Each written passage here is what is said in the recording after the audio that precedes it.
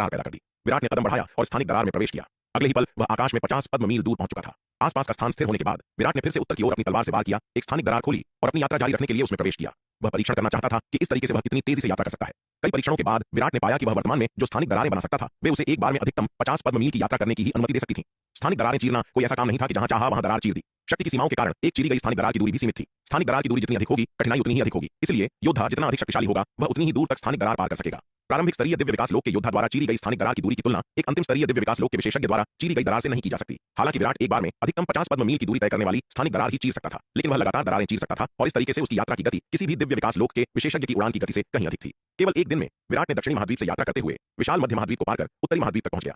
इतनी लंबी दूरी यदि केवल उड़ान भरकर तय की जाती तो दिवाकर जैसे शीर्ष स्तरीय अंतिम स्तरीय दिव्य विकास लोक के विशेषज्ञ को भी कम से कम 1 वर्ष का समय लगता, लेकिन विराट अंतरिक्ष को चीरते हुए यात्रा करके केवल एक दिन में इतनी विशाल दूरी तय कर सकता था। यात्रा की गति के मामले में वर्तमान शक्ति सिंधु महाद्वीप में कोई भी उसकी बराबरी नहीं कर सकता था। इस विधि का उपयोग करके विराट ने मोटे तौर पर उत्तरी, पूर्वोत्तर और मध्य महाद्वीपों की यात्रा की, यहां तक कि वह अपने तीसरे अवतार से मिलने के लिए पूर्वी महाद्वीप में शर्मा परिवार के क्षेत्र तक भी पहुंच गया।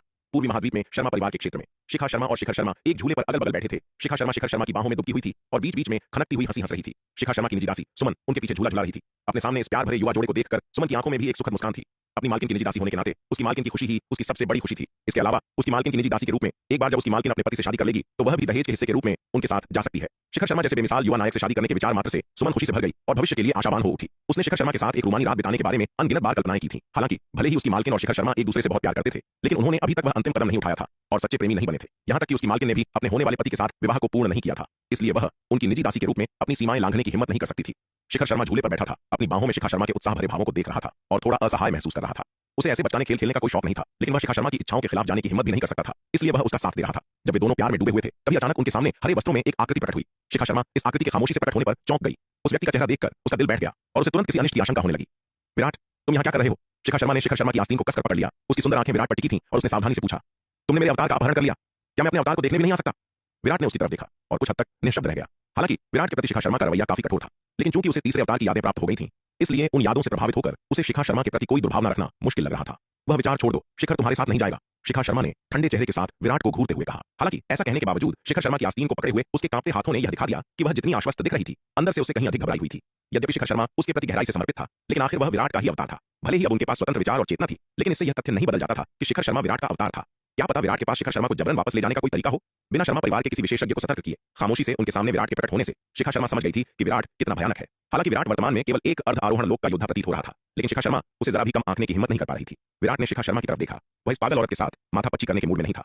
उसने शिखर शर्मा की ओर रुख किया और उसकी हालिया स्थिति के बारे में पूछा। भले ही उसका तीसरा अवतार कुछ हद तक उसके नियंत्रण से बाहर था, लेकिन वह उसे छोड़ नहीं सकता था। आखिरकार वह उसकी अपनी दिव्य आत्मा के आधे हिस्से से पैदा हुआ था। चाहे कुछ भी हो, वह उसका अपना ही दूसरा रूप था। कुछ देर बात करने के बाद विराट वहां नहीं रुका। उसने जाने की तैयारी करने से पहले अपने तीसरे अवतार के पास बड़ी मात्रा में साधना संसाधन और 2 अर्ध महाविपत्ति लोक दिव्य अस्त्र छोड़े।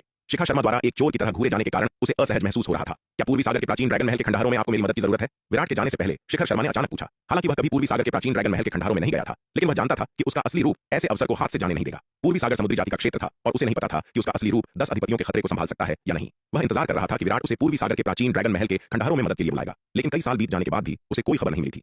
आज विराट के व्यक्तिगत दौरे ने उसे यह सोचने पर मजबूर कर दिया कि विराट आखिरकार उससे मदद मांगने आया है। लेकिन अप्रत्याशित रूप से विराट ने केवल पिछले कुछ वर्षों में उसकी स्थिति के बारे में पूछताछ की और पूर्वी सागर के प्राचीन ड्रैगन महल के खंडहरों में मदद करने के बारे में कुछ नहीं कहा। इस क्षण शिखर शर्मा आखिरकार पूछे बिना नहीं रह सका। जरूरत नहीं है, मैं पूर्वी सागर के प्राचीन ड्रैगन महल के खंडहरों में सब संभाल लूंगा, विराट ने हाथ हिलाते हुए कहा। अगर वह अपने तीसरे अवतार को पूर्वी सागर के प्राचीन ड्रैगन महल के खंडहरों में मदद के लिए भेजता तो शिखा शर्मा के औरताना स्वभाव को देखते हुए कौन जाने वह क्या सोचती। वह निश्चित रूप से उसके तीसरे अवतार को लंबे समय तक उसके साथ रहने पर भरोसा नहीं करती। अगर उसका तीसरा अवतार पूर्वी सागर के प्राचीन ड्रैगन महल के खंडहरों में जाता तो शिखा शर्मा निश्चित रूप से उसके साथ जाती। वह नहीं चाहता था कि शिखा शर्मा इतना बड़ा जोखिम उठाए। अगर पूर्वी सागर के प्राचीन ड्रैगन महल के खंडहरों में उसे कुछ हो जाता तो यह उसके तीसरे अवतार के लिए एक बहुत बड़ा झटका होता। एक बार जब तीसरे अवतार के मन में उसके प्रति आक्रोश पैदा हो जाता तो बाद में उसे वापस पाना और भी मुश्किल हो जाता। विराट को फायदे से ज्यादा नुकसान नहीं उठाना था। विराट वहां नहीं रुका। वह पलक झपकते ही आकाश के बाहरी हिस्सों की ओर उड़ गया। तूफानी मंडल से बाहर उड़ने और पूर्वी महाद्वीप के बाहरी हिस्सों में पहुंचने के बाद विराट ने दक्षिणी महाद्वीप की ओर अपनी तलवार से वार किया और एक स्थानिक दरार को चीर दिया। वह पलक झपकते ही स्थानिक दरार में चला गया और देखते ही देखते गायब हो गया। विराट को जाते देख शिखा शर्मा ने आखिरकार चैन की एक लंबी सांस ली। हर बार जब विराट प्रकट होता था वह बेहद घबरा जाती थी। उसे डर था कि वह उसके शिखर शर्मा को दूर ले जाएगा। हालांकि शिखर उसके प्रति गहराई से समर्पित था और विराट के साथ जाने के लिए सहमत नहीं हुआ था, फिर भी शिखा शर्मा ने विराट के प्रति अपनी सतर्कता कम करने की हिम्मत नहीं की। क्या पता विराट की हरकतें उसकी सावधानी कम करने का एक जानबूझकर किया गया प्रयास हो ताकि वह असावधान हो जाए और वह शिखर को छीन ले। शिखर शर्मा अपने हाथ में मौजूद जादुई खजाने को घूर रहा था और एक पल के लिए खामोश हो गया। इस जादुई खजाने में भारी मात्रा में साधना संसाधन और 2 अर्ध महाविपत्ति लोक दिव्य अस्त्र थे। एक अकल्पनीय खजाना। अगर ये खजाने बाहर आ जाए तो ये किसी भी दिव्य विकास लोक के विशेषज्ञ को पागल करने के लिए काफी थे, लेकिन विराट ने बिना किसी शर्त के ये उसे दे दिए थे। शिखर, क्या हुआ? शिखा शर्मा ने शिखर शर्मा की खामोशी देखते हुए चिंता से उसका हाथ खींचा। शिखा, मैं ठीक हूं। यह सुनकर शिखर शर्मा की ओर मुड़ा, धीरे से उसके बालों को सहलाया और मुस्कुराया। अपने सामने इस कोमल और खूबसूरत औरत को देखकर शिखर शर्मा के तूफानी विचार तुरंत शांत हो गए। भले ही उसके असली रूप ने उसे अपार मदद प्रदान की थी और भविष्य में वह लगन से उसकी सहायता करके इस उपकार को चुकाएगा, लेकिन शिखा शर्मा उसके जीवन का सबसे महत्वपूर्ण व्यक्ति थी। उसके जीवन का सबसे महत्वपूर्ण बंधन थी। वह व्यक्ति जो जन्म से ही उसके साथ थी। यहाँ तक कि यह भी कहा जा सकता है कि शिखा शर्मा उसके जीवन का अर्थ थी। वह व्यक्ति जिसकी वह अपनी जान देकर भी रक्षा करेगा। शिखा शर्मा के लिए वह कुछ भी कर सकता था। शिखर, मुझसे वादा करो, तुम मुझे छोड़कर नहीं जाओगे, है ना? शिखर शर्मा की बाहों में गिर पड़ी। उसे कसकर गले लगाते हुए उसकी आवाज कांप रही थी। वह वास्तव में शिखर शर्मा को खोने से डरी हुई थी। वह पहला पुरुष था जिससे उसने कभी प्यार किया था और एकमात्र पुरुष जिससे उसने कभी प्यार किया था। उसके लिए उसका प्यार कभी न भूलने वाला था। अगर उसने शिखर शर्मा को खो दिया तो वह वास्तव में नहीं जानती थी कि वह कैसे जिएगी। शिखा, चिंता मत करो, मैं तुम्हें छोड़कर नहीं जाऊंगा। शिखर शर्मा ने भी अपनी बाहों में उस कोमल शरीर को कसकर गले लगा लिया और धीरे से बोला। वह शिखा शर्मा की आवाज में छिपे डर को सुन सकता था और एक पल के लिए उसके दिल में दया की भावना उमड़ पड़ी। शिखर शर्मा की बाहों में दुबकी हुई थी। काफी देर तक खामोश रही।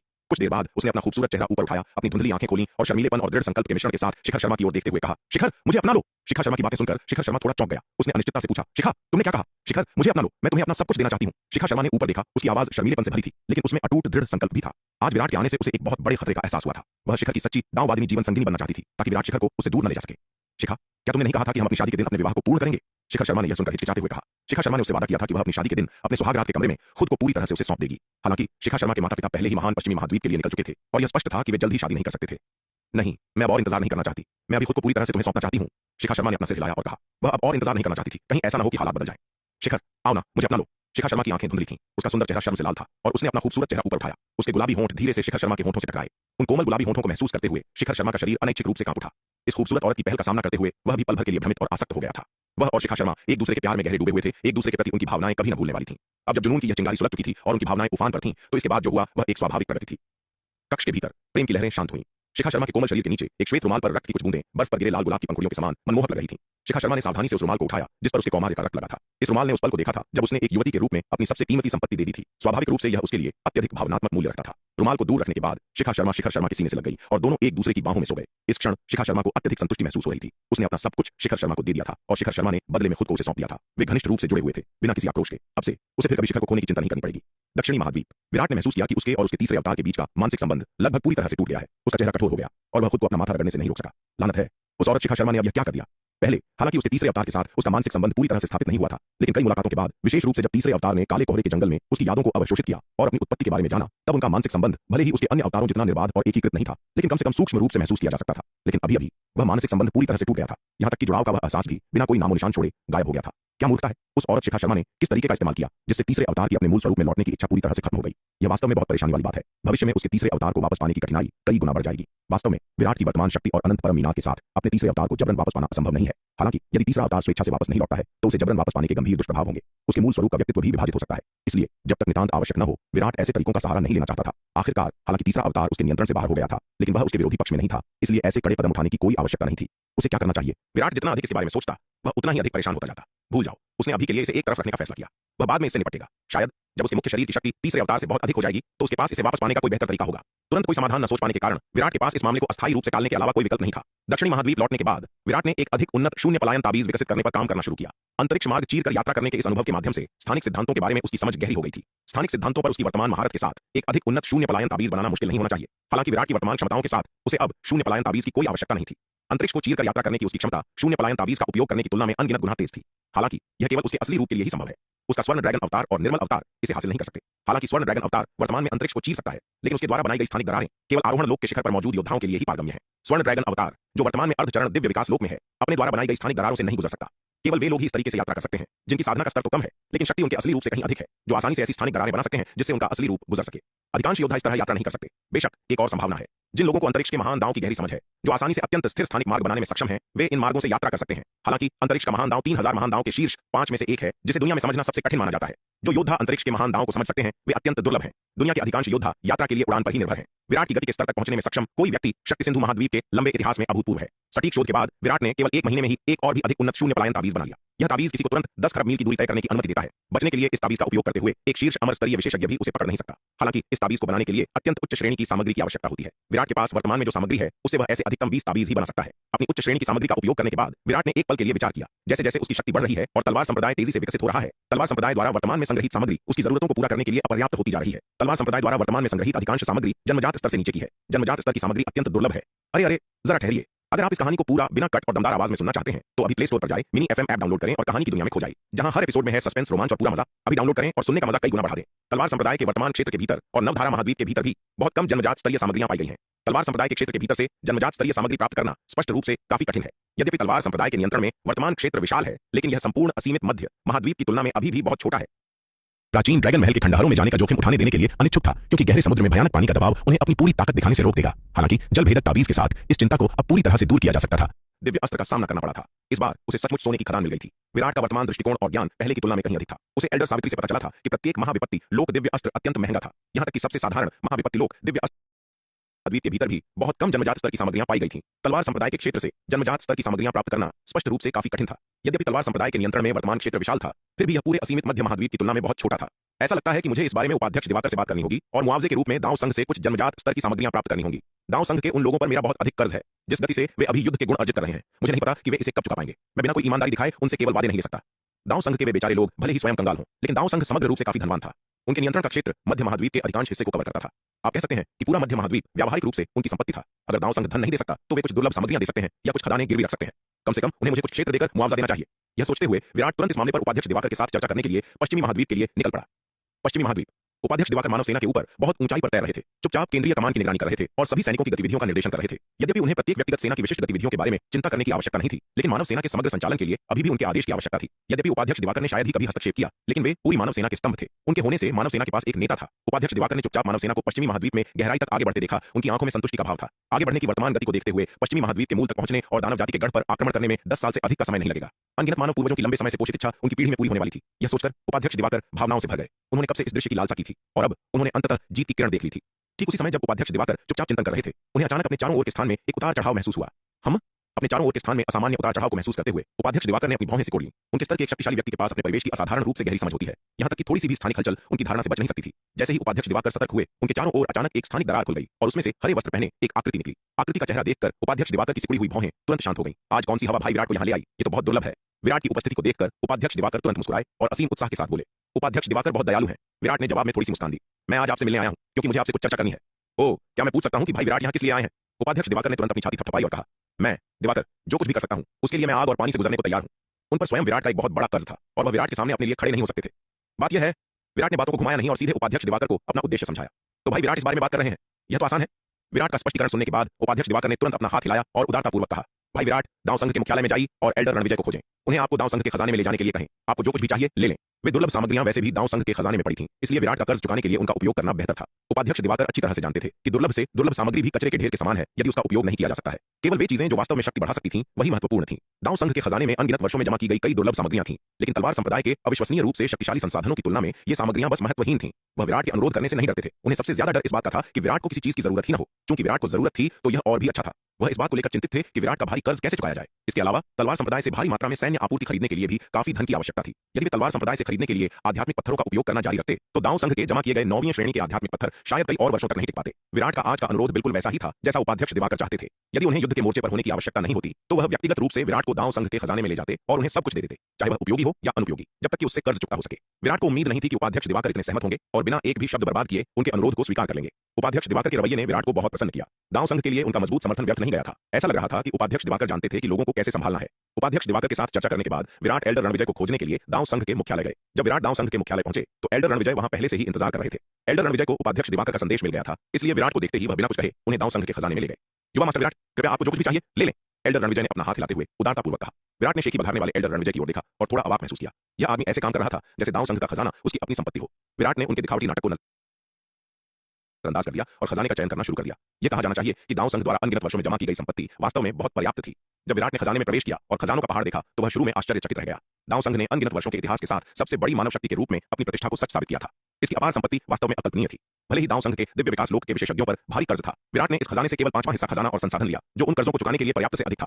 मूल रूप से विराट ने योजना बनाई थी कि यदि खजाने अपर्याप्त हुए तो दांव संघ कुछ खजाने गिरवी रख देगा, लेकिन अब ऐसा लगता है कि उसे कुछ समय के लिए इसकी आवश्यकता नहीं है। दांव संघ वास्तव में अपने नाम के अनुरूप है। संसाधनों के मामले में यह भेड़िया वंश, भालू वंश, जलनाग वंश और मकर राक्षस वंश से कहीं आगे है। विराट ने पहले भेड़िया वंश, भालू वंश, जलनाग वंश और मकर राक्षस वंश से जो खजाने प्राप्त किए थे वे सभी मिलकर भी दांव संघ के खजाने की विशाल संख्या की तुलना नहीं कर सकते थे। इसके अलावा जैसा कि विराट जानता था, इस खजाने में मौजूद संपत्तियां दांव संघ की वास्तविक संपत्ति नहीं थी। दांव संघ की वास्तविक नींव उसके विरासत की भूमि में निहित थी। दांव संघ की विरासत की भूमि में मौजूद संपत्ति की तुलना में इस खजाने में मौजूद संपत्ति महत्वहीन थी। आखिरकार दांव संघ की विरासत की भूमि में महाविपत्ति लोक दिव्य अस्त्र जैसे खजाने भी मौजूद थे। हिमशिखा ने दांव संघ की विरासत की भूमि से एक महाविपत्ति लोक दिव्य अस्त्र हिम प्राचीन तलवार प्राप्त किया था। हालांकि जबकि दांव संघ की विरासत की भूमि वास्तव में खजानों से समृद्ध थी, उन खजानों को प्राप्त करना आसान नहीं था।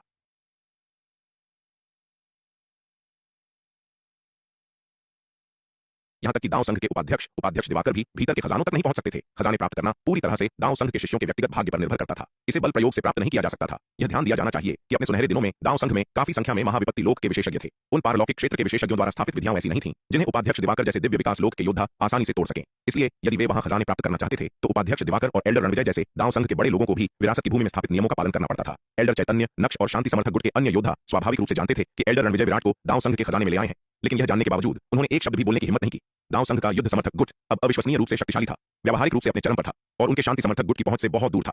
वे युद्ध समर्थक लोग बस उन्हें खत्म करने का अवसर तलाश रहे थे। वे इस समय बाहर कूदने और युद्ध समर्थक गुट को बहाना देने की हिम्मत कैसे कर सकते थे? अगर उन्होंने अभी कार्रवाई करने की हिम्मत की तो वे बस खुद को युद्ध समर्थक गुट के सामने पेश कर रहे होंगे। इसलिए जब एल्डर चैतन्य, नक्श और अन्य लोगों को पता चला कि विराट ने दांव संघ के खजाने से बड़ी मात्रा में खजाने और संसाधन ले लिए हैं, हालांकि वे बहुत अनिच्छुक थे, वे केवल एकांत में दांत पीस सकते थे और कुछ भी अनुचित करने की हिम्मत नहीं कर सकते थे। इन खजानों और संसाधनों को लेने के बाद विराट दक्षिणी महाद्वीप लौट आया। ताबीज व्यूह को परिष्कृत करने के लिए उपयोगी कुछ जन्मजात सामग्रियों को अपने पास रखने के अलावा उसने अधिकांश खजाने और संसाधन शालिनी को खजाना विभाग में भंडारण के लिए दे दिए। इस बार दांव संघ के खजाने से प्राप्त सामग्रियों में से कई का उपयोग पलायन ताबीज को परिष्कृत करने के लिए किया जा सकता था।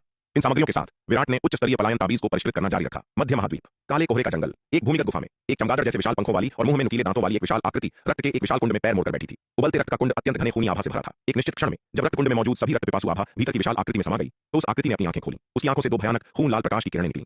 बस बाल बाल बचा, केवल बाल बाल, और मैं दिव्य विकास लोक में प्रवेश कर सकता था। यह शापित रक्त कुंड यह अधिक रक्त पिपासु शक्ति क्यों जमा नहीं करता? खून भरी आंखों वाली आकृति ने अपनी स्थिति का आकलन करने के बाद आक्रोश से भरे चेहरे के साथ कहा। यह आकृति कोई और नहीं बल्कि जालिम सिंह था, जिसे विराट ने विलुप्त होने की कगार तक खदेड़ दिया था और वह काले कोहरे के जंगल में भाग गया था। काले कोहरे के जंगल में भागने के बाद वह विराट के पीछा करने से बचने के लिए सावधानी से भूमिगत छिपा हुआ था। संयोग से उसने इस भूमिगत गुफा में रक्तजीवी वंश द्वारा पीछे छोड़े गए इस रक्त कुंड की खोज की। रक्तजीवी वंश ने मूल रूप से विराट और अन्य लोगों को निगलने का इरादा किया था, लेकिन अंततः विराट के तीसरे अवतार द्वारा एक ही तलवार के वार से मार दिया गया था। स्वाभाविक रूप से भूमिगत रक्त कुंड का लाभ अंततः जालिम सिंह को मिला। रक्त कुंड प्राप्त करने के बाद जालिम सिंह ने इसकी घनी रक्त ऊर्जा की मदद से न केवल अपनी पिछली चोटों से पूरी तरह से उबर लिया, बल्कि अपने साधना स्तर में भी उल्लेखनीय वृद्धि का अनुभव किया। विराट द्वारा पीछा किए जाने के दौरान उसे जो गंभीर चोटें आई थीं, उसे देखते हुए इस रक्त कुंड का सामना किए बिना वह 1000 या 10,000 साल के स्वास्थ्य लाभ के बाद भी पूरी तरह से ठीक नहीं हो पाता।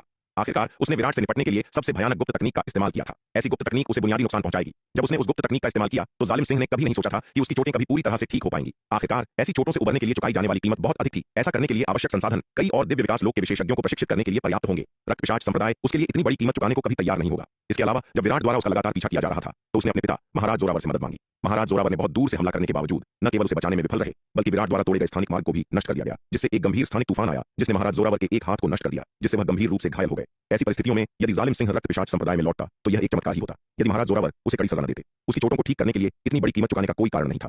सौभाग्य से काले कोहरे के जंगल में भागने के बाद उसे अप्रत्याशित रूप से भूमिगत एक रक्तकुंड मिल गया। इसने न केवल उसकी चोटों को पूरी तरह से ठीक कर दिया, बल्कि उसे अर्धचरण दिव्य विकास लोक में प्रवेश करने की भी अनुमति दी। रक्तकुंड के भीतर मौजूद समृद्ध रक्त दानव शक्ति ने उसे तब तक बनाए रखा जब तक कि वह अर्धचरण दिव्य विकास लोक की सीमा तक नहीं पहुंच गया। दुर्भाग्य से जब वह अर्धचरण दिव्य विकास लोक की सीमा तक पहुंचा तो रक्तकुंड में रक्त दानव शक्ति अंततः पूरी तरह से समाप्त हो गई। बस एक बाल भर की दूरी, बस आखिरी बाल भर की दूरी, और वह वास्तव में दिव्य विकास लोक में प्रवेश कर जाता। वह पहले से ही एक सच्चे रक्तजीवी में बदल चुका था। उसकी युद्ध शक्ति उसी क्षेत्र के साधारण योद्धाओं से कहीं अधिक थी। एक बार जब वह दिव्य विकास लोक में प्रवेश कर लेता तो पूरे शक्ति सिंधु महाद्वीप में उसे लगता। अपनी वर्तमान शक्ति के साथ वह पहले से ही मनुष्यों के बीच एक शीर्ष स्तरीय प्रारंभिक चरण दिव्य विकास लोक के विशेषज्ञ के बराबर था। एक बार जब वह सच्चे दिव्य विकास लोक में प्रवेश कर लेता तो वह संभवतः मनुष्यों के बीच एक अंतिम चरण दिव्य विकास लोक के विशेषज्ञ के लगभग बराबर हो जाता। उस समय पूरे शक्ति सिंधु महाद्वीप में उपाध्यक्ष दिवाकर, असुर भैरव और कुछ मुट्ठी भर लोगों को छोड़कर कोई भी उसका मुकाबला नहीं कर पाता। लेकिन दुर्भाग्य से वह उस आखिरी बाल भर की दूरी से चूक रहा था और वह दिव्य विकास लोक में प्रवेश नहीं कर सका। चूंकि मेरे पास ऊर्जा का वह आखिरी अंश कम है तो मैं निकलने के लिए कुछ योद्धाओं को खोज लूंगा। जब तक मैं कुछ अर्धचरण दिव्य विकास लोक के योद्धाओं का मांस और रक्त निकलता हूं, मुझे सफलता के लिए आवश्यकताओं को पूरा करने में सक्षम होना चाहिए। जालिम सिंह ने एक पल के लिए विचार किया, फिर उसकी आंखों में एक तेज चमक कौंध गई और उसने ठंडी सांस ली। लेकिन उसे किसके पीछे जाना चाहिए? कुछ देर विचार करने के बाद जालिम सिंह ने अंततः स्वर लहरी आश्रम को निशाना बनाने का फैसला किया। मध्य महाद्वीप के प्रमुख संप्रदायों में स्वर लहरी आश्रम काले कोहरे के जंगल के सबसे करीब था। इसके अलावा केवल स्वर लहरी आश्रम के पास पर्याप्त उच्च स्तरीय योद्धा थे जो उसे पर्याप्त रूप से उन्नत मांस और रक्त ऊर्जा प्रदान कर सकते थे। यह सोचकर जालिम सिंह ने संकोच नहीं किया और तुरंत भूमिगत गुफा छोड़ दी। काले कोहरे के जंगल से बाहर निकलकर स्वर लहरी आश्रम की ओर उड़ चला। स्वर लहरी आश्रम मुख्य कक्ष के सामने चौक में खड़ी नीले वस्त्रों में एक सुरुचिपूर्ण महिला ने प्रस्थान करने से पहले अपने शिष्यों को उनकी साधना पर कुछ निर्देश दिए। स्वर लहरी आश्रम के फलते फूलते विकास को देखकर साध्वी स्वरा ने बहुत संतुष्टि महसूस की। वर्तमान में स्वर लहरी आश्रम के पास पहले से ही 5 दिव्य विकास लोक के विशेषज्ञ और 30 से अधिक अर्धचरण दिव्य विकास लोक के योद्धा थे। अतीत में स्वर लहरी आश्रम के लिए ऐसी शक्ति अकल्पनीय थी। इतिहास में इसके सबसे समृद्ध काल की तुलना में भी वर्तमान स्वर लहरी आश्रम अनगिनत गुना अधिक मजबूत था और वह आश्रम की प्रमुख, आश्रम के संस्थापक पूर्वज से भी अधिक शक्तिशाली थी। स्वरलहरी आश्रम को इतनी शक्तिशाली अवस्था में विकसित होते देखकर साध्वी स्वरा ने स्वाभाविक रूप से उपलब्धि और गर्व की एक बड़ी भावना महसूस की। हालांकि साध्वी स्वरा यह भी जानती थी कि स्वरलहरी आश्रम की वर्तमान शक्ति पूरी तरह से विराट के कारण थी। विराट द्वारा दिए गए साधना संसाधनों के बिना स्वरलहरी आश्रम कभी इस स्तर तक नहीं पहुंच पाता। साध्वी स्वरा का एकमात्र खेद यह था कि विराट ने रागिनी को स्वीकार करने से इनकार कर दिया था। अन्यथा यदि रागिनी विराट की महिला बन जाती तो उसके समर्थन से स्वरलहरी आश्रम और भी मजबूत हो जाता। जरा दिव्य पवन महल को देखिए। विराट के साथ जुड़ने के बाद से दिव्य पवन महल का विकास अकल्पनीय रूप से तीव्र रहा है। कुछ ही दशकों में दिव्य पवन महल 5 प्रमुख संप्रदायों के बीच निचले पायदान वाले संप्रदाय से शक्ति सिंधु महाद्वीप पर एक विशाल शक्ति में बदल गया था। अब दिव्य पवन महल की शक्ति न केवल 5 प्रमुख संप्रदायों से कहीं अधिक थी, बल्कि 3 प्राचीन कुलीन परिवार भी इससे बहुत कमतर थे। मध्य महाद्वीप में केवल दांव संघ ही दिव्य पवन महल पर थोड़ा लाभ उठा सकता था। दिव्य पवन महल के सभी परिवर्तन विराट के साथ उसके जुड़ाव के कारण थे। साध्वी स्वरा ने दिव्य पवन महल की स्थिति से बहुत ईर्ष्या की और विराट का पक्ष हासिल करने और स्वरलहरी आश्रम को और भी मजबूत बनाने की उम्मीद में इसका अनुकरण करना चाहा। इस उद्देश्य के लिए वह रागिनी के साथ कई बार तलवार संप्रदाय का दौरा कर चुकी थी। रागिनी को विराट को एक उपपत्नी के रूप में पेश करने का इरादा रखती थी। हालांकि विराट रागिनी की आश्चर्यजनक सुंदरता से अप्रभावित रहे, जिससे साध्वी स्वरा असहाय हो गई। स्वरलहरी आश्रम के संचालन के विभिन्न पहलुओं को देखने के बाद साध्वी स्वरा का इरादा अपने निवास पर लौटने का था। तभी उन्हें अचानक आसमान से स्वरलहरी आश्रम की ओर तेजी से आती हुई एक शक्तिशाली और द्वेषपूर्ण आभा का एहसास हुआ। कौन? साध्वी स्वरा ने भौहें सिकोड़ी, आसमान की ओर देखा और चिल्लाई। जैसे ही उनकी आवाज गूंजी, एक खून लाल आकृति तेज हवाओं को चीरती हुई और आसमान से तेजी से नीचे उतरी। यह खून लाल आकृति अविश्वसनीय गति से आगे बढ़ी, जिसने साध्वी स्वरा जैसे दिव्य विकास लोक के विशेषज्ञ को भी चौंका दिया। हालांकि साध्वी स्वरा अब स्वयं एक दिव्य विकास लोक की विशेषज्ञ थी और यद्यपि खून लाल आकृति तेज थी, उन्होंने जल्दी से नवागंतुक को पहचान लिया। जालिम सिंह, यह तुम हो? कुत्ते, तेरी यहां अपना चेहरा दिखाने की हिम्मत कैसे हुई? साध्वी स्वरा चिल्लाई। वर्तमान में तलवार संप्रदाय और दिव्य पवन महल रक्त पिशाच संप्रदाय की सेनाओं का सफाया कर रहे थे और इन परिस्थितियों में जालिम सिंह ने अभी भी खुलेआम अपना चेहरा दिखाने का साहस किया। हम्फ, साध्वी स्वरा, आज मैं तुम्हारे स्वरलहरी आश्रम को नष्ट कर दूंगा। तुम्हारे स्वरलहरी आश्रम को मेरे उत्थान के लिए पहला पायदान बनाऊंगा। जालिम सिंह ने यह सुनकर उपहास किया। हमारे स्वरलहरी आश्रम को अपने उत्थान के लिए एक पायदान बनाना? तुम? जालिम सिंह, तुम बहुत अधिक आत्मविश्वासी और घमंडी हो। साध्वी स्वरा ने उपहास किया। उनके स्वरलहरी आश्रम की शक्ति अब वैसी नहीं है जैसी वह कभी हुआ करती थी। जालिम सिंह जैसे मात्र अर्धचरण दिव्य विकास लोक के योद्धा के लिए उनके आश्रम को नष्ट करने का दावा करना एक मजाक है। यद्यपि जालिम सिंह बड़ी शक्ति के साथ आया था और काफी शक्तिशाली लग रहा था, वह अभी भी केवल एक अर्धचरण दिव्य विकास लोक का योद्धा था। दूसरी ओर साध्वी स्वरा अब एक वास्तविक दिव्य विकास लोक की विशेषज्ञ थी। इसके अलावा उन्होंने तलवार संप्रदाय से एक मध्य श्रेणी का जन्मजात दिव्य अस्त्र प्राप्त किया था। मध्य श्रेणी के जन्मजात दिव्य अस्त्र वाली एक दिव्य विकास लोक की विशेषज्ञ एकमात्र अर्धचरण दिव्य विकास लोक के योद्धा से कैसे डर सकती है? स्वयं को अधिक आंकना? तुम्हें जल्द ही पता चल जाएगा कि क्या मैं, जालिम सिंह, स्वयं को अधिक आंक रहा हूं। जालिम सिंह की आंखों में एक रक्त पिपासु चमक कौंध गई जब उसने ठंडे स्वर में बात की। जैसे ही उसने बात की, वह साध्वी स्वरा के सामने आ चुका था और उन पर एक मुक्का मारा। साध्वी स्वरा पहले से ही युद्ध के लिए तैयार अपना मध्य श्रेणी का जन्मजात लंबी तलवार वाला दिव्य अस्त्र निकाल चुकी थी। जिस क्षण जालिम सिंह ने हमला किया, उन्होंने भी अपनी तलवार से वार किया। बूम! 2 शक्तिशाली बल आपस में टकराए, जिससे एक बहरा कर देने वाली दहाड़ निकली। मुक्के से साध्वी स्वरा सैकड़ों मील पीछे जा गिरी। उनके मुंह के कोने से खून की एक बूंद धीरे धीरे रिसने लगी। उन्होंने दूर से जालिम सिंह को देखा। उनकी आंखें सदमे से भरी थीं। यह कैसे हो सकता है? यह आदमी स्पष्ट रूप से केवल एक अर्धचरण दिव्य विकास लोक का योद्धा था। उसकी शक्ति इतनी भयानक कैसे हो सकती थी? बस एक मुक्का और वह पहले से ही गंभीर रूप से घायल हो गई थी। यह एक मध्य श्रेणी के जन्मजात दिव्य अस्त्र के साथ भी था। अन्यथा जालिम सिंह के मुक्के से उन्हें और भी अधिक गंभीर चोटें आ सकती थीं। जालिम सिंह साध्वी स्वरा की तलवार का वार झेलने के बाद कई मील पीछे धकेल दिया गया था। उसने साध्वी स्वरा की ओर देखा। उसकी आंखों में आश्चर्य का भाव था। स्पष्ट रूप से साध्वी स्वरा की शक्ति उसकी उम्मीदों से अधिक थी। उसे उम्मीद नहीं थी कि वह इतनी शक्तिशाली होंगी जो उसके पूरी शक्ति वाले मुक्के का सामना करने में सक्षम होंगी। उसने सोचा था कि वह साध्वी स्वरा जैसे साधारण प्रारंभिक चरण दिव्य विकास लोक के योद्धा को एक ही मुक्के में मार सकता है। जालिम सिंह की नजर अंततः साध्वी स्वरा के हाथ में लंबी तलवार वाले दिव्य अस्त्र पर टिक गई। ऐसा लग रहा था कि साध्वी स्वरा की ऐसी भयानक युद्ध शक्ति को प्रकट करने की क्षमता इस लंबी तलवार वाले दिव्य अस्त्र से अटूट रूप से जुड़ी हुई थी। उनकी लड़ाई के हंगामे ने जल्द ही पूरे स्वरलहरी आश्रम को सतर्क कर दिया। Hush hush hush! स्वरलहरी आश्रम की विभिन्न चोटियों से आकृतियां उड़कर आसमान में पहुंची। जालिम सिंह, रक्त पिशाच संप्रदाय के अवशेष, तुम्हारी हिम्मत कैसे हुई हमारे स्वरलहरी आश्रम में आकर परेशानी खड़ी करने की? मुझे लगता है कि तुम जीने से थक गए हो। एक बूढ़ी औरत साध्वी स्वरा के पास उड़कर आई और जालिम सिंह को घूरते हुए भयंकर रूप से चिल्लाई। यह बूढ़ी औरत एल्डर दुर्गा थी, जो स्वरलहरी आश्रम की महान एल्डर थी, जिन्होंने अब दिव्य विकास लोक में प्रवेश कर लिया था और साध्वी स्वरा के बाद स्वरलहरी आश्रम में सबसे मजबूत व्यक्ति थी। बुरा नहीं, बुरा नहीं, यहाँ पर्याप्त उच्च श्रेणी का रक्त भोजन है। इतना दिव्य विकास लोक का रक्त भोजन मुझे सच्चे दिव्य विकास लोक में प्रवेश करने के लिए पर्याप्त है। जालिम सिंह की नजर साध्वी स्वरा, एल्डर दुर्गा और स्वरलहरी आश्रम के दिव्य विकास लोक के योद्धाओं के समूह पर गई और वह मुस्कुराया। गुस्ताखी! जालिम सिंह के शब्द सुनकर बूढ़ी औरत एल्डर दुर्गा तुरंत क्रोधित हो उठी। चिल्लाते हुए बोली, सब लोग एक साथ हमला करो और इस दानव को मार डालो। यह सुनकर किसी ने संकोच नहीं किया। स्वरलहरी आश्रम के दिव्य विकास लोक के विशेषज्ञ जालिम सिंह की ओर दौड़े। सभी उसके घमंडी शब्दों से क्रोधित थे। यह देखकर जालिम सिंह एक भयानक मुस्कान बिखेरते हुए मुस्कुराया। उसकी आकृति चमकी, अपने मूल स्थान से गायब हो गई और अगले ही पल वह बूढ़ी औरत एल्डर दुर्गा के सामने प्रकट हुआ। उसकी छाती पर वार करने के लिए हाथ बढ़ाया। एल्डर दुर्गा को अपनी आंखों के सामने सिर्फ एक धुंधलापन महसूस हुआ और फिर खून लाल वस्त्रों में एक आकृति को अपने सामने प्रकट होते देखा। उनका दिल खौफ से भर गया। ओह नहीं! इस क्षण एल्डर दुर्गा ने संकट की एक भारी भावना महसूस की और अपने दिल में रो पड़ी। उन्होंने जालिम सिंह के हमले से बचने की पूरी कोशिश की, लेकिन दुर्भाग्य से जालिम सिंह की हरकतें बहुत तेज थीं। इससे पहले कि वह बच पाती, उन्हें अपनी छाती में तेज दर्द महसूस हुआ। जालिम सिंह ने उनकी छाती में एक बड़ा छेद कर दिया था और उनका सारा खून और ऊर्जा उस छेद से होते हुए जालिम सिंह के हाथ में समा गई। एल्डर! ये देखकर साध्वी स्वरा और अन्य लोग सदमे में थे। उन्हें उम्मीद नहीं थी कि जालिम सिंह की शक्ति इतनी विकराल होगी। इसके अलावा जालिम सिंह की गति इतनी तेज थी कि दिव्य विकास लोक के विशेषज्ञ होने के नाते वे भी मुश्किल से उसकी हरकतों को देख पा रहे थे। साध्वी स्वरा और स्वरलहरी आश्रम के अन्य 3 दिव्य विकास लोक के विशेषज्ञ जालिम सिंह की ओर दौड़े। एल्डर दुर्गा को उसकी पकड़ से बचाने की कोशिश कर रहे थे। यह देखकर जालिम सिंह ने अपना हाथ हिलाया और उसके शरीर से अनगिनत खून की जंजीरें निकली। ये खून की जंजीरें नाच उठी और स्वरलहरी आश्रम के उन 4 दिव्य विकास लोक के योद्धाओं पर हमला कर दिया जो उसे घेरे हुए थे। अनेक खून लाल जंजीरें आसमान में मौजूद अर्धचरण दिव्य विकास लोक के योद्धाओं की ओर मुड़ गईं। आहा! इन खून लाल जंजीरों के हमले के तहत अर्धचरण दिव्य विकास लोक के योद्धा एक एक करके छेद दिए गए, जैसे रस्सियों पर टिड्डे बंधे हों। खून लाल जंजीरों ने योद्धाओं की साधना और महत्वपूर्ण ऊर्जा को तेजी से निगल लिया। यह देखकर साध्वी स्वरा का चेहरा पीला पड़ गया। पीछे हटो, सब लोग जल्दी पीछे हटो, यहाँ मत रुको। साध्वी स्वरा ने अर्धचरण दिव्य विकास लोक के योद्धाओं को चिल्लाकर कहा। जालिम सिंह बहुत भयानक था। यहाँ तक कि उनके स्वरलहरी आश्रम के सभी विशेषज्ञों के एक साथ जुड़ने के बावजूद भी वे उसका मुकाबला नहीं कर सकते थे। जालिम सिंह से लड़ते रहने से उनके स्वरलहरी आश्रम का विनाश होने की संभावना थी। हालांकि यद्यपि साध्वी स्वरा ने अर्धचरण दिव्य विकास लोक के योद्धाओं को पीछे हटने का आदेश दिया, फिर भी उन्होंने स्वयं अपना मध्य श्रेणी का जन्मजात दिव्य अस्त्र चलाया और जालिम सिंह की ओर प्रहार किया। अन्य लोग पीछे हट सकते थे, लेकिन स्वरलहरी आश्रम की प्रमुख के रूप में वह पीछे नहीं हट सकती थी, खासकर तब जब महान एल्डर दुर्गा अभी भी जालिम सिंह के हाथों में थी। जब तक वह जालिम सिंह को रोक सकती थी, तलवार संप्रदाय और दिव्य पवन महल के विशेषज्ञ निश्चित रूप से उनके बचाव के लिए आ जाएंगे। स्वरलहरी आश्रम की एक पर्वत चोटी के मुख्य कक्ष के सामने चौक पर स्वरलहरी आश्रम के शिष्यों का एक समूह आसमान में युद्ध का दृश्य देख रहा था और वे घबराने से खुद को रोक नहीं पाए।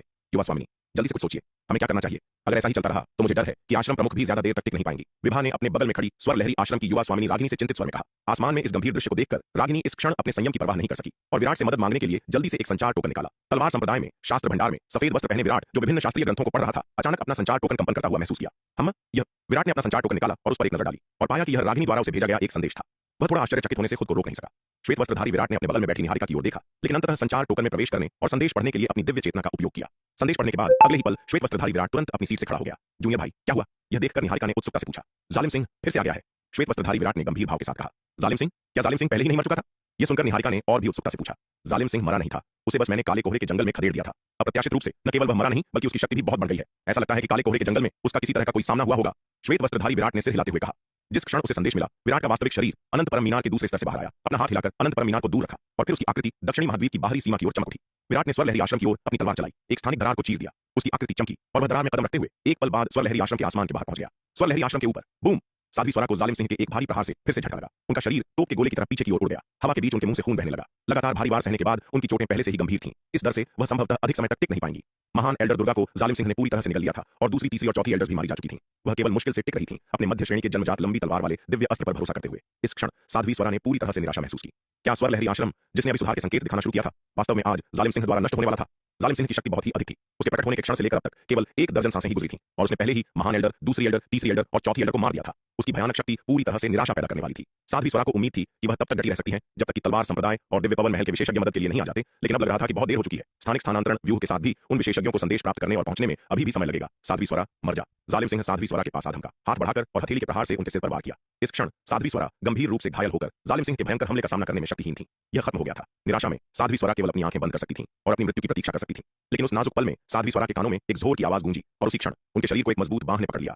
जिस घातक प्रहार की उन्होंने उम्मीद की थी, वह उनके सिर पर नहीं लगा। साध्वी स्वरा ने अपनी आंखें खोलीं और हरे वस्त्रों में एक आकृति को उन्हें अपनी बाहों में पकड़े हुए देखा। इस आकृति को देखकर साध्वी स्वरा आश्चर्यचकित और प्रसन्न दोनों थीं। उन्हें उम्मीद नहीं थी कि विराट उनके स्वरलहरी आश्रम को बचाने के लिए व्यक्तिगत रूप से आएगा। जिस क्षण उन्होंने विराट को देखा, साध्वी स्वरा का दिल पूरी तरह से शांत हो गया। विराट के यहाँ होने से उनका स्वरलहरी आश्रम सुरक्षित हो सकता था। आश्रम प्रमुख स्वरा, पहले पीछे हट जाइए, इस नीच को मुझ पर छोड़ दीजिए, विराट ने धीरे से कहा, साध्वी स्वरा को अपने पीछे रखते हुए। जैसे ही विराट ने उन्हें छोड़ा, साध्वी स्वरा डगमगा गईं, लगभग अपना संतुलन खो बैठीं और आसमान से गिरने ही वाली थीं। वह जालिम सिंह द्वारा इतनी बुरी तरह घायल हो गई थीं कि वह अपने आप हवा में तैर नहीं सकती थीं। लेकिन इस स्थिति में वह विराट से खुद को पकड़े रहने के लिए नहीं कह सकती थीं, इसलिए वह केवल खुद को सीधा रखने और नीचे स्वरलहरी आश्रम की ओर उड़ने के लिए मजबूर कर सकती थीं। नीचे पर्वत की चोटी पर रागिनी ने भी अपनी गुरु की दुर्दशा को महसूस किया और तुरंत साध्वी स्वरा को सहारा देने के लिए आगे उड़ी। जालिम सिंह ने विराट की ओर देखा, फिर सावधानी से आसपास के आसमान का मुआयना किया। देखने की जरूरत नहीं है, मैं बिल्कुल अकेला हूं। यह देखकर विराट ने शांत स्वर में कहा, विराट, तुम्हें हिम्मत है, तुमने वास्तव में यहां अकेले आने का साहस किया। मुझे तुम्हें आत्मविश्वासी कहना चाहिए या सिर्फ बेवकूफ? विराट के शब्द सुनकर जालिम सिंह ने तुरंत राहत महसूस की। उसने विराट की ओर देखा और उपहासपूर्ण भाव के साथ कहा, मैं अकेले ही तुम्हें आसानी से संभाल सकता हूं। विराट ने उसकी ओर देखा और शांति से कहा, जालिम सिंह, तुम्हें कुछ हिम्मत है जो बाहर आकर हिंसा करने का साहस कर रहे हो और मुझे देखने के बाद भी तुम भागे नहीं। भागूं? विराट के शब्द सुनकर जालिम सिंह ने ऐसे प्रतिक्रिया दी जैसे उसने दुनिया का सबसे बड़ा मजाक सुना हो। उसने उपहासपूर्ण भाव के साथ विराट की ओर देखा और कहा, विराट, मुझे लगता है कि तुम मेरी वर्तमान शक्ति को नहीं जानते। आज तुमने मुझे देखने अकेले आकर जो सबसे मूर्खतापूर्ण काम किया है, वह तुम्हारी मौत का कारण बनेगा। आज तुम मारे जाओगे। मैं तुम्हें आज लिए गए फैसले पर पछतावा करवाऊंगा। इसके साथ जालिम सिंह ने बकवास करना बंद कर दिया और भयानक गति के साथ विराट की ओर झपटा। यह देखकर विराट की आंखें थोड़ी सिकुड़ गईं। इस अमीने को निश्चित रूप से घमंड करने का अधिकार है। केवल यह भयानक गति ही उसे सभी प्रारंभिक चरण दिव्य विकास लोक के योद्धाओं को तुच्छ समझने के लिए पर्याप्त है। हालांकि यह एक अच्छा अवसर भी था, क्योंकि अर्धचरण आरोहण लोक में प्रवेश करने के बाद से उसके पास कोई वास्तविक युद्ध का अनुभव नहीं था। आज वह जालिम सिंह को एक परीक्षण के रूप में इस्तेमाल कर सकता था, यह देखने के लिए कि सफलता के बाद उसकी शक्ति कितनी दूर तक पहुंच गई है। तेजी से पास आते जालिम सिंह का सामना करते हुए विराट बिल्कुल भी नहीं कतराया या पीछे नहीं हटा, सीधे जालिम सिंह पर मुक्का मारा। बूम! दो भयानक बल टकराए, तुरंत एक बहरा कर देने वाली दहाड़ पैदा की। इस आमने सामने की टक्कर विराट और जालिम सिंह दोनों को हजारों मील पीछे की ओर धकेल दिया। अपने पहले ही आदान प्रदान में दोनों समान रूप से मेल खाते थे, उनकी शक्ति तुलनीय थी। यह देखकर जालिम सिंह का चेहरा बेहद बदसूरत हो गया। उसकी आंखों में अविश्वास का भाव कौंध गया। उसे उम्मीद नहीं थी कि विराट सीधे टकराव में उसके सामने टिक पाएगा। शक्ति के मामले में विराट उससे कमजोर नहीं था। यह ध्यान दिया जाना चाहिए कि विराट की वर्तमान साधना केवल अर्धचरण आरोहण लोक में थी, जो उससे पूरे 5 क्षेत्र कम थी। जालिम सिंह वास्तव में यह मानने से इनकार कर रहा था कि इतने कम साधना स्तर वाला कोई व्यक्ति वास्तव में उसके साथ आमने सामने का मुकाबला कर सकता है। उसने इतने वर्षों तक काले कोहरे के जंगल की गहराई में लगन से साधना की थी, जिससे उसकी शक्ति में बहुत वृद्धि हुई थी। वह आत्मविश्वास से भरा हुआ उभरा था, तबाही मचाने और अपनी शक्ति का दिखावा करने का इरादा रखता था। कौन जानता था कि इससे पहले कि वह अपनी जीत का आनंद ले पाता, वास्तविकता ने उसे एक भारी झटका दिया, जिससे वह पूरी तरह से तबाह हो गया। उस समय विराट ने उसका लगातार पीछा किया था, जिससे उसे भागने के लिए कोई जगह नहीं मिली थी, और यह केवल शार्दूल, नीलिमा, जयवर्धन और अन्य लोगों के संयुक्त प्रयासों से था कि उन्होंने अपने लक्ष्य को प्राप्त करने से पहले उसे गंभीर रूप से घायल कर दिया था। इसके अलावा विराट ने उस समय एक आदिम आत्मा पत्थर के जादुई अस्त्र पर भरोसा किया था। यदि यह पूरी तरह से उनकी व्यक्तिगत शक्ति पर आधारित होता तो विराट उससे बहुत कमतर होता, लेकिन अब विराट एक ही सीधे टकराव में पहले से ही उससे कमजोर नहीं था। यह जालिम सिंह के लिए एक बहुत बड़ी विडंबना थी, जिसने इतने वर्षों तक काले कोहरे के जंगल की गहराई में इतनी लगन से साधना की थी। विराट, मर जा, मर जा। इस क्षण जालिम सिंह गहराई से उकसाया गया, पूरी तरह से पागल हो गया। उसकी आंखें खून से लाल हो गई थीं जब वह विराट पर झपटा और एक उन्मादी हमला शुरू कर दिया। जालिम सिंह के पागलपन भरे हमले का सामना करते हुए विराट शांत और संयमित रहा। हमले का डटकर मुकाबला करने के लिए दिव्यनाग युद्ध मुट्ठी का इस्तेमाल किया। स्वर लहरी आश्रम के ऊपर एक भयानक युद्ध छिड़ गया। साध्वी स्वरा आसमान में दोनों को लड़ते हुए देख रही थीं। उनके मन में भावनाओं की लहर दौड़ रही थी। उनकी साधना के सभी वर्ष व्यर्थ लग रहे थे। वह एक गरिमामयी दिव्य विकास लोक की विशेषज्ञ शक्ति में विराट से बहुत कमतर थी, जो कि केवल एक अर्धचरण आरोहण लोक का योद्धा था। आसमान में हरे वस्त्रों में आकृति को देखते हुए साध्वी स्वरा की आंखों में प्रशंसा की चमक दिखाई दी। सचमुच यह अद्वितीय प्रतिभा थी। केवल अर्धचरण आरोहण लोक की साधना के साथ उसने एक शीर्ष स्तरीय प्रारंभिक चरण दिव्य विकास लोक के विशेषज्ञ की युद्ध शक्ति को प्रकट किया। पूरे शक्ति सिंधु महाद्वीप के लंबे इतिहास में शायद ही किसी ने वह हासिल किया हो जो विराट ने किया है। यह वास्तव में अभूतपूर्व और अद्वितीय है। यह वास्तव में एक अद्वितीय नायक है। ऐसे अद्वितीय युवा नायक का सामना करते हुए दुनिया की कोई भी महिला अप्रभावित नहीं रह सकती। आसमान में युद्ध एक अगरबत्ती जलने के समय तक चलने के बाद जालिम सिंह ने यह देखकर कि वह किसी भी तरह विराट को हरा नहीं सकता, धीरे धीरे शांत हो गया। अब वह पहले की तरह उन्मत्त होकर काम नहीं कर रहा था। विराट के सामने उसके रक्तजीवी वंश के सबसे मजबूत तरीके पूरी तरह से बेकार थे। वह अभी भी उस समय को नहीं भूल सका जब उसने अपने रक्तजीवी वंश के तरीकों का उपयोग करके विराट के मांस और रक्त को निगलने की कोशिश की थी, लेकिन इसके बजाय उसे ही निगल लिया गया था। विराट के खिलाफ रक्तजीवी वंश के तरीकों का उपयोग करना केवल मौत को दावत देना था। रक्तजीवी की विशेष क्षमताओं के बिना जालिम सिंह की युद्ध शक्ति बहुत कम हो गई थी, जो साध्वी स्वरा और स्वर लहरी आश्रम के अन्य विशेषज्ञों से निपटने के दौरान दिखाए गए पूर्ण प्रभुत्व से बहुत दूर थी। इतनी देर तक लड़ने के बाद जालिम सिंह ने आगे बढ़ने की हिम्मत नहीं की। यदि युद्ध और अधिक खिंचता गया और तलवार संप्रदाय के विशेषज्ञ पहुंच गए तो वह वास्तव में फंस जाएगा। बूम! जालिम सिंह ने एक शक्तिशाली मुक्का मारा, जिससे विराट पीछे हटने को मजबूर हो गया। फिर उसकी आकृति चमकी और काले कोहरे के जंगल की ओर तेजी से भागने लगी। भागने की कोशिश कर रहे हो, सपने देखते रहो। यह देखकर विराट ने उपहास किया। उसने अपना हाथ बढ़ाया और उसकी पकड़ में एक लंबी तलवार दिखाई दी, जो भागते हुए जालिम सिंह पर वार कर रही थी। पिछली लड़ाई के बाद अपनी वर्तमान युद्ध शक्ति का मोटे तौर पर आकलन करने के बाद विराट जालिम सिंह के साथ उलझे रहने के लिए बहुत आलसी था। हश! आसमान में एक तेज तलवार की रोशनी कौंध गई, जो भाग रहे जालिम सिंह को जा लगी। पफ! इस भयानक प्रहार को सहते हुए जालिम सिंह ने खून की एक उल्टी कर दी। उस क्षण जालिम सिंह खौफजदा था। उसे उम्मीद नहीं थी कि विराट ने पहले जो युद्ध शक्ति दिखाई थी वह विराट की असली शक्ति नहीं थी। तलवारबाजी का उपयोग करते समय भी विराट की शक्ति में अंतर इतना विशाल था। तलवारबाजी के बिना विराट की शक्ति केवल उसके बराबर थी, लेकिन तलवारबाजी का उपयोग करने के बाद विराट की शक्ति एक बिल्कुल नए स्तर पर पहुंच गई थी। दहाड़! जालिम सिंह एक जंगली जानवर की तरह आसमान की ओर दहाड़ा। फिर उसका शरीर बदलने लगा।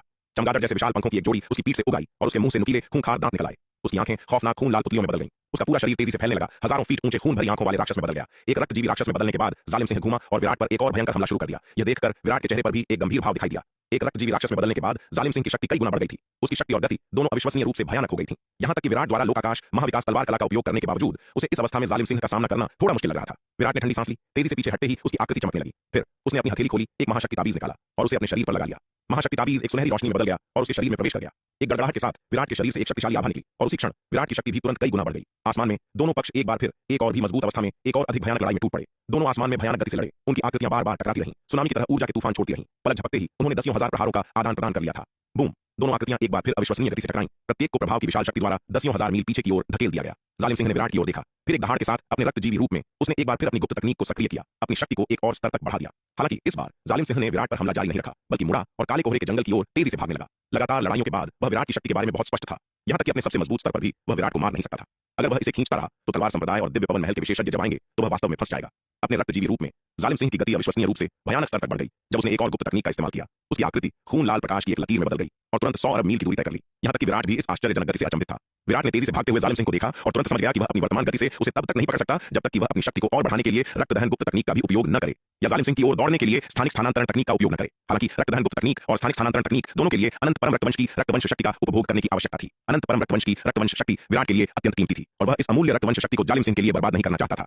सौभाग्य से उसके पास अब यात्रा का एक और साधन था। इस पद्धति के साथ केवल जालिम सिंह ही नहीं बल्कि एक अर्धचरण महाविपत्ति लोक का विशेषज्ञ भी उसकी यात्रा की गति की बराबरी नहीं कर सकता था। विराट ने जालिम सिंह को देखा, फिर एक तलवार का वार किया, अंतरिक्ष को चीर दिया और स्थानिक दरार में कदम रखा। जालिम सिंह एक गुप्त तकनीक का उपयोग कर रहा था, हताशा में उड़ रहा था। लेकिन जब उसने सोचा कि उसने विराट को पीछे छोड़ दिया है तो उसने अचानक दूर आसमान में मंडराते हुए हरे वस्त्रों में एक आकृति को देखा जो चुपचाप उसका रास्ता रोक रही थी। इस आकृति को देखकर जालिम सिंह को बहुत आश्चर्य हुआ। उसकी आंखें अविश्वास में चौड़ी हो गईं। अपनी वर्तमान उड़ान की गति से वह एक मध्य चरण दिव्य विकास लोक के विशेषज्ञ के बराबर था। विराट उससे आगे कैसे निकल गया था? विराट ने तेजी से उड़ते हुए जालिम सिंह को देखा, फिर अपना हाथ खोला जिसमें एक हरी तुम्बी दिखाई दे रही थी। विराट ने तुम्बी का ढक्कन खोला, उसका मुंह दूर जालिम सिंह की ओर किया। तुरंत तुम्बी से अंतहीन हवा और बुरी ऊर्जा बाहर निकली जिसने जालिम सिंह को अभिभूत कर दिया। इस क्षण विराट जालिम सिंह के साथ उलझे रहने के लिए बहुत आलसी था और उसने सीधे आध्यात्मिक पत्थर के जादुई खजाने पवन प्रलय तुम्बी का इस्तेमाल किया। अपने वर्तमान स्वरूप में जालिम सिंह ने दुर्जय शक्ति का प्रदर्शन किया। वह शायद उसे अपनी शक्ति से हरा सकता था, लेकिन उसे मारना बेहद मुश्किल होता। इसलिए उसके पास अन्य तरीकों का उपयोग करने के अलावा कोई विकल्प नहीं था। पवन प्रलय तुम्बी को कई वर्षों से अनंत परम मीनार के दूसरे स्तर में रखा गया था, जो लगातार भारी मात्रा में समृद्ध तारों की रोशनी को अवशोषित कर रहा था और लंबे समय से एक उच्च श्रेणी के जन्मजात जादुई खजाने में उन्नत हो गया था। जबकि विराट की वर्तमान शक्ति एक साधारण उच्च श्रेणी के जन्मजात जादुई खजाने की पूरी शक्ति को प्रकट करने में सक्षम नहीं हो सकती थी। आध्यात्मिक पत्थर के जादुई खजाने को सक्रिय करने के लिए उसके सच्चे सार पर निर्भर नहीं होना पड़ता था। उसे केवल पवन प्रलय तुम्बी द्वारा जारी शक्ति को नियंत्रित करने की आवश्यकता थी। अपनी वर्तमान शक्ति के साथ वह पवन प्रलय तुम्बी की शक्ति को पूरी तरह से नियंत्रित करके उसकी पूरी क्षमता को प्रकट कर सकता था। पवन प्रलय तुम्बी की पूरी शक्ति पर होने से अंतहीन नीली हवाओं ने अंतरिक्ष को चीर दिया, जिससे स्थानिक अशांति की लहरें बनने लगीं। भयानक हवा और व्यापक स्थानिक अशांति के तहत जालिम सिंह के पास भागने की कोई जगह नहीं थी और वह तुरंत भारी हवा में गिर गया। नहीं, इस क्षण जालिम सिंह के दिल में अंतहीन अनिच्छा उमड़ पड़ी। वह दहाड़ा और पागलों की तरह संघर्ष करने लगा। रक्त पिशाच संप्रदाय के युवा मास्टर के रूप में और कई आकस्मिक घटनाओं का सामना करने के बाद उसके आगे एक अंतहीन भविष्य था। वह इस तरह कैसे मर सकता है? लेकिन दुर्भाग्य से इस अंतहीन हवा की शक्ति बहुत भयानक थी और वह अपनी शक्ति से इसका विरोध नहीं कर सका। केवल एक पल के संघर्ष के बाद जालिम सिंह के विशाल शरीर को अंतहीन हवा ने टुकड़ों में फाड़ दिया। रक्त पिशाच संप्रदाय का चालाक युवा मास्टर जालिम सिंह अंततः इस क्षण पूरी तरह से नष्ट हो गया। जैसे ही जालिम सिंह को भयानक हवा से टुकड़ों में फाड़ दिया गया, विराट के पास एक नीली छाया कौंधी और अनंत परम मीनार से एक नन्ही चिड़िया उड़कर बाहर आई। विराट, तुम अभी किससे लड़ रहे थे? नन्ही चिड़िया ने विराट की ओर देखते हुए पूछा। जब विराट ने अनंत परम मीनार के दूसरे स्तर से पवन प्रलय तुम्बी निकाली थी तो इसने वहां साधना कर रही नन्ही चिड़िया को चौंका दिया था। उत्सुक होकर यह देखने के लिए बाहर भाग आई कि क्या हो रहा है। यह जानना चाहती थी कि विराट किससे लड़ रहा है और उसे पवन प्रलय तुम्बी का उपयोग करने की आवश्यकता क्यों पड़ी। नन्ही चिड़िया विराट की शक्ति के बारे में बहुत स्पष्ट थी। आखिरकार यह कुछ समय से अनंत परम मीनार के दूसरे स्तर में साधना कर रही थी। विराट को अर्धचरण आरोहण लोक में प्रवेश करते हुए देख रही थी और विराट की दिव्यनाथ युद्ध मुट्ठी और लोकाकाश महाविकास तलवार कला की शक्ति को देख रही थी। विराट की वर्तमान शक्ति के साथ पूरे शक्ति सिंधु महाद्वीप में शायद बहुत कम लोग होंगे जो उसे लड़ने के लिए पवन प्रलय तुम्बी निकालने के लिए मजबूर कर सकें। तो जिज्ञासावश वह भी यह देखने के लिए अनंत परम मीनार के दूसरे स्तर से बाहर आ गई कि क्या हो रहा है। वह जालिम सिंह है, वह कमीना, वह फिर से अपनी पुरानी चालें चल रहा है, विराट ने कहा। जालिम सिंह न? यह सुनकर नन्ही चिड़िया तुरंत कूद पड़ी। गुस्से से इधर उधर देखते हुए चिल्लाई, कहां है वह कमीना? मैं उसे चीर कर रख दूंगी। उस समय जब वह और जयवर्धन जालिम सिंह का पीछा कर रहे थे, वे उसके द्वारा लगभग मारे गए थे। नन्ही चिड़िया ने हमेशा इस बात का द्वेष रखा था और हमेशा एक दिन बदला लेना चाहती थी। इसकी वर्तमान शक्ति उस समय की तुलना में कई गुना अधिक थी। नन्ही चिड़िया के दिमाग में जालिम सिंह को चीर कर रख देना एक आसान काम होगा। इसलिए जालिम सिंह की खबर सुनकर नन्ही चिड़िया का खून तुरंत उबलने लगा। उसके पंख भी खड़े हो गए और वह जालिम सिंह से बदला लेने के लिए दृढ़ थी। वह पहले ही मर चुका है। विराट ने आगे की अभी भी अशांत स्थानिक अशांति की ओर इशारा किया और कहा, देखो, मैंने उसे पवन प्रलय तुम्बी से टुकड़ों में फाड़ दिया है। विराट के शब्द सुनकर नन्ही चिड़िया का चेहरा सख्त हो गया और उसका उत्साह तुरंत ठंडा पड़ गया। विराट, तुम बहुत अनुचित हो। तुमने जालिम सिंह को देखा और मुझे बताया तक नहीं। नन्ही चिड़िया ने विराट की ओर देखा और नाराजगी भरे चेहरे से कहा। यद्यपि जालिम सिंह मर चुका था और उसे संतुष्टि महसूस हुई, फिर भी वह कुछ हद तक दुखी थी कि वह स्वयं बदला नहीं ले सकी। केवल जालिम सिंह से निपटने के लिए मैं अकेला ही काफी हूं। मुझे मदद के लिए बुलाने की आवश्यकता क्यों होगी? तुम मूर्ख नन्ही चिड़िया, हमेशा परेशानी खड़ी करती हो। विराट ने उसकी ओर देखा और चिड़चिड़े होकर कहा। विराट ने नन्ही चिड़िया को नजरअंदाज कर दिया, पवन प्रलय तुम्बी को दूर रखा और स्वर लहरी आश्रम की ओर उड़ चला। वह और जालिम सिंह अपने पीछा करने में लंबे समय से स्वर लहरी आश्रम को बहुत पीछे छोड़ चुके थे। अब जब उसने जालिम सिंह को मार दिया था तो उसे वापस जाकर स्वर लहरी आश्रम के लोगों को सूचित करने की आवश्यकता थी। हम्फ, कमीने विराट, मैं तुम्हें नजरअंदाज कर रही हूं। यह देखकर कि विराट उसे नजरअंदाज कर रहा था, नन्ही चिड़िया ने गुस्से में अपने पंख फड़फड़ाए और लगातार कोसती रही। यद्यपि उसने कहा कि वह गुस्से में विराट से बात नहीं करेगी, फिर भी उसने अपने पंख फैलाए और उसकी ओर उड़ गई। इतने वर्षों तक विराट के साथ रहने के बाद वह पहले से ही उसके स्वभाव को अच्छी तरह जानती थी। चाहे वह कितना भी मुंह फुला ले, विराट उसे मनाएगा नहीं और अंत में उसे ही परिणाम भुगतना पड़ेगा। तो नन्ही चिड़िया ने अपना सबक सीख लिया है। हालांकि वह अभी भी विराट के साथ बहस करती है, लेकिन अब वह पहले की तरह गुस्से में घर से नहीं भागती है। एक बार एक बहस के बाद वह गुस्से में भाग गई, केवल यह देखने के लिए वापस लौटी कि विराट ने साधना संसाधनों का उसका हिस्सा मूर्ख बाघ को दे दिया है, जिससे वह इतनी क्रोधित हुई कि लगभग मौके पर ही बेहोश हो गई। उस सबक के बाद नन्ही चिड़िया ने फिर कभी ऐसा करने की हिम्मत नहीं की। स्वर लहरी आश्रम लौटने के बाद विराट ने साध्वी स्वरा की स्थिति के बारे में पूछताछ की और पाया कि आश्रम का नुकसान उसकी कल्पना से कहीं अधिक गंभीर था। इस लड़ाई में स्वर लहरी आश्रम ने 4 दिव्य विकास लोक के विशेषज्ञों को खो दिया। आश्रम प्रमुख साध्वी स्वरा को छोड़कर अन्य सभी दिव्य विकास लोक के विशेषज्ञों का सफाया हो गया। अर्धचरण दिव्य विकास लोक के योद्धाओं की बात करें तो 20 से अधिक खो गए थे। इस तरह के भारी नुकसान का मतलब था कि स्वर लहरी आश्रम गंभीर रूप से कमजोर हो गया था। आश्रम प्रमुख स्वरा, आपको इतना बड़ा नुकसान कैसे उठाना पड़ सकता है? विवरण जानने के बाद विराट ने भौहें सिकोड़ी। क्या मैंने पहले आपके स्वर लहरी आश्रम के सुरक्षात्मक व्यूह में सुधार नहीं किया था? आपने इस बार इसका इस्तेमाल क्यों नहीं किया? युवा मास्टर विराट, यह मेरी गलती है, साध्वी स्वरा ने कड़वी मुस्कान के साथ कहा। हमें खुद पर बहुत अधिक भरोसा था और हमने जालिम सिंह की शक्ति को पूरी तरह से कम आंका। जब तक हमें एहसास हुआ कि जालिम सिंह की शक्ति कितनी भयानक थी, तब तक सुरक्षात्मक व्यूह को सक्रिय करने में बहुत देर हो चुकी थी। यदि उन्होंने जालिम सिंह की खोज करने पर तुरंत सुरक्षात्मक व्यूह को सक्रिय कर दिया होता तो ऐसा विनाशकारी परिणाम नहीं होता। हालांकि यह देखकर कि जालिम सिंह केवल एक अर्धचरण दिव्य विकास लोक का योद्धा था, उन्होंने उसे गंभीरता से नहीं लिया, यह विश्वास करते हुए कि वह अकेले ही उसे संभाल सकती है। जब तक उन्हें एहसास हुआ कि जालिम सिंह की शक्ति कितनी भयानक थी, तब तक बहुत देर हो चुकी थी। उन्हें सुरक्षात्मक व्यूह को सक्रिय करने का कोई अवसर नहीं मिला। जालिम सिंह जैसा विशेषज्ञ कार्रवाई में अविश्वसनीय रूप से तेज है। जिस क्षण से उन्होंने जालिम सिंह से लड़ना शुरू किया और विराट के आने तक केवल 1 दर्जन या उससे अधिक सांसें ही गुजरी थीं। ऐसे शक्तिशाली प्रतिद्वंद्वी का सामना करते हुए उनके पास आश्रम की सुरक्षात्मक व्यूह को सक्रिय करने के लिए केवल एक क्षणभंगुर पल था। एक बार चूक जाने पर कोई और अवसर नहीं होगा। साध्वी स्वरा के शब्द सुनकर विराट कुछ हद तक अवाक रह गया। हालांकि वह यह भी जानता था कि साध्वी स्वरा को पूरी तरह से दोषी नहीं ठहराया जा सकता था। आखिरकार यहां तक कि उसे भी उम्मीद नहीं थी कि जालिम सिंह की शक्ति इतनी विकराल होगी। उसकी अपनी शक्ति अकेले जालिम सिंह को हराने के लिए पर्याप्त नहीं थी, जिसने अंततः उसे मारने के लिए पवन प्रलय तुम्बी का उपयोग करने के लिए मजबूर किया। विभिन्न तरीकों का उपयोग करने के बाद जालिम सिंह की शक्ति का अंतिम विस्फोट पूरी तरह से एक मध्य चरण दिव्य विकास लोक के विशेषज्ञ के बराबर था। गंभीर रूप से घायल और पीले चेहरे वाली साध्वी स्वरा को देखकर विराट इसे सहन नहीं कर सका और अंततः उन्हें एक निम्न श्रेणी की जन्मजात नवजीवन संजीवनी गोली दे दी। नवजीवन संजीवनी गोली, जो कि एक निम्न श्रेणी की जन्मजात गोली है जिसे बेचने पर तलवार संप्रदाय को 5 अरब 9वीं श्रेणी के आध्यात्मिक पत्थर मिलते हैं। स्वर लहरी आश्रम अपने वर्तमान संसाधनों के साथ ऐसी उपचारात्मक गोली का खर्च वहन नहीं कर सकता। स्वर लहरी आश्रम के सदस्यों की उदास और दयनीय स्थिति को देखकर उसने उनकी मदद करने का फैसला किया। आखिरकार मध्य महाद्वीप युद्ध कला प्रतियोगिता के दौरान जब विभिन्न शक्तियों ने दिव्य पवन महल पर हमला किया था, तो साध्वी स्वरा ने असामान्य रूप से महल के पक्ष में बात की थी। यद्यपि स्वर लहरी आश्रम ने अंततः महत्वपूर्ण भूमिका नहीं निभाई, फिर भी विराट को वह उपकार याद था। इसके अलावा जब शून्य समाधि महाद्वीप पर बैंगनी तलवार संप्रदाय के खंडारों के बाहर ठाकुर विजय और अन्य लोगों के साथ उसकी भिड़ंत हुई, तो रागिनी ने स्वर लहरी आश्रम के शिष्यों के एक समूह का उनकी मदद के लिए नेतृत्व किया। शून्य समाधि महाद्वीप छोड़ने के बाद अराजक रसातल के बाहर जब ठाकुर विजय ने शक्तिशाली हस्तियों के समूह के सामने उस पर झूठा आरोप लगाया, तो वह रागिनी ही थी जो उसके लिए खड़ी हुई। विराट को ये सारे उपकार याद थे, इसलिए पिछले कुछ वर्षों में विराट ने हमेशा स्वर लहरी आश्रम का काफी ख्याल रखा है। अन्यथा केवल स्वर लहरी आश्रम के संसाधनों के साथ वे 5 योद्धाओं को दिव्य विकास लोक में प्रवेश करने में मदद करने के लिए पर्याप्त साधना संसाधन कैसे खरीद सकते थे? साध्वी स्वरा के मध्य श्रेणी के जन्मजात लंबी तलवार वाले दिव्य अस्त्र की तो बात ही छोड़ दें। इतने सारे खजाने और संसाधन, यहां तक कि पूरे स्वर लहरी आश्रम को बेचने पर भी उन्हें खरीदने के लिए पर्याप्त नहीं होंगे। ये सभी संसाधन पिछले कुछ वर्षों में विराट द्वारा स्वर लहरी आश्रम को दिए गए थे, जो आधे बेचे गए और आधे मुफ्त में दिए गए थे। युवा मास्टर विराट, मेरे स्वर लहरी आश्रम की शक्ति बहुत कम हो गई है और मुझे डर है कि स्वर लहरी आश्रम अब सुरक्षित जगह नहीं है। मुझे एक एहसान मांगना है और मुझे उम्मीद है कि युवा मास्टर विराट इसे मान लेंगे। साध्वी स्वरा ने विराट की ओर देखते हुए कहा। ओह, आश्रम प्रमुख स्वरा, कृपया खुलकर बोलें। अगर मैं यह कर सकता हूं तो मैं स्वाभाविक रूप से इनकार नहीं करूंगा। विराट ने कुछ पल विचार करने के बाद कहा। स्वर लहरी आश्रम के सभी सदस्यों में से मुझे केवल रागिनी की चिंता है। युवा मास्टर विराट, क्या आप रागिनी को अपने साथ रहने की अनुमति दे सकते हैं? भले ही वह आपको चाय पानी परोसने के लिए हो या एक दासी के रूप में हो, वह भी ठीक रहेगा। साध्वी स्वरा ने उम्मीद भरे भाव के साथ विराट से कहा। इस लड़ाई के बाद स्वर लहरी आश्रम गंभीर रूप से कमजोर हो गया था। आश्रम शक्ति सिंधु महाद्वीप पर खड़ा रह सकता था या नहीं, यह विराट के समर्थन पर निर्भर करता था। यद्यपि विराट ने रागिनी को अपनी उपपत्नी बनने देने से कई बार इनकार कर दिया था, लेकिन साध्वी स्वरा डटी रही। शक्ति सिंधु महाद्वीप पर अपना अस्तित्व बनाए रखने के लिए स्वर लहरी आश्रम के लिए यही एकमात्र उम्मीद थी। पूरा शक्ति सिंधु महाद्वीप उथल पुथल में था और आने वाला युग शक्तिशाली शक्तियों के बीच भयंकर प्रतिस्पर्धा का होगा। पर्याप्त शक्ति के बिना कोई भी इस युग की लहरों में आसानी से बह जाएगा। स्वर लहरी आश्रम पर जालिम सिंह के हमले ने साध्वी स्वरा को इस बात का और भी अधिक एहसास करा दिया था। इसलिए चाहे कुछ भी हो, किसी भी कीमत पर उन्हें स्वर लहरी आश्रम के लिए एक समर्थक खोजना पड़ा ताकि यह अस्तित्व में बना रह सके। दुर्भाग्य से विराट कोई कामुक व्यक्ति नहीं था, अन्यथा वह स्वयं को उसे सौंपने को तैयार हो जाती। साध्वी स्वरा के शब्द सुनकर विराट का चेहरा सख्त हो गया। आश्रम प्रमुख स्वरा मजाक कर रही है। गरिमामयी स्वर लहरी आश्रम की युवा स्वामिनी के रूप में रागिनी चाय परोसने वाली दासी बनने के लिए खुद को कैसे नीचा कर सकती हैं? इसके अलावा रागिनी ऐसा काम नहीं करना चाहेंगी। विराट ने जबरन मुस्कान दी और जल्दी से मना कर दिया। युवा मास्टर विराट, मैं तैयार हूं। इस क्षण रागिनी ने अचानक अपना सिर उठाया। उनकी सुंदर आंखें विराट पर टिकी थीं। उनकी नजर दृढ़ थी। वह स्वर लहरी आश्रम के सामने मौजूद वर्तमान स्थिति को समझ रही थी और इस क्षण वह अब शर्मीली होने का जोखिम नहीं उठा सकती थी। पहले लड़कियों वाले संकोच और शर्म के कारण उन्होंने हमेशा साध्वी स्वरा को निर्णय लेने दिया था, कभी भी बोलने की हिम्मत नहीं की। लेकिन इस क्षण वह अब नहीं झिझकी। एक दृढ़ नजर से विराट को देखा। यदि उनके प्रेम का पात्र कोई और होता तो आश्रम के हितों के लिए भी रागिनी अपनी पवित्रता का बलिदान करने को तैयार नहीं होती। लेकिन जब बात विराट की थी तो रागिनी 100 गुना अधिक तैयार थी, क्योंकि वह पहले से ही उसके साथ गहरे प्यार में थी। वर्तमान शक्ति सिंधु महाद्वीप में कोई विराट से अधिक उत्कृष्ट दूसरा युवक कहां पा सकता है? रागिनी के शब्द सुनकर विराट का चेहरा फिर से सख्त हो गया। रागिनी मजाक कर रही है।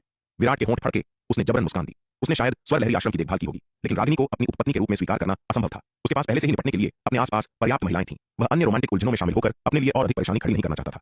युवा मास्टर विराट, मैं मजाक नहीं कर रही हूं, मैं गंभीर हूं। रागिनी ने अपने गुलाबी होंठ काटे दृढ़ नजर से विराट की ओर देखा। ओह सब लोग, मुझे अभी याद आया, मुझे कुछ जरूरी काम निपटाने हैं, इसलिए मैं पहले जाऊंगा।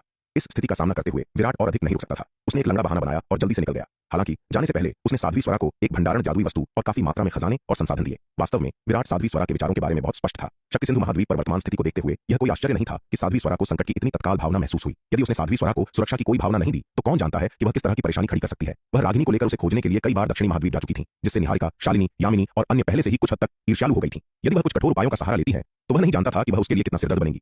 भविष्य में खुद को कुछ परेशानी से बचाने के लिए विराट ने आगे की परेशानी से बचने के लिए पैसे खर्च करने और स्वर लहरी आश्रम में कुछ खजाने और संसाधन भेजने का फैसला किया। बहरहाल उसकी वर्तमान संपत्ति के साथ स्वर लहरी आश्रम को खजाने और संसाधनों की इतनी छोटी मात्रा देना उसके लिए समुद्र में एक बूंद के समान है।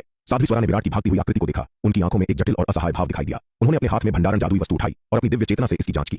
भंडारण जादुई वस्तु के अंदर खजाने और संसाधनों की एक विशाल मात्रा थी, जिसमें विभिन्न अविश्वसनीय रूप से चमत्कारिक गोलियां और विभिन्न जादुई खजाने और ताबीज शामिल थे। ये खजाने और संसाधन स्वर लहरी आश्रम के लिए एक आश्चर्यजनक संपत्ति थे। इन खजानों और संसाधनों के साथ स्वर लहरी आश्रम कम से कम 10 से अधिक दिव्य विकास लोक के विशेषज्ञों को प्रशिक्षित कर सकता था। हालांकि भंडारण जादुई वस्तु में अविश्वसनीय रूप से मूल्यवान खजाने और संसाधनों को देखकर साध्वी स्वरा को कोई खुशी महसूस नहीं हुई। वह बहुत अच्छी तरह जानती थी कि स्वर लहरी आश्रम के प्रति विराट की दयालुता पूरी तरह से उनके पिछले संबंधों के विचार से थी। लेकिन अगर स्वर लहरी आश्रम हमेशा लेता ही रहा तो सबसे गहरा रिश्ता भी अंततः खत्म हो जाएगा। एकमात्र वास्तव में टिकाऊ समाधान यह है कि स्वर लहरी आश्रम विराट के साथ विवाह गठबंधन बनाए, जिससे रागिनी विराट की महिला बन जाए। इस रिश्ते के साथ विराट के स्पष्ट हस्तक्षेप के बिना भी केवल एक दासी का ही दर्जा क्यों न मिले, इस रिश्ते के जुड़ने से स्वर लहरी आश्रम को एक मजबूत सुरक्षा कवच मिल जाता। दुर्भाग्य से विराट सच में बहुत निष्ठुर था, जो रागिनी जैसी परम सुंदरी को देखकर भी बिल्कुल नहीं पिघला। हालांकि यह समझना भी आसान था, क्योंकि विराट के आसपास मौजूद हर स्त्री एक से बढ़कर एक रूपवती थी। सुंदरियों से घिरे रहने के कारण विराट को अद्भुत रूप रंग देखने की आदत हो चुकी थी, इसलिए उसका दिल जीतना कोई आसान काम नहीं था। नीलिमा, वापस जाने के बाद किसी को भी आज की घटना के बारे में मत बताना, विराट ने उड़ते हुए नन्ही चिड़िया को चेतावनी दी। यह मूर्ख चिड़िया बहुत बातूनी थी। अगर इसने सबको आज की बात बता दी तो उसके घर में फिर से भूचाल आ जाएगा। असल में विराट को इस बात का डर नहीं था कि नन्ही चिड़िया सब कुछ सच सच बता देगी। उसके पास छिपाने के लिए कुछ नहीं था और उसने कुछ गलत भी नहीं किया था, इसलिए अगर वह बताती भी तो कोई बात नहीं थी। उसे सबसे ज्यादा डर इस बात का था कि वह मूर्ख चिड़िया आधी अधूरी बात बताएगी, उसमें मिर्च मसाला लगाएगी, मनगढ़ंत कहानियां बनाएगी, तथ्यों को तोड़ेगी मरोड़ेगी और हर जगह हंगामा खड़ा कर देगी। वह सच में उसके लिए सिरदर्द बन जाएगा। तुम मुझे बताने से मना कर रहे हो तो मैं तुम्हारी बात क्यों मानूं? नन्ही चिड़िया विराट के कंधे पर बैठी थी। उसने अपने पंख सीने पर बांधे, सिर पीछे की ओर झुकाया और बड़े ही अहंकार से कहा, अगर तुमने वापस जाकर मनगढ़ंत कहानियां बनाई तो मेरा विश्वास करो, मैं तुम्हारी खूब पिटाई करूंगा। यह सुनकर विराट का चेहरा कठोर हो गया और उसने गुस्से में कहा, पिटाई करोगे? यह सुनकर नन्ही चिड़िया ने अपना सिर घुमाया और उसे तिरस्कार भरी नजरों से देखा। विराट, क्या तुम्हें अपनी ताकत पर कुछ ज्यादा ही घमंड नहीं है? अगर तुम मुझे पीटना चाहते हो तो पहले तुम्हें मुझे हराना होगा, वरना यह तो वक्त ही बताएगा कि कौन किसकी पिटाई करता है। जैसे ही नन्ही चिड़िया ने अपनी बात खत्म की, उसे तुरंत महसूस हुआ कि विराट ने उसे कसकर पकड़ लिया है। विराट, तुम क्या कर रहे हो? मुझे छूने की तुम्हारी हिम्मत कैसे हुई? अब देखना मैं क्या करती हूँ। नन्ही चिड़िया ने संघर्ष करते हुए चिल्लाकर कहा। विराट ने उसकी एक न सुनी। उसने अनंत परम मीनार का आह्वान किया, उसे उसके अंदर ठूंस दिया और अनंत परम मीनार को निर्देश दिया कि वह उस मूर्ख चिड़िया पर नजर रखे और उसे कुछ समय तक बाहर न निकलने दे। विराट, तुम बहुत बड़े दुष्ट हो। जब विराट ने उसे अनंत परम मीनार के दूसरे स्तर में डाल दिया तो नन्ही चिड़िया आग बबूला हो गई। वह उछल कूद कर गालियां देने लगी। उसने अपने पंख फैलाए, वह अनंत परम मीनार से उड़कर बाहर आना चाहती थी ताकि विराट से मुकाबला कर सके। दुर्भाग्य से अनंत परम मीनार को विराट से पहले ही आदेश मिल चुका था कि उसे फिलहाल बाहर न जाने दिया जाए। अनंत परम मीनार की अनुमति के बिना नन्ही चिड़िया का मीनार से बाहर उड़ना आसमान छूने से भी ज्यादा मुश्किल था। यह देखकर नन्ही चिड़िया और भी ज्यादा क्रोधित हो गई और वह लगातार विराट को कोसने लगी। अरे मूर्ख चिड़िया, यहाँ उछल कूद करने का क्या फायदा? अगर तुम्हें इतनी ही काबिलियत है तो अगली बार जब विराट अनंत परम मीनार में आए तब अपना गुस्सा निकालने के लिए उसे पीटना, तब मैं भी मानूंगा। जब नन्ही चिड़िया गुस्से में उबल रही थी तभी पास से एक सुस्त सी आवाज आई, टूटी तलवार तुम अपना मुंह बंद रखो। यह सुनकर नन्ही चिड़िया ने पास आते हुए नीले वस्त्रधारी बालक को घूरा और गुस्से में कहा, मेरे मामलों से तुम्हारा कोई लेना देना नहीं है। इस टूटी तलवार के इरादे कभी नेक नहीं थे। वह हमेशा उसका मजाक बनते देखना चाहता था। वह उसे फंसाकर विराट पर अनंत परम मीनार के भीतर हमला करवाना चाहता था। क्या वह उसे मूर्ख समझता था? यह जानना बहुत जरूरी है कि विराट अनंत परम मीनार के भीतर अजय है। अनंत परम मीनार में कोई भी उसे हरा नहीं सकता। अगर उसने अनंत परम मीनार में विराट पर हमला करने की जरूरत की तो यकीनन उसकी बहुत बुरी पिटाई होगी। वह पहले भी यह कोशिश कर चुकी थी और एक बार सबक सीखने के बाद वह दूसरी बार यह गलती नहीं करेगी। नन्ही चिड़िया ने नीले वस्त्रधारी बालक को तीखी नजरों से घूरा और फिर मुंह फुलाकर एक किनारे बैठ गई। इस टूटी तलवार के सामने वह विराट को और अधिक कोसने के मूड में नहीं थी। कहीं ऐसा न हो कि वह हंसी का पात्र बन जाए। यह देखकर कि नन्ही चिड़िया उसकी चाल में नहीं फंसी, नीले वस्त्रधारी बालक को थोड़ी शर्मिंदगी महसूस हुई। वह मूर्ख चिड़िया अब काफी समझदार हो गई थी। उसे पहले की तरह आसानी से बेवकूफ नहीं बनाया जा सकता था। रक्त पिशाच संप्रदाय का मुख्यालय। मुख्य कक्ष में जहां रक्त पिशाच संप्रदाय के योद्धाओं की जीवन पट्टिकाएं रखी हुई थीं। कक्ष की रखवाली कर रहे रक्त पिशाच संप्रदाय के दो योद्धाओं ने एक टूटी हुई जीवन पट्टिका को देखा। उनकी आंखें खौफ से भर गईं। अब हम क्या करें? छोटे मालिक की जीवन पट्टिका टूट गई है, क्या हमें संप्रदाय के प्रमुख को बताना चाहिए? एक लंबे पतले खून जैसे लाल वस्त्र पहने योद्धा ने घबराते हुए पूछा। वह पूरी तरह से उलझन में था। जालिम सिंह की जीवन पट्टिका टूट गई थी, जिसका मतलब था कि उनके रक्त पिशाच संप्रदाय का युवा वारिस मारा जा चुका है। यह कोई छोटी बात नहीं थी। आखिरकार जालिम सिंह संप्रदाय के प्रमुख का इकलौता बेटा था। हालांकि संप्रदाय के प्रमुख ऐसा दिखाते थे कि उन्हें जालिम सिंह पसंद नहीं है, लेकिन इससे यह सच्चाई नहीं बदल जाती कि जालिम सिंह संप्रदाय प्रमुख का इकलौता खून था। अगर संप्रदाय प्रमुख को इस बात का पता चला तो कौन जानता है कि वे किस हद तक अपना विनाशकारी क्रोध दिखाएंगे। मुझे लगता है कि अभी कुछ न बताना ही बेहतर होगा। दूसरे हट्टे कट्टे योद्धा ने पल भर के लिए झिझकते हुए कहा। संप्रदाय प्रमुख अभी एक बेहद अहम पड़ाव पर एकांतवास में है। अगर हमने उनके एकांतवास में खलल डाला तो हमें अपनी जान से हाथ धोना पड़ सकता है। चलो तब तक इंतजार करते हैं जब तक संप्रदाय प्रमुख अपना एकांतवास खत्म करके बाहर नहीं आ जाते, फिर हम इसके बारे में बात करेंगे। तो फिर क्यों ना हम पहले रक्षक महंत मिहिर को बता दें। इस तरह अगर संप्रदाय प्रमुख ने जांच की तो यह नहीं माना जाएगा कि हमने सूचना नहीं दी। लंबे पतले योद्धा ने कहा। ठीक है, तो हम पहले इस मामले की सूचना रक्षक महंत मिहिर को देते हैं। जहां तक रक्षक महंत मिहिर के फैसले की बात है वह उनका मामला है। हट्टे कट्टे योद्धा ने तुरंत सहमति जताई। फिर उन दोनों ने जालिम सिंह की टूटी हुई जीवन पट्टिका के बारे में रक्त पिशाच संप्रदाय के रक्षक महंत मिहिर को सूचित किया। खबर मिलने के बाद मिहिर ने बस इतना ही जवाब दिया, मुझे पता है, और बात वहीं खत्म हो गई। जालिम सिंह की मौत ने मिहिर को बिल्कुल भी हैरान या अचंभित नहीं किया था। अब तलवार संप्रदाय और दिव्य पवन महल की घेराबंदी के कारण रक्त पिशाच संप्रदाय अपने 2 रक्षकों और दिव्य विकास लोक के 9 एल्डरों को खो चुका था। संप्रदाय प्रमुख और खुद रक्षक के रूप में मिहिर सहित पूरे रक्त पिशाच संप्रदाय में अब केवल दिव्य विकास लोक के 5 विशेषज्ञ ही बचे थे।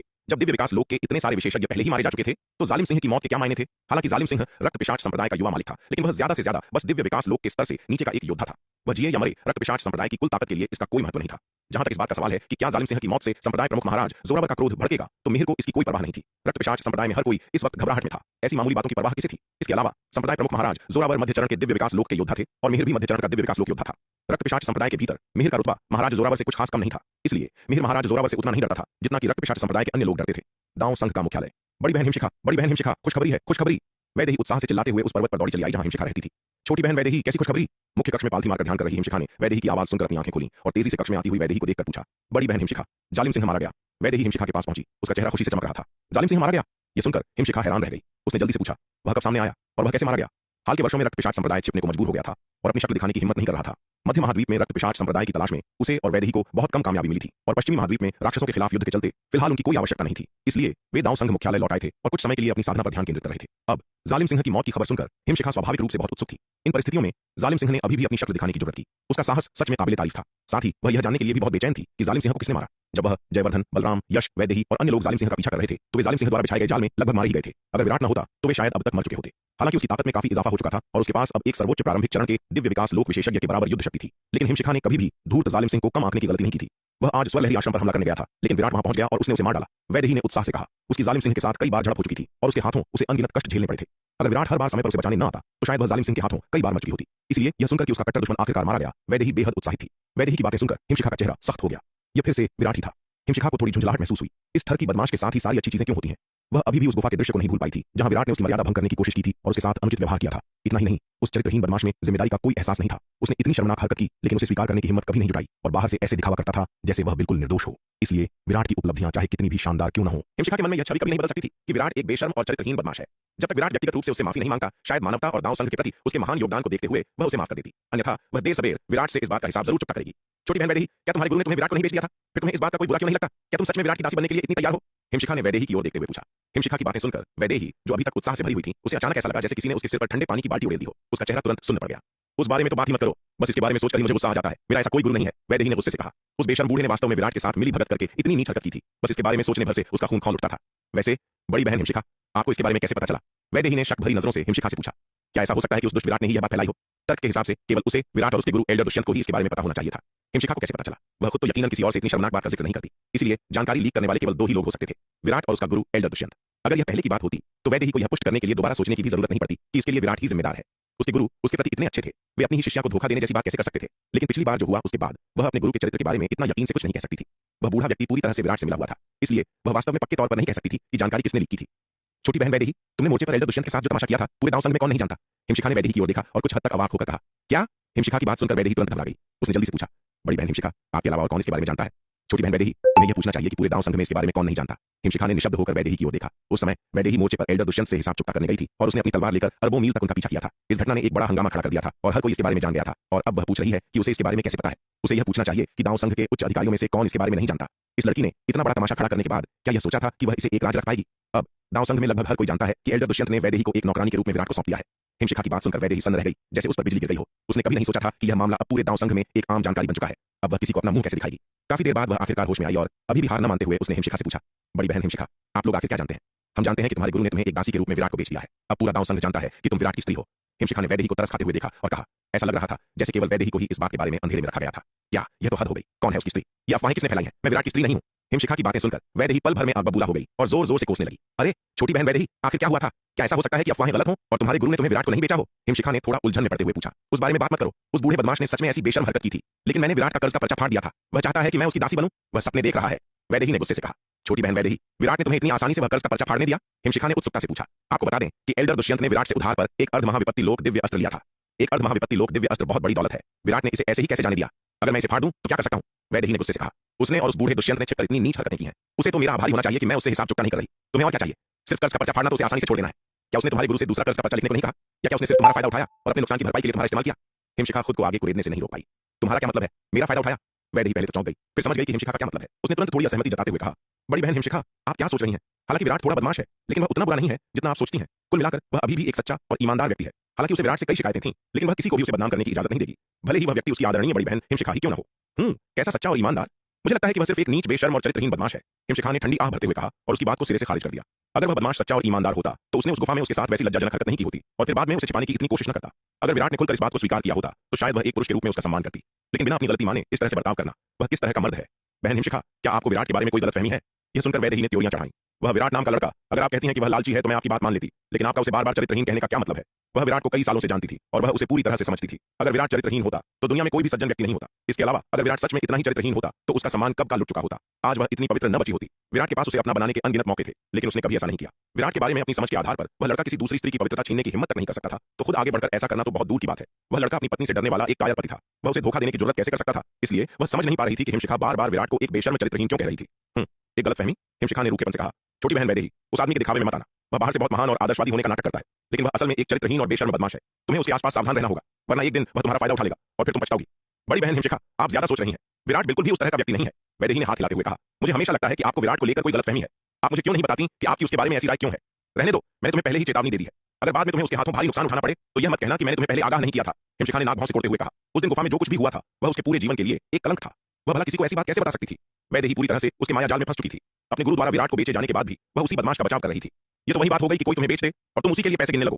हालांकि छोटी बहन वैदेही बेहद बुद्धिमान थी, लेकिन वह कभी-कभी काफी मूर्ख भी हो सकती थी। ये देखकर कि हिमशिखा और कुछ नहीं कहना चाहती, वैदेही ने इस मामले पर ज्यादा जोर नहीं दिया। खैर, समय आने पर हिमशिखा को खुद ब खुद विराट के असली चरित्र के बारे में समझ आ जाएगा। शुरुआत में वह भी विराट को एक लालची और कामी चोर समझती थी, लेकिन बाद में जैसे-जैसे वह विराट को समझने लगी, उसे एहसास हुआ कि उसने उसे गलत समझा था। बेशक विराट के बारे में उसकी लंबे समय से चली आ रही गलतफहमी काफी हद तक विराट के अधीन रहने वाले उस मूर्ख बाघ के कारण भी थी। वह मूर्ख बाघ अक्सर बाहर यही कहता था कि उसके मालिक को जिंदगी में दो ही चीजें सबसे ज्यादा पसंद है, पैसा और खूबसूरत औरतें। विराट उस मूर्ख बाघ के प्रति काफी उदार था। वह उसे बाहर अपनी बदनामी करने देता था और कभी बीच बचाव नहीं करता था। वैदेही कभी सपने में भी नहीं सोच सकती थी कि विराट इस बात से पूरी तरह अनजान था कि शार्दुल बाहर क्या-क्या बकता फिर रहा था। शार्दुल के खौफ के चलते कौन विराट को रिपोर्ट करने की हिम्मत करता? तलवार संप्रदाय में बाघराज को नाराज करने का मतलब था निश्चित मौत। जहां तक उनकी बात है, जो शार्दुल से नहीं डरते थे, उसने कभी उनका बुरा नहीं किया था और उसके प्रति लगाव के कारण वे स्वाभाविक रूप से विराट से उसकी बुराई नहीं करते थे। शार्दुल की डराने वाली शक्ति के तहत और स्त्रियों द्वारा जानबूझकर या अनजाने में उसे बचाने के कारण भले ही विराट तलवार संप्रदाय का वास्तविक शासक था, लेकिन वह शार्दुल के कुकर्मों से पूरी तरह से बेखबर रहा। दक्षिणी महाद्वीप, हथियार बनाने का कारखाना। एक चकाचौंध करने वाली रोशनी चमकी और कारखाने में 10,000 फीट ऊंचा एक स्वर्ण कवच दैत्य प्रकट हुआ। इस स्वर्ण कवच दैत्य से एक अतुलनीय रूप से शक्तिशाली आभा निकल रही थी। हाँ, यह हो गया, यह हो गया। हमने 1 लाख सैनिकों को संभालने में सक्षम एक शीर्ष श्रेणी का 8वें स्तर का युद्ध व्यूह कवच बना लिया है। जयंत ने विशाल कवच को देखते हुए उत्साह से हंसते हुए कहा। हथियार बनाने वाले कारखाने में अन्य हथियार निर्माताओं ने उस विशाल कवच के चारों ओर खुशी से जयकारे लगाए, जो एक शक्तिशाली आभा बिखेर रहा था। यह कवच कारखाने के निर्माताओं की अनगिनत घंटों की कड़ी मेहनत का नतीजा था।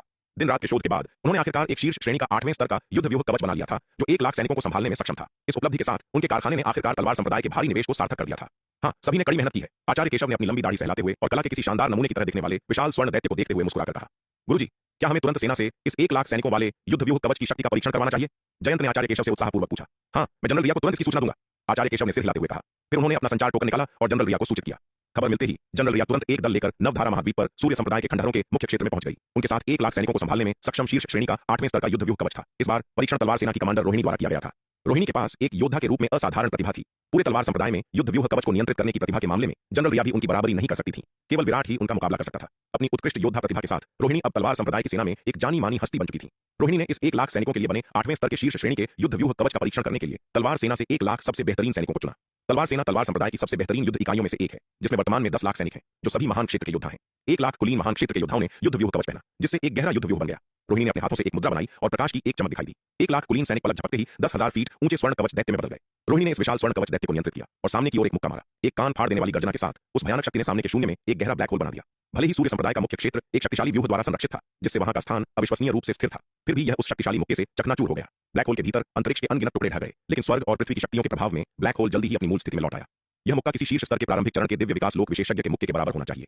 आचार्य केशव, आपने इस बार जो 8वें स्तर का शीर्ष श्रेणी का युद्ध व्यूह कवच विकसित किया है, जो 1 लाख लोगों को संभालने में सक्षम है, यह अविश्वसनीय रूप से शक्तिशाली है।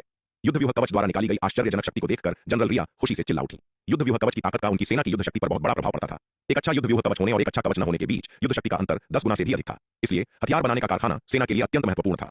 तलवार संप्रदाय के भीतर हथियार बनाने का कारखाना लगभग वह विभाग था जिसके सेना के साथ सबसे अच्छे संबंध थे। यहाँ तक कि जनरल रिया, जो कि सख्त और कभी न मुस्कुराने वाली एक कठोर महिला थी, उनका रवैया भी हथियार बनाने वाले कारखाने के प्रति अलग था।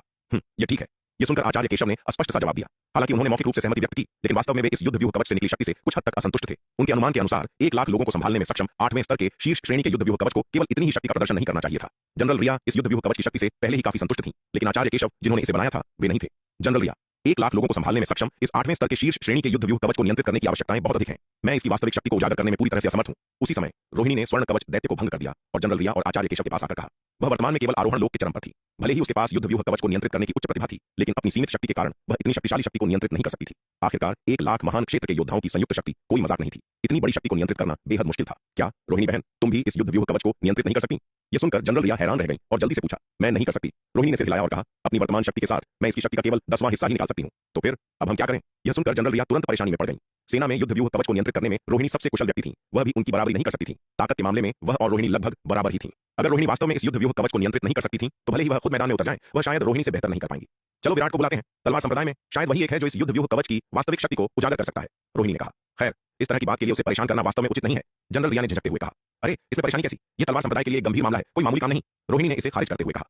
तुम लोग यहीं रुको, मैं जाकर उसे बुला लाती हूँ। वह और विराट कभी पवनगढ़ अकादमी में सहपाठी थे। उस समय उसने विराट को अनगिनत बार पीटा था, इसलिए रोहिणी उसके प्रति वैसा खौफ नहीं रखती थी जैसा कि दूसरे लोग रखते थे। हालांकि विराट अब उससे कहीं अधिक मजबूत और शक्तिशाली था, लेकिन वह अभी भी उसे पवनगढ़ अकादमी के अपने पुराने सहपाठी के रूप में ही मानती थी। इसके अलावा वह विराट के व्यक्तित्व को अच्छी तरह से जानती थी। उसकी ताकत और हैसियत के कारण उनके प्रति उसका रवैया नहीं बदलेगा। विराट अभी भी उसके साथ अपनी बड़ी बहन की तरह ही व्यवहार करता था, बिल्कुल पहले की तरह। रोहिणी विराट के निवास पर दौड़ी गई और उसे बाहर खींच लाई। विराट अभी स्वर लहरी आश्रम से दक्षिणी महाद्वीप लौटा था और रोहिणी द्वारा जबरन ले जाए जाने से पहले उसे आराम करने का भी मौका नहीं मिला था। हालांकि यह सुनकर कि आचार्य केशव ने 1 लाख पुरुषों को धारण करने में सक्षम एक शीर्ष श्रेणी का 8वें स्तर का युद्ध व्यूह कवच तैयार किया है, विराट की दिलचस्पी तुरंत जाग उठी। वे दोनों एक साथ नवधारा महाद्वीप पर सूर्य संप्रदाय के खंडहरों के मुख्य क्षेत्र में तलवार संप्रदाय के सैन्य प्रशिक्षण मैदान में गए। विराट ने युद्ध व्यूह कवच का केंद्रीय कवच पहना और व्यक्तिगत रूप से युद्ध व्यूह कवच को नियंत्रित करना शुरू किया और इसकी शक्ति का परीक्षण करने लगा। निश्चित रूप से विराट के व्यक्तिगत नियंत्रण में युद्ध व्यूह कवच की युद्ध शक्ति रोहिणी द्वारा नियंत्रित शक्ति से 10 गुना अधिक मजबूत थी। हालांकि विराट वर्तमान में केवल अर्ध आरोहण लोक में था। शक्ति के मामले में वह दिव्य विकास लोक के प्रारंभिक चरण के किसी भी विशेषज्ञ से कम नहीं था। इसलिए 1 लाख लोगों को धारण करने में सक्षम इस शीर्ष श्रेणी के 8वें स्तर के युद्ध व्यूह कवच को नियंत्रित करना स्वाभाविक रूप से उसके लिए पर्याप्त से अधिक था। इस 1 लाख मजबूत 8वें स्तर के शीर्ष श्रेणी के युद्ध व्यूह कवच को नियंत्रित करने वाले विराट द्वारा निकाली गई युद्ध शक्ति पूरी तरह से शीर्ष स्तर के मध्य चरण के दिव्य विकास लोक विशेषज्ञ की शक्ति के बराबर थी। यह देखकर जनरल रिया और आचार्य केशव दोनों आश्चर्यचकित और प्रसन्न हुए। उन्हें उम्मीद नहीं थी कि युद्ध व्यूह कवच इतना शक्तिशाली होगा। अगर तलवार संप्रदाय की सभी युद्ध इकाइयां इस तरह के युद्ध व्यूह कवच से लैस हो जाएं, तो तलवार संप्रदाय की ताकत अकल्पनीय स्तर तक पहुंच जाएगी। तलवार संप्रदाय की सेना की संख्या वर्तमान में 12 करोड़ थी। उनमें से 2 करोड़ स्वर्गदेव स्तर के सैनिक थे, 9 करोड़ लघु महान क्षेत्र के सैनिक थे और पूरे 1 करोड़ महान क्षेत्र के सैनिक थे। वास्तव में तलवार संप्रदाय में सैनिकों की भर्ती के लिए न्यूनतम साधना मानक पहले से ही लघु महान क्षेत्र था। वे स्वर्गदेव स्तर के सैनिक वे सभी पूर्व सैनिक थे जिन्होंने अभी तक लघु महान क्षेत्र में प्रवेश नहीं किया था। एक बार जब सभी 2 करोड़ स्वर्गदेव स्तर के योद्धा लघु महान क्षेत्र में प्रवेश कर लेते हैं, तो तलवार संप्रदाय के सभी योद्धा लघु महान क्षेत्र से ऊपर के योद्धा हो जाएंगे। अगर ये सभी सैनिक महान क्षेत्र में प्रवेश कर जाएं और फिर 1 लाख की ताकत वाले इन 8वें स्तर के शीर्ष श्रेणी के युद्ध व्यूह कवच से लैस हो जाएं, तो तलवार संप्रदाय की ताकत अकल्पनीय रूप से भयानक स्तर तक पहुंच जाएगी। पूरे शक्ति सिंधु महाद्वीप पर कोई भी ताकत तलवार संप्रदाय का मुकाबला नहीं कर पाएगी। युद्ध व्यूह कवच के इस परीक्षण के बाद जनरल रिया ने सेना के जनरलों को और अधिक सख्ती से प्रशिक्षित करना शुरू कर दिया और विभिन्न प्रमुख युद्ध प्रभागों के कमांडरों पर सख्त आवश्यकताएं लागू कर दी। वर्तमान में हथियार बनाने वाले कारखाने ने और भी अधिक शक्तिशाली युद्ध व्यूह कवच बना लिए हैं, लेकिन उनकी सेना के पास उन्हें नियंत्रित करने के लिए उपयुक्त कमांडरों की कमी है। विराट के अनुसार 1 लाख सैनिकों का समर्थन करने में सक्षम एक शीर्ष स्तरीय 8वें स्तर के युद्ध व्यूह कवच को अपनी शक्ति को उजागर करने के लिए कम से कम एक अर्धचरण दिव्य विकास लोक के योद्धा की आवश्यकता होती है। तलवार संप्रदाय की सेना में वर्तमान में अर्धचरण दिव्य विकास लोक के जनरलों की भारी कमी है। वास्तव में तलवार संप्रदाय में अर्धचरण दिव्य विकास लोक के योद्धाओं की काफी संख्या है, लेकिन इनमें से अधिकांश विशेषज्ञ तलवार संप्रदाय के मुख्य हॉल से संबंधित हैं, उनकी सेना से नहीं। युद्ध व्यूह कवच को नियंत्रित करना केवल पर्याप्त साधना होने की बात नहीं है। इसके लिए ऐसे कवच को नियंत्रित करने की जन्मजात प्रतिभा की भी आवश्यकता होती है। इस प्रतिभा के बिना उच्च साधना के साथ भी बड़ी संख्या में सैनिकों की शक्ति का समन्वय और संक्षेपण करना, उनकी ताकत को केंद्रित करना और आश्चर्यजनक युद्ध शक्ति को उजागर करना मुश्किल है। यहाँ तक कि दिव्य पवन महल में कुछ दिव्य विकास लोक के विशेषज्ञ भी युद्ध व्यूहों और बख्तरबंद सैनिकों को नियंत्रित करने में रोहिणी के कौशल की बराबरी नहीं कर सकते थे। युद्ध व्यूहों और बख्तरबंद सैनिकों को नियंत्रित करने वाले दिव्य पवन महल से एक प्रारंभिक चरण के दिव्य विकास लोक विशेषज्ञ द्वारा निकाली गई शक्ति रोहिणी की शक्ति से भी मेल नहीं खा सकती है। जनरलों की प्रतिभा के बिना योद्धाओं को इन व्यूहों और बख्तरबंद सैनिकों को नियंत्रित करने की अनुमति देना पूरी तरह से बर्बादी थी। इसलिए इन युद्ध व्यूहों और बख्तरबंद सैनिकों को नियंत्रित करने के लिए सेना को अंततः दूसरों पर निर्भर न रहकर खुद शक्तिशाली जनरलों को तैयार करना पड़ा। सेना मुख्यालय लौटने के बाद रोहिणी ने अपनी तलवार सेना के जनरलों जनरल बालक, मनीष, ललन, तारिका सिंह और अन्य के प्रशिक्षण को तेज कर दिया। उन्हें हर दिन अथक साधना करने के लिए प्रेरित किया ताकि उन्हें अर्ध चरण तक पहुंचने में मदद मिल सके। जनरल रिया और रोहिणी पहले से ही अपने सैनिकों के प्रति काफी सख्त थीं, लेकिन इस बार उनकी तेज मांगों के कारण सैन्य मुख्यालय में सैनिक कराहने लगे और अंतहीन शिकायतें करने लगे। हालांकि सैनिकों ने कड़वाहट से शिकायत की, लेकिन किसी ने भी दोनों महिलाओं के आदेशों की अवज्ञा करने की हिम्मत नहीं की। जनरल रिया और रोहिणी क्रमशः क्रूर और हिंसक थीं। उन्हें क्रोधित करने से भयानक परिणाम होंगे, इसलिए अपने भीषण प्रशिक्षण के बावजूद सैनिक केवल दांत पीसकर इसे सहन कर सकते थे। जबकि सेना प्रशिक्षण तेज कर रही थी, आचार्य केशव ने हथियार निर्माण कारखाने में लौटने पर तुरंत अपने मुख्य बल को बड़े पैमाने पर 1 लाख मजबूत 8वें स्तर के शीर्ष श्रेणी के युद्ध व्यूह कवच की फोर्जिंग पर संसाधनों को केंद्रित करने के लिए लामबंद किया। एक अकेले 1 लाख मजबूत 8वें स्तर के शीर्ष श्रेणी के युद्ध व्यूह कवच के लिए 1 लाख कवच के टुकड़ों की आवश्यकता थी। जटिल घटकों का तो जिक्र ही क्या, प्रत्येक 1 लाख मजबूत 8वें स्तर के शीर्ष श्रेणी के युद्ध व्यूह कवच का निर्माण एक बहुत बड़ा उपक्रम था। सौभाग्य से हथियार बनाने वाला कारखाना अब विशाल हो गया था, जिसमें 1 करोड़ हथियार बनाने वाले थे। इनमें से 10 लाख हथियार बनाने वाले स्वतंत्र रूप से युद्ध व्यूह कवच बनाने में सक्षम थे। हथियार बनाने वाले कारखाने में तलवार संप्रदाय का भारी निवेश, साथ ही हथियार बनाने वालों को आचार्य केशव का सावधानीपूर्वक प्रशिक्षण, जिसके परिणाम स्वरूप एक विशाल और प्रतिभाशाली कार्यबल तैयार हुआ। कारखाने के पूर्ण पैमाने पर संचालन के तहत यह हर 10 दिन में 1 लाख की क्षमता वाला एक 8वें स्तर का शीर्ष श्रेणी युद्ध व्यूह कवच बना सकता था। बेशक जब आचार्य केशव कारखाने को 1 लाख मजबूत 8वें स्तर के शीर्ष श्रेणी के युद्ध व्यूह कवच का उत्पादन करने का निर्देश दे रहे थे, तो उन्होंने उच्च स्तरीय युद्ध व्यूह कवच पर शोध करना बंद नहीं किया। उन्होंने एक साथ कारखाने को 1 लाख मजबूत 8वें स्तर के शीर्ष श्रेणी के युद्ध व्यूह कवच का उत्पादन करने के लिए कहा और अपने कुलीन हथियार निर्माताओं को 9वें स्तर के निम्न श्रेणी के युद्ध व्यूह कवच पर शोध शुरू करने के लिए संगठित किया। पूरी क्षमता से काम करने वाले कारखाने के साथ बड़े पैमाने पर 1 लाख मजबूत 8वें स्तर के शीर्ष श्रेणी के युद्ध व्यूह कवच का उत्पादन करते हुए शालिनी का खजाना विभाग भी पूरा सहयोग कर रहा था, यह सुनिश्चित करते हुए कि कारखाने को आवश्यक सभी सामग्रियों की निरंतर आपूर्ति हो। शालिनी ने विशाल खनन टीमों को 8वें स्तर और 9वें स्तर की खदानों के खनन पर अपने प्रयासों को केंद्रित करने का भी आदेश दिया। 1 लाख मजबूत कुलीन 8वें स्तर के युद्ध व्यूह बख्तरबंद सैनिकों, जबकि ज्यादातर कुलीन 8वें स्तर के कवच से सुसज्जित थे, उनके पास निम्न स्तर के जन्मजात स्तर पर एक नियंत्रण केंद्र था। उनके मुख्य घटक कुलीन 9वें स्तर से लेकर अर्ध जन्मजात स्तर तक थे। पूरा युद्ध व्यूह बख्तरबंद बल एक अविश्वसनीय रूप से परिष्कृत मशीन जैसा दिखता था, जिसमें अलग अलग ग्रेड के विभिन्न घटक थे। सबसे बुनियादी घटक कुलीन 8वें स्तर के थे, अधिक महत्वपूर्ण घटक निम्न श्रेणी के 9वें स्तर के थे, और इससे भी अधिक महत्वपूर्ण घटक मध्य श्रेणी के 9वें स्तर के थे, जो बढ़ते महत्व के साथ ऊपर की ओर बढ़ रहे थे। इसलिए 1 लाख सैनिकों के लिए कुलीन 8वें स्तर के युद्ध व्यूह कवच को तैयार करने के लिए न केवल बड़ी मात्रा में कुलीन 8वें स्तर की सामग्री की आवश्यकता थी, बल्कि बड़ी मात्रा में 9वें स्तर की सामग्री और यहां तक कि जन्मजात स्तर की सामग्री की भी आवश्यकता थी। इतनी बड़ी मात्रा में सामग्री की आपूर्ति करना कोई आसान काम नहीं था। सौभाग्य से खनन कार्य हथियार बनाने वाले कारखाने के लिए चिंता का विषय नहीं थे। विशाल खनन दल उन मामलों को संभाल सकता था। कारखाने को केवल युद्ध कवच बनाने पर ध्यान केंद्रित करने की आवश्यकता थी। शालिनी बाकी सब कुछ संभाल लेगी।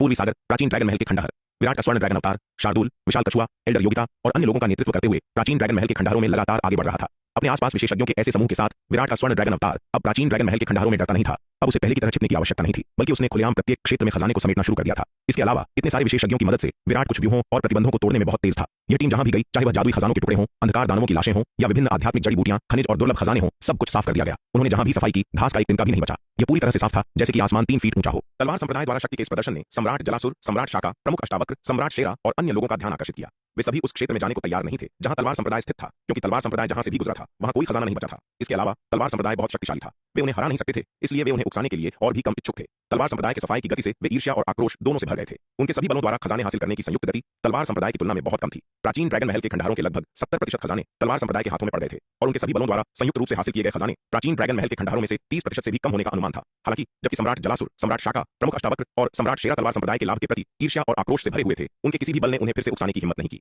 तलवार संप्रदाय की वर्तमान ताकत को देखते हुए भले ही वे सभी विराट और उसके समूह को हराने के लिए सेना में शामिल हो जाएं, उन्हें भारी कीमत चुकानी पड़ेगी। जब कीमत एक निश्चित स्तर पर पहुंच जाती है तो कोई भी इसके लिए अपनी जान जोखिम में डालने को तैयार नहीं होता। बेशक चूंकि वे तलवार संप्रदाय को उकसाना नहीं चाहते थे, इसलिए विराट उन पर सक्रिय रूप से हमला नहीं करेगा। वर्तमान में प्राचीन ड्रैगन महल के खंडहरों के भीतर सभी सेनाएं काफी शक्तिशाली थीं। घाटी में प्राप्त लाखों वर्ष पुरानी जन्मजात आध्यात्मिक जड़ी बूटियों को पचाने के बाद इन सेनाओं की ताकत में काफी वृद्धि हुई थी, जिसमें उनके अधिकांश प्रारंभिक चरण के दिव्य विकास लोक के योद्धा मध्य चरण तक पहुंच गए थे। शाक वंश की ओर, क्योंकि सम्राट शाका ने गुफा के पत्थर के कक्ष में अर्ध महाविपत्ति लोक स्तर की उपचार गोलियों की एक बोतल प्राप्त की थी। यहां तक कि शाक वंश के महा एल्डर शमशेर ने भी अंतिम चरण के दिव्य विकास लोक में प्रवेश कर लिया था। विराट के लगातार हमलों के कारण शाक वंश को भारी नुकसान उठाना पड़ा, जिसमें केवल 2 दिव्य विकास लोक विशेषज्ञ बचे, वंश के प्रमुख सम्राट शाका और एल्डर शमशेर। हालांकि केवल 2 ही बचे हैं। दोनों अंतिम चरण के दिव्य विकास लोक विशेषज्ञ हैं जो क्षेत्रीय अधिपति बनने में सक्षम हैं। शाक वंश, मगरमच्छ राक्षस वंश और समुद्री गाय राक्षस वंश एल्डर शमशेर के साथ, जिन्होंने हाल ही में अंतिम चरण के दिव्य विकास लोक में प्रवेश किया है। अब कुल 4 अंतिम चरण के दिव्य विकास लोक के विशेषज्ञ हैं। सम्राट जलासुर, कछुआ राक्षस वंश, पारदर्शी मत्स्य वंश और दंत मत्स्य वंश। पारदर्शी मत्स्य वंश के प्रमुख की सफलता के लिए धन्यवाद। 3 अंतिम चरण के दिव्य विकास लोक के विशेषज्ञ भी हैं। बाघ पर्वत राक्षस वंश के पास वर्तमान में केवल एक ही अंतिम चरण का दिव्य विकास लोक का विशेषज्ञ है, लेकिन उन्होंने प्राचीन ड्रैगन महल के खंडहरों में अपने समय के दौरान कई खजाने हासिल किए हैं, विशेष रूप से सम्राट शेरा ने, जिन्होंने 2 अर्धपारलौकिक दिव्य अस्त्र प्राप्त किए हैं, जिससे उनकी ताकत काफी बढ़ गई है। अपनी संख्यात्मक श्रेष्ठता और उच्च स्तरीय जादुई खजानों की वृद्धि के साथ राक्षस वंश अब एक दुर्जेय शक्ति है। प्राचीन ड्रैगन महल के खंडहरों के भीतर विभिन्न सेनाएं काफी शक्तिशाली थीं और उनमें से किसी एक को भी हराना कोई आसान काम नहीं होगा। इसके अलावा इन ताकतों के बीच आपसी सम्मान और जांच और संतुलन का मतलब था कि जबकि उनके खजाने की खोज के दौरान कभी कभार घर्षण होता था, जीवन या मृत्यु की लड़ाई दुर्लभ थी। हालांकि आधे वर्ष तक बनी यह शांतिपूर्ण स्थिति अंततः एक दिन टूट गई। प्राचीन ड्रैगन महल के खंडहरों के बाहरी क्षेत्र की प्रत्येक गहन खोज के साथ वहां के खजाने पूरी तरह से साफ हो गए थे। उस दिन विराट ने तलवार संप्रदाय के समूह को प्राचीन ड्रैगन महल के खंडहरों में गहराई तक ले जाया। देखो वह क्या है, माया ने अचानक दूर इशारा करते हुए कहा। छोटी मूर्ख, अब क्या हुआ, हमेशा इतनी आसानी से चौंक जाती हो। विराट ने कुछ हद तक चिढ़ते हुए कहा। यह छोटी मूर्ख हमेशा इतनी आसानी से चौंक जाती थी और हंगामा खड़ा कर देती थी। वह इतने लंबे समय से उसके साथ थी, फिर भी उसमें कोई सुधार नहीं हुआ था। वह हमेशा एक देहाती की तरह काम करती थी जिसने दुनिया नहीं देखी थी। वह वास्तव में उसे शर्मिंदा कर रही थी। हालांकि जब विराट ने माया के इशारे की दिशा में देखा तो उसके शब्द उसके गले में ही अटक गए। दूर के दृश्य ने उसे भी स्तब्ध कर दिया था। बहुत बहुत दूर एक विशाल शानदार शहर खड़ा था। इतनी दूर से भी ऊंचे शहर ने एक अत्यधिक उत्पीड़न की भावना व्यक्त की। चलो चलकर देखते हैं। विराट ने उस शानदार शहर को काफी देर तक निहारने के बाद अभी भी गहराई से प्रभावित होकर तुरंत कहा। फिर समूह राजसी शहर की ओर उड़ चला। जैसे जैसे वे करीब आते गए, इस अतुलनीय भव्य संरचना को देखकर उनका विस्मय और भी बढ़ता गया। शहर की दीवारें कम से कम खरबों मील तक फैली हुई थीं, उनकी लंबाई अंतहीन लग रही थी और उनकी ऊंचाई कम से कम 10,000 मील थी। ऐसा शानदार शहर उन सभी ने पहले कभी नहीं देखा था। तलवार संप्रदाय की व्यूह आधारित महान दीवार पहले से ही काफी प्रभावशाली थी, लेकिन इस शहर की तुलना में यह एक महान जादूगर को देखने वाली एक छोटी चुड़ैल की तरह थी, पूरी तरह से नगण्य। दीवार जो कम से कम खरबों मील लंबी और 10,000 मील ऊंची थी, यान को बनाने के लिए अकल्पनीय मात्रा में सामग्री की आवश्यकता रही होगी। हर कोई इस शानदार संरचना को विस्मय से अवाक होकर देखता रहा। इस विशाल शहर के नीचे वे खुद को धूल और चींटियों की तरह तुच्छ महसूस कर रहे थे। अरे विराट, क्या वह युद्ध का हथियार नहीं है? माया ने विराट की आस्तीन खींचते हुए शहर की दीवार पर 10,000 फीट ऊंचे एक विशाल हथियार की ओर इशारा किया, जो ठंडी धातु की चमक के साथ चमक रहा था, और उससे पूछा। विराट ने माया की उंगली का अनुसरण किया और जब उसकी निगाह उस विशाल हथियार पर पड़ी तो उसने जोर से निगला सिर हिलाया और कहा, हाँ, यह वास्तव में युद्ध का हथियार है और एक अर्धपारलौकिक दिव्य अस्त्र है। एक अर्धपारलौकिक दिव्य अस्त्र। यह एक अर्धपारलौकिक दिव्य अस्त्र से भी अधिक अपार शक्ति का हथियार था। समान स्तर के जादुई खजानों और बख्तरबंद वाहनों की तुलना में युद्ध के हथियारों की शक्ति आमतौर पर कहीं अधिक भयानक होती है। ऐसा इसलिए है क्योंकि युद्ध के हथियार आमतौर पर जादुई खजानों की तुलना में बहुत बड़े होते हैं। युद्ध के हथियारों को बनाने में आमतौर पर समान स्तर के जादुई खजानों को बनाने की तुलना में दसियों या यहां तक कि सैकड़ों गुना अधिक सामग्री की आवश्यकता होती है। कुछ बड़े युद्ध हथियार समान स्तर के जादुई खजानों से हजारों गुना बड़े हो सकते हैं। उदाहरण के लिए 10,000 फीट के आकार के युद्ध के हथियार को बनाने के लिए आवश्यक सामग्री एक लंबी तलवार वाली जादुई कलाकृति को बनाने के लिए आवश्यक सामग्री से बहुत अलग है। इसलिए सामान्य परिस्थितियों में समान स्तर के जादुई खजानों द्वारा निकाली गई शक्ति युद्ध के हथियारों की तुलना में बहुत कम है। इसके अलावा जादुई खजानों के उपयोग के लिए योद्धा से एक निश्चित स्तर की साधना की आवश्यकता होती है, लेकिन युद्ध के हथियारों के सक्रियण के लिए नहीं। ऐसा इसलिए है क्योंकि युद्ध के हथियारों का ऊर्जा स्रोत आध्यात्मिक पत्थर या अन्य ऊर्जा प्रदान करने वाले पदार्थ हैं। योद्धा का सच्चा सार नहीं। जब तक कोई युद्ध के हथियार को नियंत्रित करना जानता है, तब तक कम साधना वाला योद्धा भी अपनी अधिकतम शक्ति को उजागर कर सकता है। बेशक युद्ध का हथियार जितना उन्नत होगा, उसे संचालित करना उतना ही जटिल होगा। कई हथियारों को एक या दो लोगों द्वारा नियंत्रित नहीं किया जा सकता है। उन्हें सक्रिय करने के लिए कई योद्धाओं के सहयोग की आवश्यकता होती है। इसलिए युद्ध के हथियार आमतौर पर केवल बड़े पैमाने पर युद्ध के लिए उपयुक्त होते हैं, न कि कुछ शक्तिशाली व्यक्तियों के बीच छोटे पैमाने की लड़ाई के लिए। सबसे पहले युद्ध के हथियारों को आम लोगों द्वारा संचालित करना बहुत जटिल है। दूसरा, जबकि युद्ध के हथियार शक्तिशाली होते हैं, वे बहुत अनाड़ी होते हैं और फुर्तीले नहीं होते हैं, जिससे उसी स्तर के विरोधियों को मारना मुश्किल हो जाता है। ऐसा इसलिए है क्योंकि ऐसे शक्तिशाली व्यक्ति हाथ पर हाथ धरे नहीं बैठे रहेंगे और दूसरों को उन पर हथियारों से बमबारी करने की अनुमति नहीं देंगे। तुम किसका इंतजार कर रहे हो? जल्दी करो और इसे रख लो, माया ने खुशी से कहा। इसके साथ ही वह हवा में चमकी शहर की दीवार पर अर्धपारलौकिक दिव्य अस्त्र की ओर उड़ी। हालांकि जैसे ही वह दीवार के पास पहुंची, अचानक पानी जैसी एक लहर उस पर फैल गई। एक कान फाड़ देने वाले धमाके के साथ माया पानी जैसी दीवार से टकरा गई, जिससे वह दूर जा गिरी। धत तेरे की, यह क्या है? माया ने अपना माथा मला। उसे चक्कर आ रहे थे और वह भटकी हुई थी और वह शहर की दीवार को खाली घूरने लगी। वह पूरी गति से उड़ रही थी। उस प्रभाव का बल अपार था। यहाँ तक कि अपने दुर्जय पर्वत भंजानव दमन शरीर के साथ भी जो मजबूत शारीरिक सुरक्षा प्रदान करता था, वह गंभीर रूप से घायल हो गई थी। सौभाग्य से उसके पर्वत भंजक दानव दमन शरीर में उत्कृष्ट पुनर्योजी क्षमताएं भी थीं। उसकी चोटें लगभग तुरंत ठीक हो गईं। होश में आने के बाद माया फिर से शहर की दीवार की ओर उड़ गई। इस बार वह पहले की तरह लापरवाह नहीं थी, बल्कि सावधानी से कोशिश कर रही थी। हालांकि वह चाहे कैसे भी उड़े, वह लगभग हर जगह गई। पानी की तरह एक रक्षात्मक परत ने उसकी प्रगति को रोक दिया, जिससे उसे शहर की दीवार पर उतरने से रोक दिया गया। लंबे समय तक बिना किसी सफलता के प्रयास करने के बाद माया निराश महसूस करने से खुद को नहीं रोक पाई। विराट, मैं अब उस शहर की दीवार पर नहीं उड़ सकती, अब यह तुम पर निर्भर है। माया कुछ हद तक निराश होकर विराट के पास वापस उड़ गई। शहर की दीवार पर पानी जैसी रक्षात्मक परत बेहद शक्तिशाली थी। यहाँ तक कि अपने अर्धपारलौकिक दिव्य अस्त्र के साथ भी वह इसे रत्ती भर भी हिला नहीं सकी। विराट ने भी माया का प्रयास देखा था। उसने राजसी शहर की दीवार को देखा, लंबे समय तक विचार किया और फिर खुद भी उड़कर विभिन्न तरीकों की कोशिश की। हालांकि उसने चाहे जो भी कोशिश की, वह भी रक्षात्मक पानी के पर्दे को नहीं तोड़ सका। विराट, कैसा रहा? माया फिर से उड़कर आई और उत्सुकता से पूछा। नहीं, यह रक्षात्मक व्यूह बहुत मजबूत है, मैं इसे नहीं तोड़ सकता। विराट ने सिर हिलाया और कहा, क्या तुम भी इसके बारे में कुछ नहीं कर सकते? विराट की बात सुनकर माया तुरंत दंग रह गई। उसके दिमाग में विराट हमेशा सर्वशक्तिमान रहा था, खासकर व्यूहों के क्षेत्र में। दुनिया में ऐसा कोई व्यूह नहीं था जो उसे रोक सके। लेकिन अब उसने वास्तव में सुना कि विराट शहर के रक्षात्मक व्यूह के बारे में कुछ नहीं कर सकता। तो फिर हम क्या करें? क्या हम बस मूक दर्शक बनकर युद्ध के इन हथियारों को यहाँ खड़े देखेंगे? माया होश में आई और उसने विराट से पूछा। इस लंबी शहर की दीवार पर युद्ध के काफी हथियार थे। अर्धपारलौकिक दिव्य अस्त्र स्तर का हथियार जिसे उन्होंने अभी खोजा था, अनगिनत युद्ध के हथियारों में से एक था। इतने सारे युद्ध के हथियारों को यहाँ छोड़ देना बहुत बड़ी बर्बादी होगी। यह एक खजाने वाले पहाड़ में प्रवेश करने और खाली हाथ निकलने जैसा होगा। नहीं, जबकि मैं इस व्यूह को सामने से नहीं तोड़ सकता, यह अधूरा है। ऊर्जा हर जगह असमान है और रक्षात्मक शक्ति भिन्न है, जो स्पष्ट रूप से एक त्रुटिपूर्ण व्यूह का संकेत देती है। इसे पहले भी तोड़ा गया होगा। चलो कहीं और देखते हैं। मुझे लगता है कि कहीं और भी व्यूह में कमियां होंगी, विराट ने कहा। अपने पिछले प्रयोग के बाद उसने पाया कि शहर का रक्षात्मक व्यूह अधूरा था। बिजली का प्रवाह बहुत बाधित था, जो स्पष्ट रूप से दर्शाता है कि इसे जबरन नष्ट कर दिया गया था। इन पहलुओं से रक्षात्मक व्यूह में अंतराल होना चाहिए। वास्तव में विराट की वर्तमान व्यूहों की महारत और ताकत के साथ वह सामने से इसके एक हिस्से को तोड़ सकता था। हालांकि यह व्यूह बहुत उन्नत और बहुत शक्तिशाली था, यहाँ तक कि एक छोटे से अंतराल को तोड़ना बेहद मुश्किल और महंगा होगा। सबसे महत्वपूर्ण बात यह है कि इसमें अविश्वसनीय रूप से लंबा समय लगेगा। जब शहर में प्रवेश करने के अन्य तरीके हैं, तो कुछ ऐसा क्यों करें जो इतना थकाऊ और अनुत्पादक हो। इसके बाद विराट और तलवार संप्रदाय के योद्धाओं का समूह शहर के व्यूह में एक दरार की तलाश में शहर की दीवार के साथ साथ चलने लगा। जैसे ही वे शहर की दीवार के साथ चले, वे नीचे के दृश्य से बहुत हैरान थे। शहर के नीचे अनगिनत लाशें बेतरतीब ढंग से बिखरी हुई थीं। इनमें से अधिकांश लाशें अंधकार दानव वंश की थीं, जिनमें से कुछ प्राचीन ड्रैगन वंश और जलीय नस्लों की थीं। ये लाशें लगभग सभी दिव्य विकास लोक के विशेषज्ञों की थीं, क्योंकि दिव्य विकास लोक के नीचे के योद्धाओं के शरीर युगों पहले सड़ चुके थे, जबकि आरोहण लोक के अंधकार दानवों की लाशें उनके मजबूत शरीर के कारण सड़ी नहीं थीं, बहुत कम अक्षुण्ण थीं। अधिकांश खंडित और टूटे हुए थे। यहाँ तक कि दिव्य विकास लोक के अंधकार दानवों की लाशें शायद ही कभी अक्षुण्ण पाई जाती थीं। अक्सर उनमें बड़े छेद हो जाते थे या अंग गायब हो जाते थे। स्पष्ट रूप से इनमें से अधिकांश अंधकार दानव शहर की दीवारों पर मौजूद भयानक युद्ध हथियारों द्वारा मारे गए थे, इसलिए उनकी गंभीर रूप से क्षतिग्रस्त स्थिति थी। यह दर्शाता है कि शहर की दीवारों पर हथियार वास्तव में कितने भयानक थे, और नीचे के भयानक युद्ध के मैदान को देखते हुए कोई भी कल्पना कर सकता है कि वह युद्ध कितना क्रूर और तीव्र रहा होगा। विराट और अन्य लोगों ने शहर के रक्षात्मक व्यूह में अंतराल की खोज की, साथ ही जादुई कलाकृतियों के टुकड़ों, अंधकार दानवों की लाशों और युद्ध के मैदान से बिखरे हुए राक्षसी हथियारों को भी एकत्र किया। दुर्भाग्य से हालांकि युद्ध के मैदान में अंधकार दानवों की कई लाशें थीं, लेकिन उनमें से अधिकांश अधूरी थीं। किसी भी अक्षुण्ण लाश को खोजना बेहद दुर्लभ था, क्योंकि इन अंधकार दानवों की लाशें बहुत बुरी तरह से टूट गई थीं। उनकी शक्ति गंभीर रूप से कम हो गई थी, यहाँ तक कि शार्दुल ने भी उन्हें खाने से इनकार कर दिया। कई दिनों के संग्रह के बाद उन्हें बहुत कम अक्षुण्ण अंधकार दानव लाशें मिलीं, और इसी तरह बहुत कम अक्षुण्ण राक्षसी हथियार मिले। बाद में अल्प फसल को देखकर विराट ने बस सभी को अंधकार दानवों की लाशों और राक्षसी हथियारों को इकट्ठा करना छोड़ने और शहर के रक्षात्मक व्यूह में कमियों को खोजने पर अपने प्रयासों को केंद्रित करने के लिए कहा। पिछले कुछ दिनों में शहर की दीवारों पर चलते हुए विराट ने दीवारों पर अनगिनत हथियारों को देखा। उसने युद्ध के कई ऐसे हथियार भी देखे जो वास्तव में रूपांतरण लोक के दिव्य अस्त्रों के स्तर तक पहुंच चुके थे। इतने सारे उच्च श्रेणी के युद्ध हथियारों को देखकर विराट लगभग इच्छा से लार टपका रहा था। उसका दिल असहनीय रूप से खुजला रहा था। इस समय उसे शहर की दीवारों के नीचे अंधकार दानवों की बिखरी हुई लाशों और राक्षसी कलाकृतियों के टुकड़ों पर ध्यान देने में कोई दिलचस्पी नहीं थी। विराट और उसके समूह के इस शहर में पहुंचने के 5वें दिन सम्राट जलासुर ने कछुआ राक्षस वंश, पारदर्शी मत्स्य वंश और दंत मत्स्य वंश का भी यहाँ पहुंचने के लिए नेतृत्व किया। जब सम्राट जलासुर और उसके साथी पहली बार इस शानदार शहर में पहुंचे, तो वे भी इसकी भव्यता से दंग रह गए। माया की तरह वे शुरू में शहर की ओर उड़े, केवल पीछे जाने और घायल होने के समान भाग्य का सामना करने के लिए। अविचलित होकर सम्राट जलासुर और उसके समूह ने रक्षात्मक व्यूह पर एक साथ बमबारी शुरू कर दी, लेकिन उन्होंने कितनी भी मेहनत की, यह चींटियों के एक पेड़ को हिलाने की कोशिश करने जैसा था। वे शहर के रक्षात्मक व्यूह को रत्ती भर भी हिला नहीं सके। यह देखकर कि वे व्यूह को नहीं तोड़ सकते, सम्राट जलासुर और उनका समूह हार मानने को तैयार नहीं था। बाकी प्राचीन ड्रैगन महल के खंडहरों का पहले ही अच्छी तरह से पता लगाया जा चुका था, और आगे बढ़ने के लिए उन्हें शहर की इस दीवार को पार करना पड़ा। हालांकि शहर की दीवार के ऊपर से उड़ना असंभव था, क्योंकि एक बहुत ही शक्तिशाली व्यूह ने पूरे प्राचीन ड्रैगन महल के खंडहरों को भी घेर लिया था। प्राचीन ड्रैगन महल के खंडहरों के अंदर एक निश्चित ऊंचाई तक पहुंचने पर उन्हें ऊर्जा के एक शक्तिशाली व्यूह का सामना करना पड़ा, जिसे वे अपनी ताकत से तोड़ नहीं सकते थे। अविचलित होकर सम्राट जलासुर और अन्य लोग शहर में प्रवेश करने का रास्ता खोजते हुए शहर की दीवारों के पीछे पीछे चले गए। विराट और उसके समूह के शहर में पहुंचने के 8वें दिन विराट को अंततः रक्षात्मक व्यूह में एक दरार मिल गई। इस रक्षात्मक व्यूह का पानी का पर्दा एक भयानक हमले से जबरन टूट गया था। उस विनाशकारी झटके ने व्यूह को स्थायी नुकसान पहुंचाया। हालांकि बाद में पूरे व्यूह की शक्ति के बढ़ने के तहत पानी जैसी ऊर्जा की परत ने खाई की मरम्मत की, लेकिन इसकी रक्षात्मक शक्ति अन्य क्षेत्रों की तुलना में बहुत कमजोर थी। जबकि अन्य ऊर्जा जल परतों को तोड़ना विराट के लिए मुश्किल था, इस अंतर को तोड़ना बहुत आसान था। विराट ने लोकाकाश महाविकास तलवार कला के पहले स्तर की 5वीं चाल का इस्तेमाल करते हुए एक ही झटके में पानी के पर्दे को तोड़ दिया। हाँ, इतने दिनों की तलाश के बाद हम आखिरकार इस शहर में प्रवेश कर सकते हैं। यह देखकर माया दिल खोलकर हंसी। इसके साथ वह आगे बढ़ी। व्यूह की खाई में घुसने ही वाली थी, लेकिन विराट ने अपना हाथ बढ़ाया, उसका कॉलर पकड़ा और उसे एक चूजे की तरह पीछे खींच लिया। विराट, तुम क्या कर रहे हो? माया ने हताश होकर संघर्ष किया। विराट की पकड़ से खुद को मुक्त किया और असंतोष में चिल्लाया। यह कमीना इतना शिष्ट था, इतने लोगों के सामने उसने वास्तव में उसे इस तरह खींचा। क्या उसके पास कोई गन नहीं थी? छोटी मूर्ख, तुम किस बात की जल्दी में हो? विराट ने अधीरता से उसे घूरते हुए चिड़चिड़ेपन से कहा। तुमने यह भी जांच नहीं की कि शहर की दीवारों के पीछे कोई खतरा है या नहीं, और लापरवाही से अंदर घुस गई। क्या तुम मौत की तलाश में हो? अगर यह छोटी मूर्ख उसके पीछे पीछे चलने के दौरान मुसीबत में पड़ गई, तो वह गरिमा को यह समझाने में सक्षम नहीं होगा। इस प्राचीन ड्रैगन महल के खंडहरों में सालों से कोई नहीं आया है, यह क्या खतरा पैदा कर सकता है? माया ने अपने होंठ घुमाते हुए उपेक्षापूर्वक कहा। विराट ने उसे नजरअंदाज कर दिया, अपना हाथ हिलाया और दिव्य विकास लोक के प्रारंभिक चरण में एक अंधकार दानव कठपुतली निकाली। फिर उसने दरार की ओर चलने वाली कठपुतली को नियंत्रित किया। जैसे ही कठपुतली शहर की दीवार पर उतरी, युद्ध के मैदानों के पीछे से अचानक एक चमकदार चमकती हुई ब्लेड दिखाई दी, जो कठपुतली पर गिर पड़ी। ब्लेड अविश्वसनीय रूप से तेज और अचानक था। विराट के पास प्रतिक्रिया करने का भी समय नहीं था, इससे पहले कि यह प्रारंभिक चरण के दिव्य विकास लोक अंधकार दानव कठपुतली पर प्रहार करता। छपाक, ब्लेड चमका और अविश्वसनीय रूप से मजबूत प्रारंभिक चरण के दिव्य विकास लोक अंधकार दानव कठपुतली को वास्तव में इस तेज हमले से 2 हिस्सों में काट दिया गया। यह देखकर सभी आश्चर्यचकित रह गए। विशेष रूप से माया डरी हुई थी और उसे ठंडा पसीना आ रहा था, जबकि उसकी ताकत प्रारंभिक चरण के दिव्य विकास लोक अंधकार दानव कठपुतली की तुलना में थोड़ी अधिक थी, लेकिन यह बहुत अधिक नहीं थी। उस कठपुतली को एक ही झटके में 2 हिस्सों में काट दिया गया था। अगर वह उसकी जगह होती तो नतीजा शायद बहुत बेहतर नहीं होता। तुम छोटी मूर्ख, क्या तुमने वह देखा? यह देखकर विराट के मन में डर की लहर दौड़ गई। अगर उसने तुरंत प्रतिक्रिया न की होती और माया को पीछे न खींचा होता, तो वह शायद मर चुकी होती। उसका उपाय केवल अज्ञात खतरों से बचाव के लिए था, लेकिन उसने यह अनुमान नहीं लगाया था कि शहर की दीवार के पीछे छिपा खतरा इतना भयानक होगा। उसके दिल में डर बना हुआ था, लेकिन विराट भी गुस्से से भरा हुआ था। उसने माया के सिर पर जोर से मारा और गुस्से में डांटते हुए कहा, तुम छोटी मूर्ख, अब से तुम मेरे ठीक पीछे रहना, मत जाओ। अगर मैंने तुम्हें फिर से गड़बड़ करते हुए पाया, तो मैं तुम्हें तुरंत वापस फेंक दूंगा और तुम्हें फिर कभी बाहर नहीं जाने दूंगा। माया ने अपना सिर नीचे कर लिया, एक शब्द भी बोलने की हिम्मत नहीं की और चुपचाप डांट स्वीकार कर ली। विराट, अब हम क्या करें? विराट द्वारा माया को डांटने के बाद एल्डर योगिता ने विराट से पूछा। वह ब्लेड की रोशनी बेहद भयानक थी, यहाँ तक कि मध्य चरण का दिव्य विकास लोक का योद्धा भी शायद इसके एक भी प्रहार का सामना नहीं कर सकता था। मालिक, क्यों ना मैं पहले जाकर टोलूं? शार्दुल ने कहा।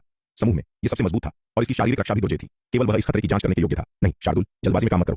विराट ने अपना हाथ हिलाया और कहा, हमें यह पता लगाना होगा कि उस ब्लेड की रोशनी किसने छोड़ी। केवल यह पता लगाकर कि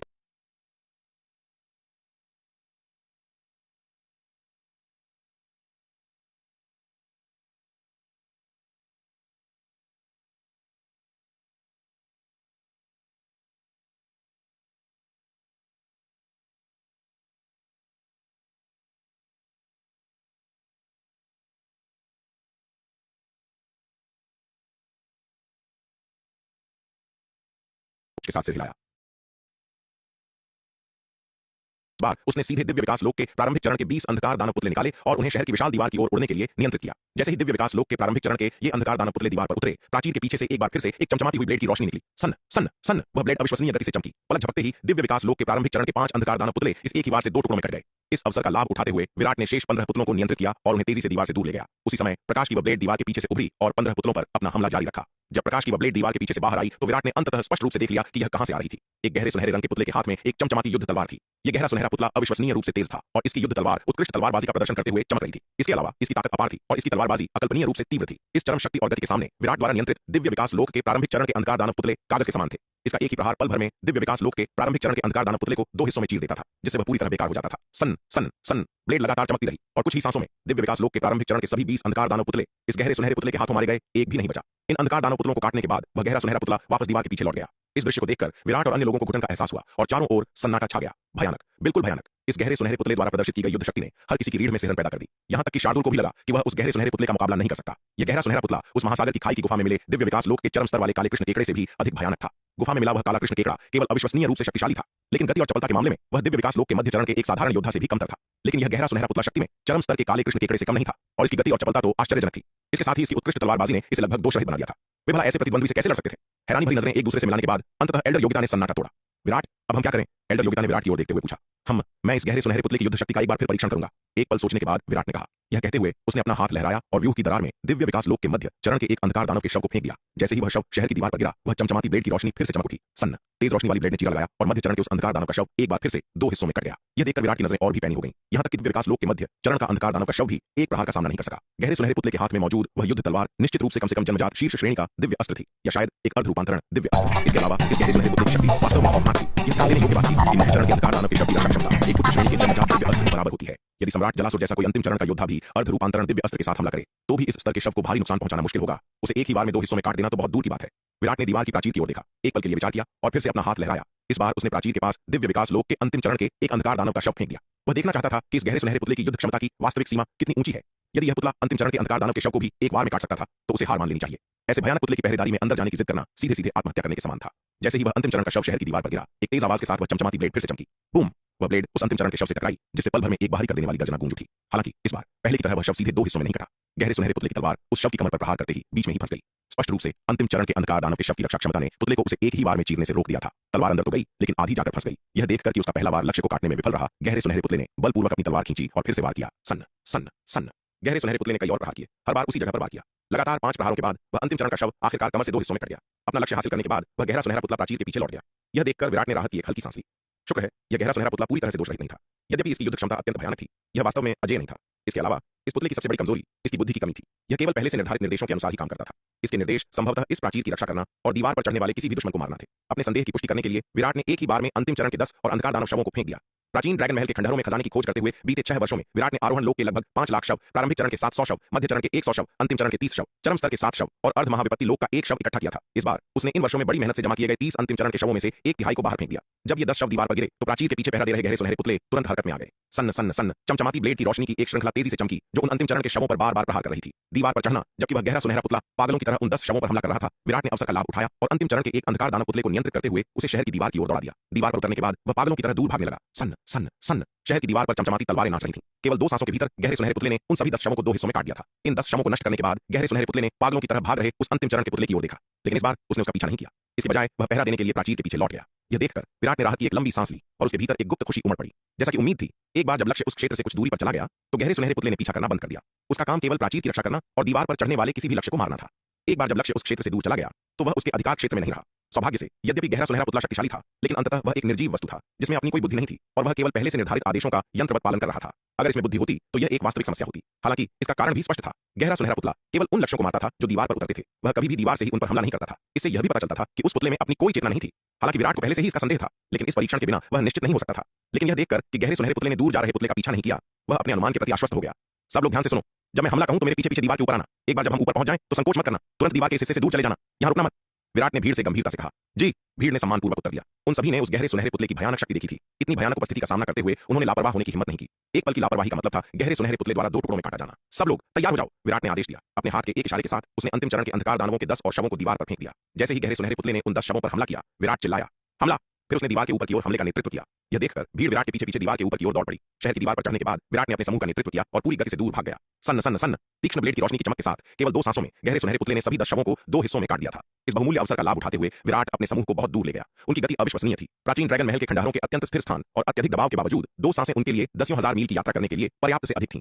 वे अब स्पष्ट रूप से गहरे सुनहरे पुतले के सुरक्षा क्षेत्र से बाहर थे। 10 शवों को नष्ट करने के बाद गहरे सुनहरे पुतले ने केवल उनकी दिशा में एक नजर डाली और फिर चुपचाप उस क्षेत्र की रखवाली करते हुए प्राचीर के पीछे अपने स्थान पर लौट गया। हाँ, विराट, हम सफल हो गए। यह देखकर माया ने खुशी से चिल्लाते हुए कहा, अभी से इतने खुश मत हो। हम अभी शहर की दीवार पर चढ़े हैं और पहले ही इतने भयानक खतरे का सामना कर चुके हैं। कौन जानता है कि इस दीवार पर और क्या-क्या अज्ञात खतरे छिपे हैं। हमने तो अभी शुरुआत ही की है, इसलिए हमें अपनी सतर्कता कम नहीं करनी चाहिए। विराट ने उसकी ओर देखा और उसे चेतावनी दी। उसने गहरे सुनहरे पुतले की दिशा में देखा और मन ही मन आह भरी। क्या शक्तिशाली पुतला है। यदि वह इस स्तर का कोई पुतला पा सके तो यह एक अविश्वसनीय रूप से शक्तिशाली हथियार होगा और पूरे शक्ति सिंधु महाद्वीप में कोई भी उससे पंगा लेने की हिम्मत नहीं करेगा। जब उसकी नजर गहरे सुनहरे पुतले द्वारा नष्ट किए गए 20 शवों पर पड़ी तो उसके दिल में दर्द की एक टीस उठी। इन वर्षों में उसने प्राचीन ड्रैगन महल के खंडहरों में केवल 30 अंतिम चरण के शव एकत्र किए थे और अब उसने उनमें से 2/3 एक साथ खो दिए थे, जो वास्तव में बड़े अफसोस की बात थी।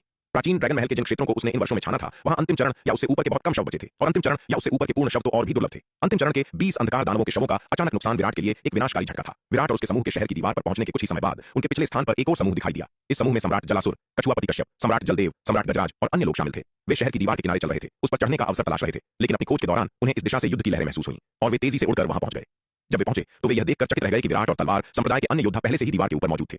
यह दृश्य देखकर सम्राट जलासुर और अन्य लोग बहुत खुश हुए। वे कई दिनों से दीवार तक पहुंचने का रास्ता बेतहाशा तलाश रहे थे और आज अंततः उन्हें एक रास्ता मिल ही गया था। चूंकि तलवार संप्रदाय के सदस्य इस क्षेत्र से शहर की दीवार तक पहुंच सके थे, इसका मतलब था कि वहां व्यूह में कोई दरार होनी चाहिए। थोड़ी देर खोजने के बाद उन्हें जल्दी ही वह दरार मिल गई। हाँ, विराट, शहर की दीवार पर चढ़ने का रास्ता खोजने में हमारी मदद करने के लिए तुम्हारा बहुत बहुत धन्यवाद। सम्राट जलासुर ने दूर खड़े विराट और उसके समूह की ओर देखते हुए अहंकार से हंसते हुए कहा। चूंकि वे अब विराट का कुछ नहीं बिगाड़ सकते थे तो क्यों ना उसे गुस्सा ही दिलाया जाए। यह सोचकर कि कैसे विराट ने बड़ी मेहनत से व्यूह में दरार खोजी थी, केवल उसे उनके हाथों में पड़ता देखने के लिए विराट बहुत दुखी होगा। विराट जितना अधिक दुखी होगा वे उतने ही अधिक खुश होंगे। सम्राट जलासुर के शब्द सुनकर विराट ने उसे एक अजीब नजर से देखा। इन मूर्खों ने केवल यह देखा था कि वे दीवार के ऊपर पहुंच गए हैं, लेकिन वे यह नहीं जानते थे कि वे वहां कैसे पहुंचे थे। अब उनका बुरा समय शुरू होने वाला था। विराट ने सम्राट जलासुर के उकसावे को नजरअंदाज कर दिया और बस उन्हें चुपचाप देखता रहा, तमाशा देखने का इंतजार करने लगा। वह केवल यह देखना चाहता था कि शहर की दीवार के ऊपर पहुंचने के बाद जब सम्राट जलासुर और अन्य लोग उस गहरे सुनहरे पुतले का सामना करेंगे तो उन्हें कैसा महसूस होगा। उनके चेहरों के भाव निश्चित रूप से काफी दिलचस्प होंगे। सम्राट जलासुर ने उत्तेजक ढंग से विराट की ओर देखा और फिर अहंकार पूर्वक कछुआ राक्षस वंश, पारदर्शी मत्स्य वंश और गज वंश के योद्धाओं को शहर की दीवार पर व्यूह की दरार की ओर ले गया। जहां तक इस बात का सवाल था कि दीवार पर दिव्य विकास लोक के अंतिम चरण के 20 अंधकार दानव के शव क्यों पड़े थे, उसने इसके बारे में ज्यादा नहीं सोचा, क्योंकि इस लंबी दीवार पर अंधकार दानव के बहुत सारे शव थे, इसलिए मात्र 20 और शव कोई खास बात नहीं थी। जैसे ही सम्राट जलासुर और अन्य लोग दीवार पर उतरे, सन्न से एक चमचमाती ब्लेड की रोशनी प्रकट हुई। तीक्ष्ण और तेज ब्लेड की रोशनी ने सबसे पहले सम्राट जलासुर पर प्रहार किया। बूम! क्योंकि ब्लेड की रोशनी इतनी अचानक और इतनी तेजी से प्रकट हुई थी, सम्राट जलासुर के पास प्रतिक्रिया करने का कोई समय नहीं था और वह सीधे उस प्रहार की चपेट में आ गया। भयानक झटके ने उसे हजारों मील दूर हवा में उछाल दिया। सम्राट जलासुर ने खून की उल्टी की। उसकी आंखें अत्यधिक भय से भरी हुई थीं। ये क्या हो रहा था? उसे अचानक ऐसे भयानक हमले का सामना कैसे करना पड़ा? ये ब्लेड की रोशनी वास्तव में भयानक थी। भले ही उसने अर्धपारलौकिक दिव्य अस्त्र के स्तर का एक रक्षात्मक अस्त्र पहन रखा था, फिर भी इस एक प्रहार से वह गंभीर रूप से घायल हो गया था। यदि उसका रक्षात्मक अस्त्र थोड़ी कमजोर श्रेणी का होता तो वह शायद इस प्रहार से तुरंत मर गया होता। अपनी ब्लेड से सम्राट जलासुर को दूर फेंकने के बाद गहरे सुनहरे पुतले ने उसका पीछा करना जारी नहीं रखा, बल्कि शहर की दीवार पर चढ़ने वाले अन्य लोगों का कत्लेआम जारी रखा। सन्न सन्न सन्न तीक्ष्ण और तेज ब्लेड की रोशनी लगातार चमकती रही। हर प्रहार अपने पीछे खून का एक निशान छोड़ रहा था। पलक झपकते ही दिव्य विकास लोक के मध्य चरण के 10 योद्धा इस ब्लेड की रोशनी के नीचे मारे गए, इससे पहले कि वे चीख भी पाते। कछुआपति कश्यप, सम्राट जलदेव, सम्राट गजराज और अन्य लोग इस दृश्य से भयभीत थे। वे इतना डर गए थे कि उनमें विरोध करने की कोई इच्छा नहीं बची और वे हताश होकर विराट और तलवार संप्रदाय के अन्य योद्धाओं की दिशा में भागने लगे। भागने के दौरान गजवंश के प्रमुख सम्राट गजराज पर प्रकाश की एक ब्लेड का प्रहार हुआ, जिससे वह एक बाहरी कर देने वाली गर्जना के साथ हजारों मील दूर जा गिरा। महाविपत्ति लोक के स्तर का रक्षात्मक अस्त्र होने के बावजूद सम्राट गजराज अभी भी दिव्य विकास लोक के मध्य चरण में ही था, जो सम्राट जलासुर से बहुत कमजोर था। उस भयानक प्रहार का प्रभाव जो उस रक्षात्मक अस्त्र के माध्यम से गुजरा, उसे मारने के लिए पर्याप्त था। भले ही अस्त्र की रक्षा ने उसे काफी कमजोर कर दिया था। उस विनाशकारी प्रभाव के तहत सम्राट गजराज का शरीर लगभग टुकड़ों में बिखर गया था। उसकी चौड़ी आंखें आतंक से भरी हुई थीं, लेकिन उनमें रोशनी धीरे धीरे धुंधली पड़ गई। पूर्वी सागर के 10 अधिपतियों में से एक गज वंश का प्रमुख मारा गया था। प्राचीन ड्रैगन महल के खंडहर प्रकट होने के बाद मरने वाला यह पूर्वी सागर का पहला अधिपति भी था। कछुआपति कश्यप, सम्राट जलदेव और अन्य योद्धा दयनीय स्थिति में उस क्षेत्र से भाग गए। वे मुश्किल से ही उस गहरे सुनहरे पुतले के हमले से बच पाए थे। जब वे अंततः शांत हुए और अपने नुकसान का आकलन किया तो उन्होंने पाया कि उनके लगभग आधे अनुयायी मारे जा चुके थे। कुल 15 योद्धा उस गहरे सुनहरे पुतले के हाथों मारे गए थे, जिनमें गजवंश का प्रमुख सम्राट गजराज भी शामिल था, जो उसकी ब्लेड के नीचे नष्ट हो गया था। इस युद्ध के बाद कछुआ राक्षस वंश में दिव्य विकास लोक के अंतिम चरण का केवल एक विशेषज्ञ और मध्य चरण के 4 विशेषज्ञ बचे थे। पारदर्शी मत्स्य वंश में अंतिम चरण का केवल एक विशेषज्ञ और मध्य चरण के 3 विशेषज्ञ बचे थे और गज वंश में मध्य चरण के केवल 2 योद्धा बचे थे। इसके बाद पूर्वी सागर के 10 अधिपतियों में से एक गजवंश लगभग अपाहिज हो गया था। विराट, तुम वास्तव में क्रूर हो। तुमने हमारे लिए इतना खतरनाक जाल बिछाया। अपने भारी नुकसान को देखकर सम्राट जलासुर, कछुआपति कश्यप और सम्राट जलदेव लाल आंखों से विराट की ओर घूरते हुए भयंकर गर्जना करने लगे। उन्होंने जिस संकट का सामना किया था वह प्राचीन ड्रैगन महल के खंडहरों में प्रवेश करने के बाद से अब तक का सबसे भयानक संकट था। यहाँ तक कि सम्राट जलासुर, कछुआपति कश्यप और सम्राट जलदेव जैसे अंतिम चरण के विशेषज्ञ भी लगभग अपनी जान गंवा बैठे थे। इस क्षण वे चाहते थे कि विराट को पीस कर राख कर दें। क्या तुम अभी भी नहीं माने या तुम हमसे लड़ना चाहते हो? विराट ने उनकी ओर देखा और उपहास किया। दोनों पक्ष एक दूसरे के जानी दुश्मन थे, जो जीवन मरण के संघर्ष में उलझे हुए थे। ऐसे विरोधी से निपटते समय तरीके मायने नहीं रखते। लक्ष्य केवल अधिकतम नुकसान पहुंचाना होता है। इसके अलावा यह विराट द्वारा बिछाया गया कोई जाल नहीं था। वे खुद इसमें चलकर आए थे। क्या विराट को उन्हें रोकना चाहिए था? विराट के शब्द सुनकर सम्राट जलासुर, कछुआपति कश्यप और सम्राट जलदेव के भाव बदल गए। जब से विराट तलवार संप्रदाय के कई विशेषज्ञों को लेकर आया था, तब से वे उसका कुछ नहीं बिगाड़ पाए थे। अब अपनी ताकत कम होने के कारण वे तलवार संप्रदाय के सामने और भी कमजोर हो गए थे। यदि तलवार संप्रदाय ने इस अवसर का लाभ उठाकर हमला किया तो उन्हें भयंकर परिणामों का सामना करना पड़ सकता था। चलो चलें। सम्राट जलासुर ने उग्रता से विराट को घूरा, अपना हाथ लहराया और भावहीन होकर कहा, इसके साथ वह कछुआ राक्षस वंश, पारदर्शी मत्स्य वंश और अन्य लोगों को तेजी से दूर ले गया। उन्हें जाते देख विराट ने कोई कदम नहीं उठाया। शहर की दीवार खतरों और अनिश्चितता से भरी थी और विराट कोई और जटिलता पैदा नहीं करना चाहता था। यदि वह किसी और खतरे को आमंत्रित करता तो यह एक बड़ी समस्या होती। इसके अलावा यद्यपि सम्राट जलासुर के पक्ष को भारी नुकसान हुआ था, फिर भी उनके पास अंतिम चरण के 3 विशेषज्ञ थे। उनसे निपटना आसान नहीं होगा। यदि वह उन्हें मौत की लड़ाई लड़ने के लिए मजबूर करता है तो उसे डर था कि उसके पक्ष को भी जान का नुकसान हो सकता है। उसके लिए अभी सबसे महत्वपूर्ण बात प्राचीन ड्रैगन महल के खंडहरों का पता लगाना और सम्राट जलासुर और उसके समूह से लड़ने के बजाय वहां मौजूद विभिन्न खजानों और अवसरों को प्राप्त करने का प्रयास करना था। बाद में सम्राट जलासुर और उसके समूह के साथ हिसाब चुकता करने के लिए काफी समय होगा। जल्दबाजी करने की कोई आवश्यकता नहीं थी। चलो हम भी चलते हैं, विराट ने समूह से कहा। इसके बाद विराट ने तलवार संप्रदाय के सदस्यों का नेतृत्व करते हुए शहर की दीवार का सावधानीपूर्वक अन्वेषण शुरू किया। गहरे सुनहरे पुतले से मुठभेड़ के बाद से कोई भी लापरवाह होने की हिम्मत नहीं कर रहा था। हर कोई जानता था कि यह शहर की दीवार खतरों से भरी थी और यह उन सभी स्थानों से कहीं अधिक खतरनाक थी जिनका उन्होंने पहले सामना किया था। यहाँ एक पल की लापरवाही उनकी जान ले सकती थी। शहर की दीवार के ऊपर कई दिनों की खोज के बाद विराट को धीरे धीरे एहसास हुआ कि यद्यपि वहां कई खजाने और अवसर मौजूद थे, लेकिन उन्हें प्राप्त करना प्राचीन ड्रैगन महल के खंडहरों के अन्य हिस्सों की तुलना में कहीं अधिक कठिन था। शहर की दीवार भयानक जानलेवा इरादों से भरी पड़ी थी। अचानक प्रकट होने वाले राक्षसी पुतलों से लेकर छिपे हुए जानलेवा व्यूहों तक अनगिनत साल पहले शीर्ष स्तर के विशेषज्ञों द्वारा छोड़ी गई खौफनाक मारक तकनीकें भी वहां मौजूद थीं। विराट और तलवार संप्रदाय के अन्य विशेषज्ञों ने 10 दिनों तक शहर की दीवार की खोज की और केवल एक उच्च श्रेणी का जन्मजात अस्त्र ही प्राप्त कर सके। ऐसा नहीं था कि विराट अधिक शक्तिशाली हथियार नहीं चाहता था, बल्कि यह था कि हथियार जितना अधिक शक्तिशाली होता, उसके साथ छिपे खतरे उतने ही खौफनाक होते थे। जब प्राचीन ड्रैगन जाति ने अंधकार दानव जाति के हमले का सामना किया था, तो उन्होंने शहर की दीवारों पर इन हथियारों को नष्ट होने से बचाने के लिए शक्तिशाली सुरक्षात्मक उपाय किए थे। अब वही सुरक्षात्मक उपाय विराट के लिए इन हथियारों को प्राप्त करने में एक बड़ी बाधा बन गए थे। एक बार जब विराट ने अर्ध रूपांतरण दिव्य अस्त्र के स्तर के एक युद्ध हथियार के पास जाने का प्रयास किया, तो अचानक उसके एक कोने से एक गहरा सुनहरा पुतला निकला, जिसने उसे चौंका दिया। यह गहरा सुनहरा पुतला उस पुतले से भी अधिक खौफनाक था जिसका उसने व्यूह की दरार में सामना किया था। दरार वाले पुतले को अंतिम चरण के अंधकार दानव के शव को नष्ट करने के लिए कम से कम 5 प्रहारों की आवश्यकता होती थी, लेकिन इस नए पुतले ने अंतिम चरण के एक अंधकार दानव को एक ही बार में चीर दिया था। विराट को उस पुतले को अस्थायी रूप से रोकने के लिए चरम स्तर के एक अंधकार दानव का शव फेंकना पड़ा और वह मुश्किल ही वहां से बच निकलने में सफल हुआ। हालांकि वह अभी तक अंतिम चरण और चरम स्तर के अंधकार दानव शवों को पुतलों में परिष्कृत करके युद्ध में उन्हें नियंत्रित नहीं कर सकता था। सौभाग्य से शहर की दीवार पर मौजूद ये गहरे सुनहरे पुतले बहुत बुद्धिमान नहीं थे। वे केवल पूर्व निर्धारित आदेशों को यंत्रवत रूप से निष्पादित करते थे। यदि कोई अंधकार दानव का शव उन पर फेंका जाता तो वे उस पर भी हमला कर देते। उन्हें इस बात से कोई फर्क नहीं पड़ता था कि वह वस्तु जीवित है या मृत। उनके रक्षात्मक क्षेत्र में प्रवेश करने वाला कोई भी शत्रुतापूर्ण लक्ष्य उनके हमले की सीमा में था। यही कारण था कि विराट ने चौराई से अंधकार दानव के शव का उपयोग करके उसका ध्यान भटकाया, उसे अस्थायी रूप से रोक दिया और भागने के लिए खुद को समय दे दिया।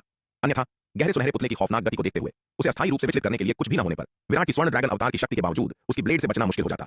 इस भयानक गहरे सुनहरे पुतले से मुठभेड़ के बाद से विराट शहर की दीवार की खोज में और भी अधिक सतर्क हो गया। विराट ने कुछ निम्न स्तरीय पुतला ताबीजों का उपयोग करके कमजोर पुतले बनाने के बारे में भी सोचा था, ताकि गहरे सुनहरे पुतले का ध्यान आकर्षित किया जा सके और फिर अवसर पाकर हथियारों को चुरा लिया जाए। कई परीक्षणों के बाद विराट ने पाया कि यह तरीका पूरी तरह से अप्रभावी था। गहरे सुनहरे पुतले की गति बहुत तेज थी और निम्न स्तरीय पुतला ताबीजों से बने पुतले बहुत कमजोर थे। गहरा सुनहरा पुतला एक ही प्रहार से अनगिनत पुतलों का सफाया कर सकता था। यहाँ तक कि अगर विराट इन पुतलों को अलग अलग दिशाओं से गहरे सुनहरे पुतले का ध्यान आकर्षित करने के लिए हेरफेर भी करता, तो भी पुतले की भयानक गति पलक झपकते ही सभी पुतलों को नष्ट कर सकती थी। गहरे सुनहरे पुतले की अविश्वसनीय गति ने पुतला ताबीजों की संख्या को पूरी तरह से बेकार कर दिया। बार बार परीक्षणों के बाद विराट के पास अंततः उन युद्ध हथियारों को अस्थायी रूप से छोड़ने के अलावा कोई विकल्प नहीं बचा जिनकी रक्षा वे गहरे सुनहरे पुतले कर रहे थे। वह इन युद्ध हथियारों को तब इकट्ठा करेगा जब बाद में उसके पास गहरे सुनहरे पुतलों से निपटने की ताकत होगी। विराट ने अपने आदमियों का नेतृत्व करते हुए सावधानी से शहर की दीवार की जांच की। आगे बढ़ने वाले प्रत्येक कदम से पहले उसे आगे की टोह लेने के लिए पुतलों का उपयोग करना पड़ता था और यह पुष्टि करने के बाद ही आगे बढ़ना पड़ता था कि वहां कोई खतरा नहीं है।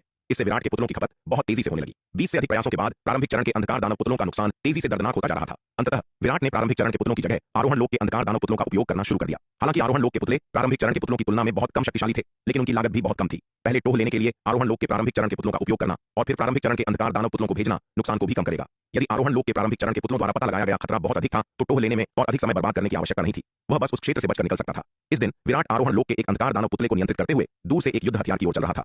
हाँ, यह क्या है? जब आरोहण लोक के प्रारंभिक चरण का वह पुतला युद्ध हथियार के पास पहुंचा, तो विराट ने जिस पुतले को वह नियंत्रित कर रहा था उसके माध्यम से पास ही पड़े एक गहरे सुनहरे पुतले को देखा।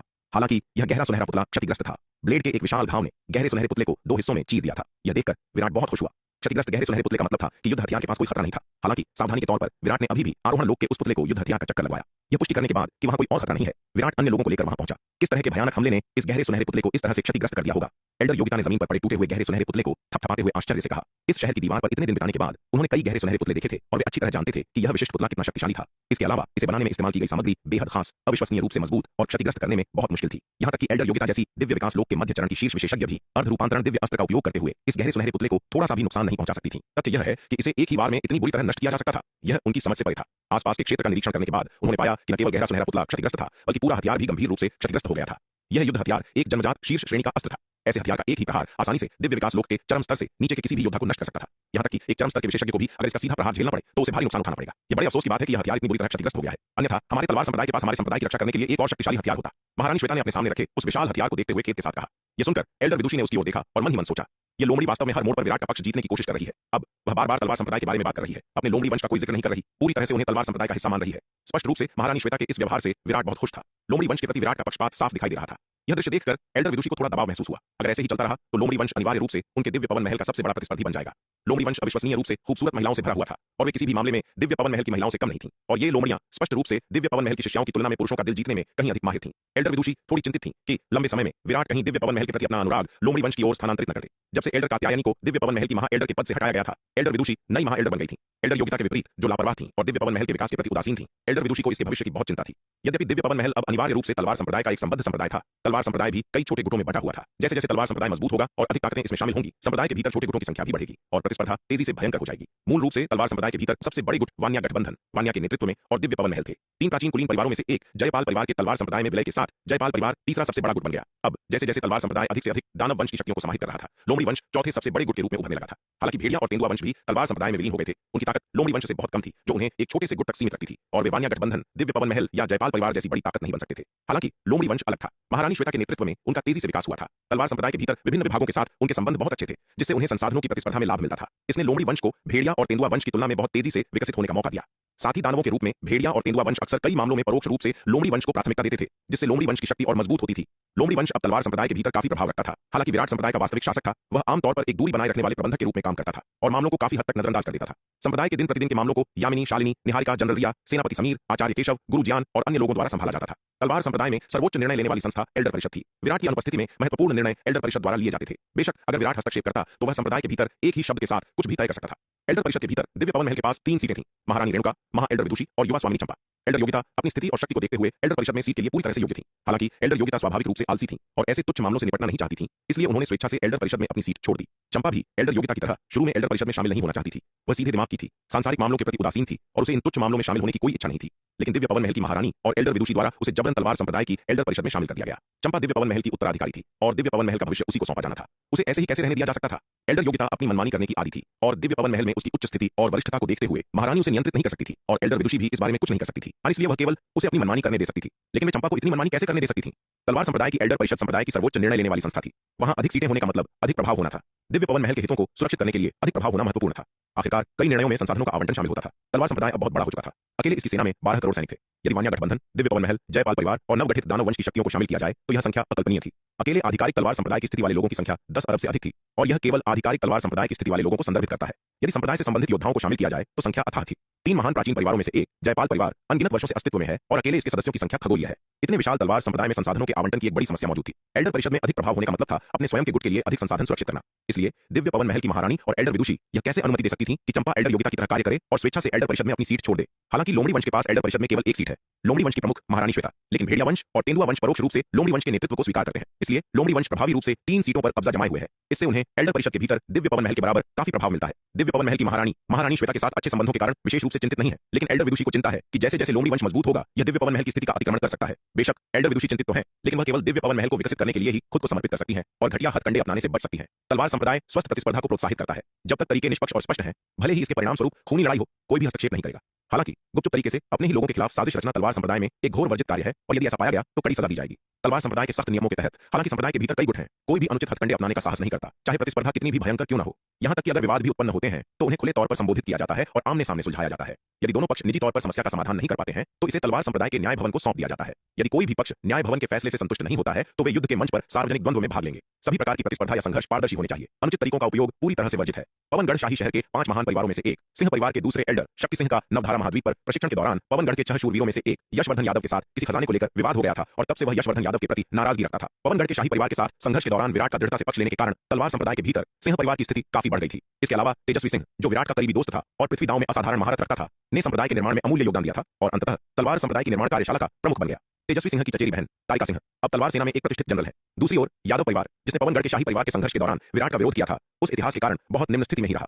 शक्ति सिंह ने सिंह परिवार के दूसरे एल्डर होने के नाते परिवार की स्थिति पर भरोसा करते हुए एक पूर्व मार्शल आर्ट्स कौतुक यशवर्धन यादव की स्वाभाविक रूप से उपेक्षा की। एक बार नवधारा महाद्वीप पर प्रशिक्षण के दौरान उसे एक खजाना मिला जिसे वह ललचाई नजरों से देख रहा था, लेकिन यशवर्धन यादव ने इसे पहले ही खोज लिया था। शक्ति सिंह ने इस तथ्य को पूरी तरह से नजरअंदाज कर दिया और सीधे इसे छीनने की कोशिश की। हालांकि यशवर्धन यादव पवनगढ़ राजवंश का पूर्व मार्शल आर्ट्स कौतुक था और उसकी मार्शल आर्ट्स प्रतिभा अभी भी उत्कृष्ट थी। यद्यपि उस वर्ष की उथल-पुथल के बाद यादव परिवार का पतन हो गया था, यशवर्धन यादव ने तलवार संप्रदाय में शामिल होने के बाद संप्रदाय के साधना संसाधनों तक पहुंच प्राप्त की और उसकी साधना अत्यंत तीव्र गति से आगे बढ़ी और उसकी ताकत शक्ति सिंह से कहीं अधिक हो गई। यह संघर्ष स्वाभाविक रूप से शक्ति सिंह की हार के साथ समाप्त हुआ, लेकिन शक्ति सिंह ने इस बात का बुरा मान लिया और बाद में यशवर्धन यादव की हत्या करने के लिए विश्वासघाती योजनाओं का सहारा लिया। मूल रूप से शक्ति सिंह और यशवर्धन यादव जैसी हस्तियां अब विराट के लिए महत्वहीन थीं। ऐसे तुच्छ मामलों को तलवार संप्रदाय के न्याय भवन द्वारा आसानी से संभाला जा सकता था। हालांकि जब विराट को इस बारे में पता चला तो वह क्रोधित हो गया। उसने व्यक्तिगत रूप से एक परिषद की बैठक बुलाई और तलवार संप्रदाय के सभी उच्च पदस्थ सदस्यों के सामने व्यक्तिगत रूप से शक्ति सिंह को मृत्युदंड दिया। विराट का इरादा स्पष्ट था। इस घटना का उपयोग सभी तलवार संप्रदाय के योद्धाओं को यह चेतावनी देने के लिए करना कि उसके द्वारा बनाए गए नियम कभी भी केवल खोखले शब्द नहीं थे। तलवार संप्रदाय के लोहे जैसे कठोर नियमों का उल्लंघन करने वाले, विशेष रूप से ऐसी अनुल्लंघनीय सीमाओं को पार करने वाले किसी भी व्यक्ति को कड़ी सजा दी जाएगी। इस घटना का वास्तव में तलवार संप्रदाय के उच्च पदस्थ सदस्यों पर महत्वपूर्ण निवारक प्रभाव पड़ा। परिषद की बैठक के बाद ये उच्च पदस्थ सदस्य एक कठोर आंतरिक पुनर्गठन करने के लिए लौट आए और तलवार संप्रदाय के नियमों को दोहराया गया। विशेष रूप से सिंह परिवार, दूसरे एल्डर शक्ति सिंह को बलि का बकरा बनाया गया। सिंह परिवार के प्रमुख तेज प्रताप सिंह ने परिवार के भीतर एक और शुद्धिकरण अभियान चलाया और एल्डर्स व शिष्यों को कड़ी चेतावनियां और प्रतिबंध जारी किए। तेजस्वी सिंह और तारिका सिंह ने शक्ति सिंह के भाग्य पर कोई सहानुभूति नहीं दिखाई। शक्ति सिंह के कार्यों के लिए वह पूरी तरह से खुद जिम्मेदार था। उन दिनों वे शक्ति सिंह के चरित्र से घृणा करते थे, उसे एक स्वार्थी और क्षुद्र व्यक्ति मानते थे। हालांकि चूंकि शक्ति सिंह अपना रुख बदलने में माहिर था और उसने बेदाग तरीके से काम किया था, इसलिए तेज प्रताप सिंह को उससे निपटने का कोई बहाना नहीं मिल सका था। फिर भी ऐसा स्वार्थी और अवसरवादी व्यक्ति अंततः अपने स्वार्थी स्वभाव के कारण ही नष्ट होगा। पूरे तलवार संप्रदाय में शक्ति सिंह केवल एक मामूली व्यक्ति था, लेकिन उसके कारण जो झटका लगा वह संप्रदाय के सभी लोगों की यादों में अंकित हो गया। एल्डर विदुषी को भी वह घटना स्पष्ट रूप से याद थी। शक्ति सिंह से सबक सीखने के बाद वह स्वाभाविक रूप से वही गलती नहीं दोहराएंगी। इसलिए वह भले ही इस बात से कितनी भी चिंतित हों कि लोमड़ी वंश दिव्य पवन महल की स्थिति के लिए खतरा बन रहा है, वह उनके खिलाफ साजिश रचने के लिए अनुचित हथकंडों का सहारा नहीं लेंगी। वह केवल इतना कर सकती थीं कि दिव्य पवन महल को विकसित करने पर अधिक ध्यान दें, यह सुनिश्चित करते हुए कि वह इस भयंकर प्रतिस्पर्धा में पीछे न रहे। हाँ, हमारे तलवार संप्रदाय की वर्तमान ताकत के साथ हमें उकसाने की हिम्मत कौन कर सकता है? अभी हमारे तलवार संप्रदाय को संप्रदाय की रक्षा के लिए किसी शक्तिशाली हथियार की आवश्यकता नहीं है। हमें शहरों और क्षेत्रों को जीतने के लिए दिव्य अस्त्रों की आवश्यकता है। महारानी श्वेता के शब्द सुनकर माया ने उपहास करते हुए कहा। वह पूरी तरह से असंबद्ध लग रही थी। क्योंकि उसकी अच्छी दोस्त नीलिमा को ये लोमड़ियां नापसंद थीं, इसलिए माया का भी स्वाभाविक रूप से महारानी श्वेता के बारे में अच्छा प्रभाव नहीं था। इसलिए वह इस लोमड़ी की आलोचना करने के किसी भी अवसर को नहीं छोड़ती थी। माया की बातों का खंडन किए बिना महारानी श्वेता बस मुस्कुरा दी। वह जानती थी कि यह छोटी सी मूर्ख हमेशा उसके साथ क्यों झगड़ती रहती है। यह इसलिए था क्योंकि उसकी अच्छी दोस्त नन्ही चिड़िया लोमड़ी वंश के प्रति पूर्वाग्रही थी और इसलिए इस छोटी सी मूर्ख को भी उनके लोमड़ी वंश से नफरत थी। महारानी श्वेता स्वाभाविक रूप से इस मूर्ख के स्तर तक नहीं गिरेंगी। इसके अलावा महारानी श्वेता माया को नाराज करने की हिम्मत नहीं कर सकती थी, क्योंकि माया की युद्ध क्षमता बहुत भयानक थी। केवल अर्ध दिव्य विकास लोक का साधना स्तर होने के बावजूद उसके पास वास्तव में शीर्ष स्तर के मध्य चरण दिव्य विकास लोक विशेषज्ञ की युद्ध क्षमता है।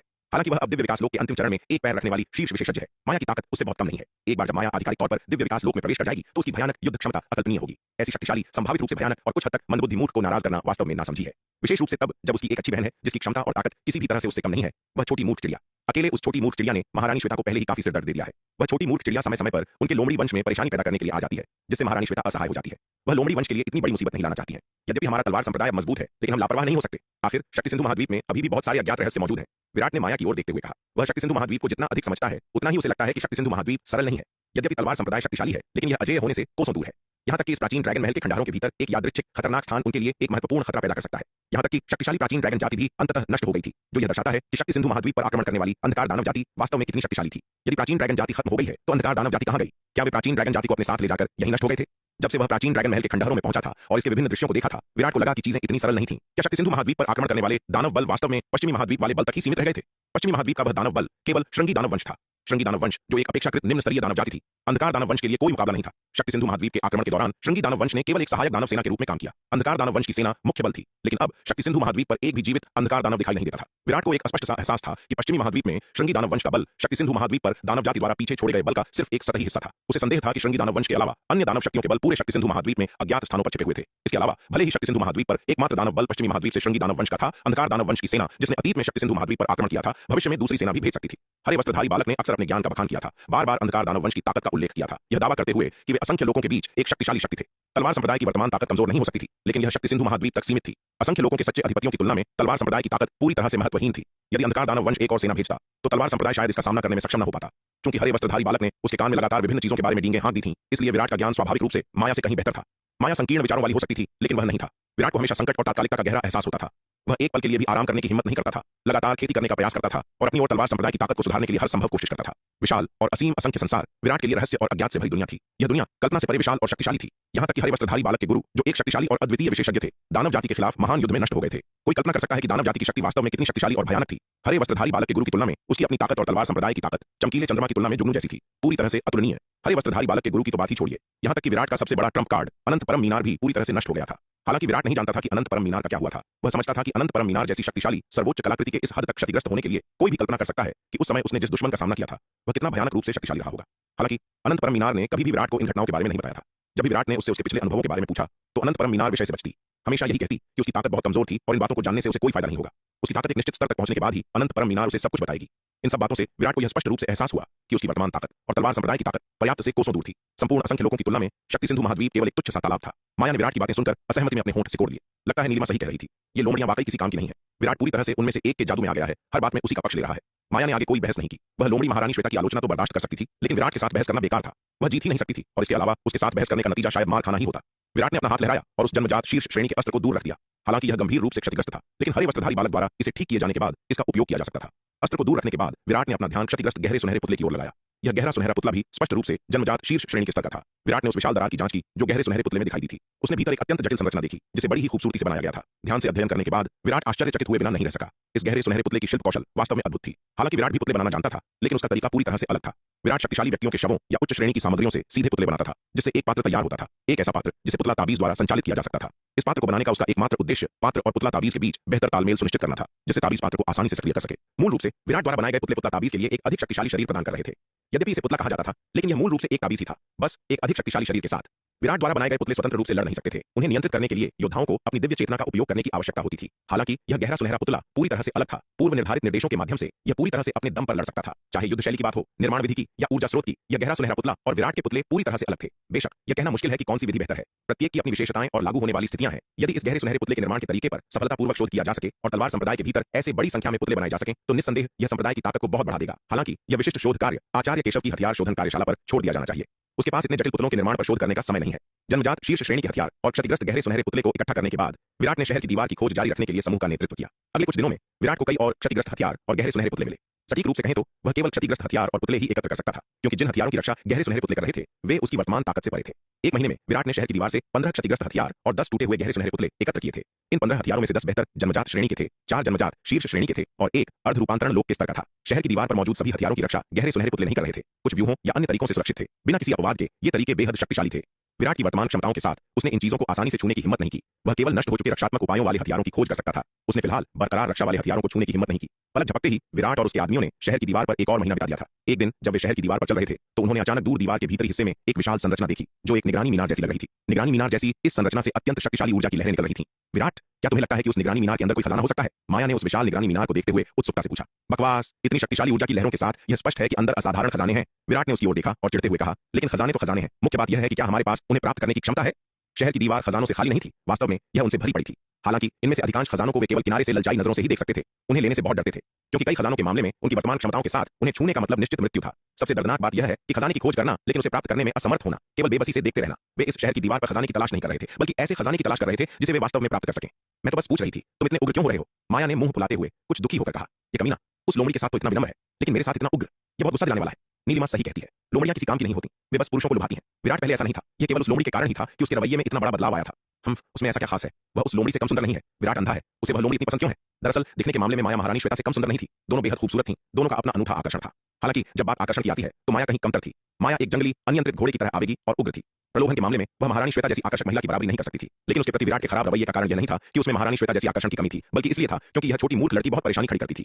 उसे नहीं पता था कि वह महारानी श्वेता के खिलाफ क्या दुश्मनी रखती थी, हमेशा उसे निशाना बनाती थी। इसके अलावा जब उसने उसे कुछ शब्द कहे तो उसने इतने लोगों के सामने दावा किया कि वह एक लोमड़ी द्वारा वशीभूत है और सही और गलत में अंतर नहीं कर सकता, जिससे विराट को इतना गुस्सा आया कि वह उसे पीटना चाहता था। विराट ने दुखी माया की ओर देखा। उस छोटी मूर्ख से बात करने में उसे आलस आ रहा था और उसने निगरानी मीनार की ओर समूह का नेतृत्व किया। उस विशाल निगरानी मीनार पर पहुंचने पर विराट ने पाया कि जैसा कि अपेक्षित था, यह वास्तव में एक अविश्वसनीय रूप से शक्तिशाली व्यूह द्वारा संरक्षित थी। हालांकि विराट को आश्चर्य हुआ कि निगरानी मीनार का रक्षात्मक व्यूह स्पष्ट रूप से गंभीर रूप से क्षतिग्रस्त हो गया था और पूरे व्यूह में एक बड़ी दरार दिखाई दे रही थी।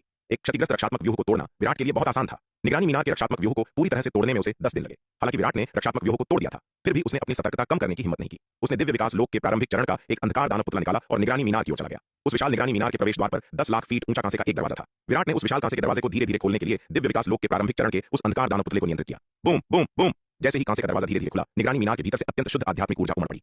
यह इतनी शुद्ध आध्यात्मिक ऊर्जा, इतनी घनी और शुद्ध आध्यात्मिक ऊर्जा को महसूस करते हुए सभी के चेहरों पर अत्यधिक आश्चर्य दिखाई दिया। इस निगरानी मीनार के भीतर ऐसा कौन सा खजाना मौजूद था जिसमें इतनी समृद्ध और शुद्ध आध्यात्मिक ऊर्जा थी? इसके अलावा इस आध्यात्मिक ऊर्जा का स्तर अत्यंत उच्च था, जो 9वीं श्रेणी के आध्यात्मिक पत्थरों में मौजूद आध्यात्मिक ऊर्जा से कहीं अधिक था। बस इस आध्यात्मिक ऊर्जा को सोखने से ही हर कोई अविश्वसनीय रूप से सहज महसूस करने लगा और उनके साधना स्तर तेजी से बढ़ने लगे। अत्यंत शुद्ध और घनी आध्यात्मिक ऊर्जा को उमड़ते हुए महसूस करके विराट रोमांचित हुए बिना न रह सका। उसने दिव्य विकास लोक के प्रारंभिक चरण के अंधकार दानव पुतले को नियंत्रित किया और निगरानी मीनार में प्रवेश किया। हे भगवान! जैसे ही दिव्य विकास लोक के प्रारंभिक चरण के अंधकार दानव पुतले ने निगरानी मीनार में कदम रखा, विराट पुतले के माध्यम से अंदर का दृश्य देखकर सदमे में चिल्लाए बिना नहीं रह सका। विराट, क्या बात है? विराट के हाव भाव देखकर एल्डर योगिता ने तुरंत पूछा। यह है। विराट ने एक गहरी सांस ली और चेहरे पर गहरे सदमे के साथ कहा, यह निगरानी मीनार तो पूरी तरह से जन्मजात आध्यात्मिक पत्थरों से भरी हुई है। क्या आध्यात्मिक पत्थर? विराट की बातें सुन अगर आप इस कहानी को पूरा बिना कट और दमदार आवाज में सुनना चाहते हैं तो अभी प्ले स्टोर पर जाइए, मिनी एफएम ऐप डाउनलोड करें और कहानी की दुनिया में खो जाए, जहां हर एपिसोड में है सस्पेंस, रोमांच और पूरा मजा। अभी डाउनलोड करें और सुनने का मजा कई गुना बढ़ा दें। क्या कहानी को पूरा बिना कट और दमदार आवाज में सुनना चाहते हैं तो अभी प्ले स्टोर पर जाइए, मिनी एफएम ऐप डाउनलोड करें और कहानी की दुनिया में खो जाए, जहां हर एपिसोड में है सस्पेंस, रोमांच और पूरा मजा। अभी डाउनलोड करें और सुनने का मजा कई गुना बढ़ा दें। क्या जन्मजात आध्यात्मिक पत्थर? विराट के शब्द सुनकर हर कोई हैरान रह गया और एक साथ चिल्ला उठा। जन्मजात आध्यात्मिक पत्थर 9वीं श्रेणी के आध्यात्मिक पत्थरों से भी उच्च श्रेणी के होते हैं। दिव्य विकास लोक के विशेषज्ञों के लिए 9वीं श्रेणी के आध्यात्मिक पत्थर वास्तव में बहुत कम काम के होते हैं, लेकिन जन्मजात आध्यात्मिक पत्थर उनके लिए अपार प्रभाव डालते हैं। दुर्भाग्य से शक्ति सिंधु महाद्वीप पर करोड़ों साल पहले हुए महायुद्ध के बाद से शक्ति सिंधु महाद्वीप के जन्मजात आध्यात्मिक पत्थर लगभग गायब हो चुके हैं। अब पूरे शक्ति सिंधु महाद्वीप पर कुछ जन्मजात आध्यात्मिक पत्थर मिलना भी दुर्लभ है। अब यह सुनकर कि इस निगरानी मीनार के अंदर भारी मात्रा में जन्मजात आध्यात्मिक पत्थर छिपे हैं, हर कोई हैरान और उत्साहित कैसे नहीं होता। विराट, तुम किसका इंतजार कर रहे हो? ये जन्मजात आध्यात्मिक पत्थर हैं, चलो जल्दी से अंदर चलें और उन सबको इकट्ठा कर लें। यह सुनकर माया ने बेचैनी से कहा, अरे छोटी मूर्ख, इतनी भी क्या जल्दी है? विराट ने उसे घूरते हुए चिढ़कर कहा, पहले यह तो पता लगा लेने दो कि अंदर कोई और खतरा तो नहीं है। इतनी विशाल संपत्ति सामने होने के बावजूद विराट लालच में अंधा नहीं हुआ था। वह भूला नहीं था कि वह किस माहौल में है। इस प्राचीन ड्रैगन महल के खंडहरों में खजाना जितना बड़ा होता है, उसके साथ अक्सर उतना ही बड़ा खतरा भी जुड़ा होता है। अगर वह खजाने के लालच में अंधा होकर बिना सोचे समझे अंदर घुस गया तो वह आसानी से अपनी जान गंवा सकता है। विराट ने दिव्य विकास लोक के शुरुआती चरण के अपने अंधकार दानव वंश के पुतले को नियंत्रित करते हुए निगरानी मीनार के अंदर सावधानीपूर्वक जांच की। जब उसे यकीन हो गया कि कोई और खतरा नहीं है, तभी उसने राहत की सांस ली। चलो अंदर कोई खतरा नहीं है, चलो अंदर चलते हैं, विराट ने मुस्कुराते हुए कहा। यह सुनते ही माया, जो बेसब्री से इंतजार कर रही थी, तुरंत निगरानी मीनार की ओर दौड़ पड़ी। यह देखकर विराट निशब्द रह गया। इस छोटी मूर्ख की बेसब्री ऐसी थी कि वह चाहे कुछ भी कह ले, बदलने वाली नहीं थी। जब समूह निगरानी मीनार में दाखिल हुआ तो उन्होंने देखा कि पूरी विशाल संरचना आध्यात्मिक पत्थरों से भरी हुई थी, जिनसे अविश्वसनीय रूप से शुद्ध आध्यात्मिक ऊर्जा निकल रही थी। इन आध्यात्मिक पत्थरों में मौजूद ऊर्जा इतनी शुद्ध और विशाल थी कि उनके चारों ओर भी ऊर्जा की लहरें उठ रही थीं। जन्मजात आध्यात्मिक पत्थर, सच में जन्मजात आध्यात्मिक पत्थर, और वह भी इतनी बड़ी मात्रा में। हालांकि सभी ने विराट को यह कहते सुना था कि अंदर जन्मजात आध्यात्मिक पत्थर है, लेकिन जब वे वास्तव में अंदर गए और इतने सारे पत्थर देखे तो वे स्तब्ध रह गए। एक नजर में कम से कम 1 लाख जन्मजात आध्यात्मिक पत्थर वहां मौजूद थे। 1 लाख जन्मजात आध्यात्मिक पत्थरों का क्या मतलब था? जन्मजात आध्यात्मिक पत्थरों और 9वीं श्रेणी के आध्यात्मिक पत्थरों के बीच विनिमय दर 1 के बदले 10 करोड़ थी। यानी एक जन्मजात आध्यात्मिक पत्थर के बदले 10 करोड़ 9वीं श्रेणी के आध्यात्मिक पत्थर मिल सकते थे। एक जन्मजात आध्यात्मिक पत्थर में निहित ऊर्जा 9वीं श्रेणी के आध्यात्मिक पत्थर की तुलना में 10 करोड़ गुना अधिक थी। इसके अलावा यह सिर्फ आधिकारिक विनिमय दर थी। वास्तव में बाजार में एक जन्मजात आध्यात्मिक पत्थर करोड़ों 9वीं श्रेणी के आध्यात्मिक पत्थरों के बराबर था। ऐसा इसलिए था क्योंकि जन्मजात आध्यात्मिक पत्थरों में मौजूद ऊर्जा न केवल 9वीं श्रेणी के आध्यात्मिक पत्थरों की तुलना में मात्रा में 10 करोड़ गुना अधिक थी, बल्कि गुणवत्ता में भी कहीं बेहतर थी। 9वीं श्रेणी के आध्यात्मिक पत्थरों में मौजूद ऊर्जा दिव्य विकास लोक के विशेषज्ञों के लिए लगभग बेकार थी, क्योंकि 9वीं श्रेणी के आध्यात्मिक पत्थरों की ऊर्जा उनके लिए बहुत निम्न स्तर की थी। यहां तक कि एक दिव्य विकास लोक का विशेषज्ञ जब साधना के लिए 9वीं श्रेणी के आध्यात्मिक पत्थर की ऊर्जा को सोखता है, तब भी उसे जन्मजात सच्चे सार में बदलने से पहले कड़ी मेहनत से उसे शुद्ध करना पड़ता है। यह साधना की गति अत्यंत धीमी होती है। हालांकि जन्मजात आध्यात्मिक पत्थर अलग होते हैं। जन्मजात आध्यात्मिक पत्थरों में मौजूद ऊर्जा अत्यंत उच्च स्तर की होती है। एक दिव्य विकास लोक का विशेषज्ञ जन्मजात आध्यात्मिक पत्थरों को सोखकर उन्हें बिना किसी विशेष शुद्धि के सीधे जन्मजात सच्चे सार में बदल सकता है। इसलिए बाजार में लगभग कोई भी 9वीं श्रेणी के आध्यात्मिक पत्थरों के बदले जन्मजात आध्यात्मिक पत्थर देने को तैयार नहीं होता। 1 लाख जन्मजात आध्यात्मिक पत्थर सबसे बुनियादी विनिमय दर पर भी पूरे 10 लाख करोड़ 9वीं श्रेणी के आध्यात्मिक पत्थरों के बराबर थे। शुरुआती झटके के बाद हर कोई तुरंत काम में लग गया और निगरानी मीनार में मौजूद सभी जन्मजात आध्यात्मिक पत्थरों को इकट्ठा करने लगा। इन जन्मजात आध्यात्मिक पत्थरों को इकट्ठा करने के बाद हर कोई खुशी से झूम उठा। विराट, शायद इस शहर की दीवार पर अन्य जगहों पर भी जन्मजात आध्यात्मिक पत्थर हों, चलो जल्दी से उन्हें खोजते हैं, माया ने उत्साह से कहा। हाँ, और भी होने चाहिए, विराट ने सिर हिलाया। यह निगरानी मीनार महाव्यूहों की दीवार के रक्षात्मक व्यूह का आधार है। अंदर मौजूद जन्मजात आध्यात्मिक पत्थरों का उपयोग व्यूह को ऊर्जा प्रदान करने के लिए किया जाता है। महाव्यूहों की दीवार का रक्षात्मक व्यूह इतना शक्तिशाली है कि इसमें निश्चित रूप से एक से अधिक ऊर्जा स्रोत होंगे। व्यूह संरचनाओं पर विराट की महारत के कारण उसने स्वाभाविक रूप से एक नजर में इस निगरानी मीनार जैसी संरचना के कार्य को पहचान लिया। तो फिर हम किसका इंतजार कर रहे हैं? चलो चलते हैं, माया ने बेचैनी से आग्रह किया। अरे छोटी मूर्ख, मैंने तुम्हें कितनी बार कहा है, तुम जल्दबाजी नहीं कर सकती, तुम हमेशा मेरी बात को नजरअंदाज करती हो, विराट ने उसे घूरते हुए नाराजगी से कहा। जल्दबाजी न करना स्थिति पर निर्भर करता है। क्या होगा अगर हम बहुत धीमे रहे और कोई और उन जन्मजात आध्यात्मिक पत्थरों को चुरा ले? माया ने मुंह बनाते हुए कहा। यह सुनकर विराट ने अपनी कलाई झटकते हुए उसके माथे पर हल्की सी चपत लगाई और डांटते हुए कहा, तुम यह बात अच्छी तरह याद रखो, यहाँ तुम्हें मेरे आदेशों का पालन करना होगा। किसी को भी मेरे आदेश के बिना कार्य करने की अनुमति नहीं है। यदि तुमने कोई भी दुस्साहस करने की कोशिश की तो मैं तुम्हें वापस दक्षिणी राज्य भेज दूंगा और तुम्हारी बहन तुम्हें 10 या 8 साल के लिए कैद कर देगी। दक्षिणी राज्य से बाहर कदम रखने के बारे में सोचना भी मत। विराट की बातें सुनकर माया तुरंत डर गई और उसने एक शब्द भी बोलने की हिम्मत नहीं की। वह समझ सकती थी कि विराट सिर्फ डरा नहीं रहा था, वह सच कह रहा था, और विराट पहले भी ऐसा एक से अधिक बार कर चुका था। विराट द्वारा अपनी बहन गरिमा के पास फेंके जाने और उसकी निगरानी में रखे जाने का वह दर्दनाक अनुभव माया की यादों में अभी भी ताजा था। कैद में रहना एक असहनीय सज्जा थी। उसके जैसी भावुक, स्वच्छंद और बेकाबू स्वभाव वाली लड़की के लिए कैद किसी भी अन्य सज्जा से अधिक भयानक थी, और माया अपनी बहन गरिमा के आदेशों की अवहेलना करने की हिम्मत नहीं कर सकती थी। इस दुनिया में केवल 2 ही लोग हैं जो उसे नियंत्रित कर सकते हैं, विराट और उसकी बहन गरिमा। विराट ने उसे बलपूर्वक वश में किया था, उसे पूरी तरह से दबा दिया था और उसके लिए विरोध की कोई गुंजाइश नहीं छोड़ी थी। दूसरी ओर उसकी बहन गरिमा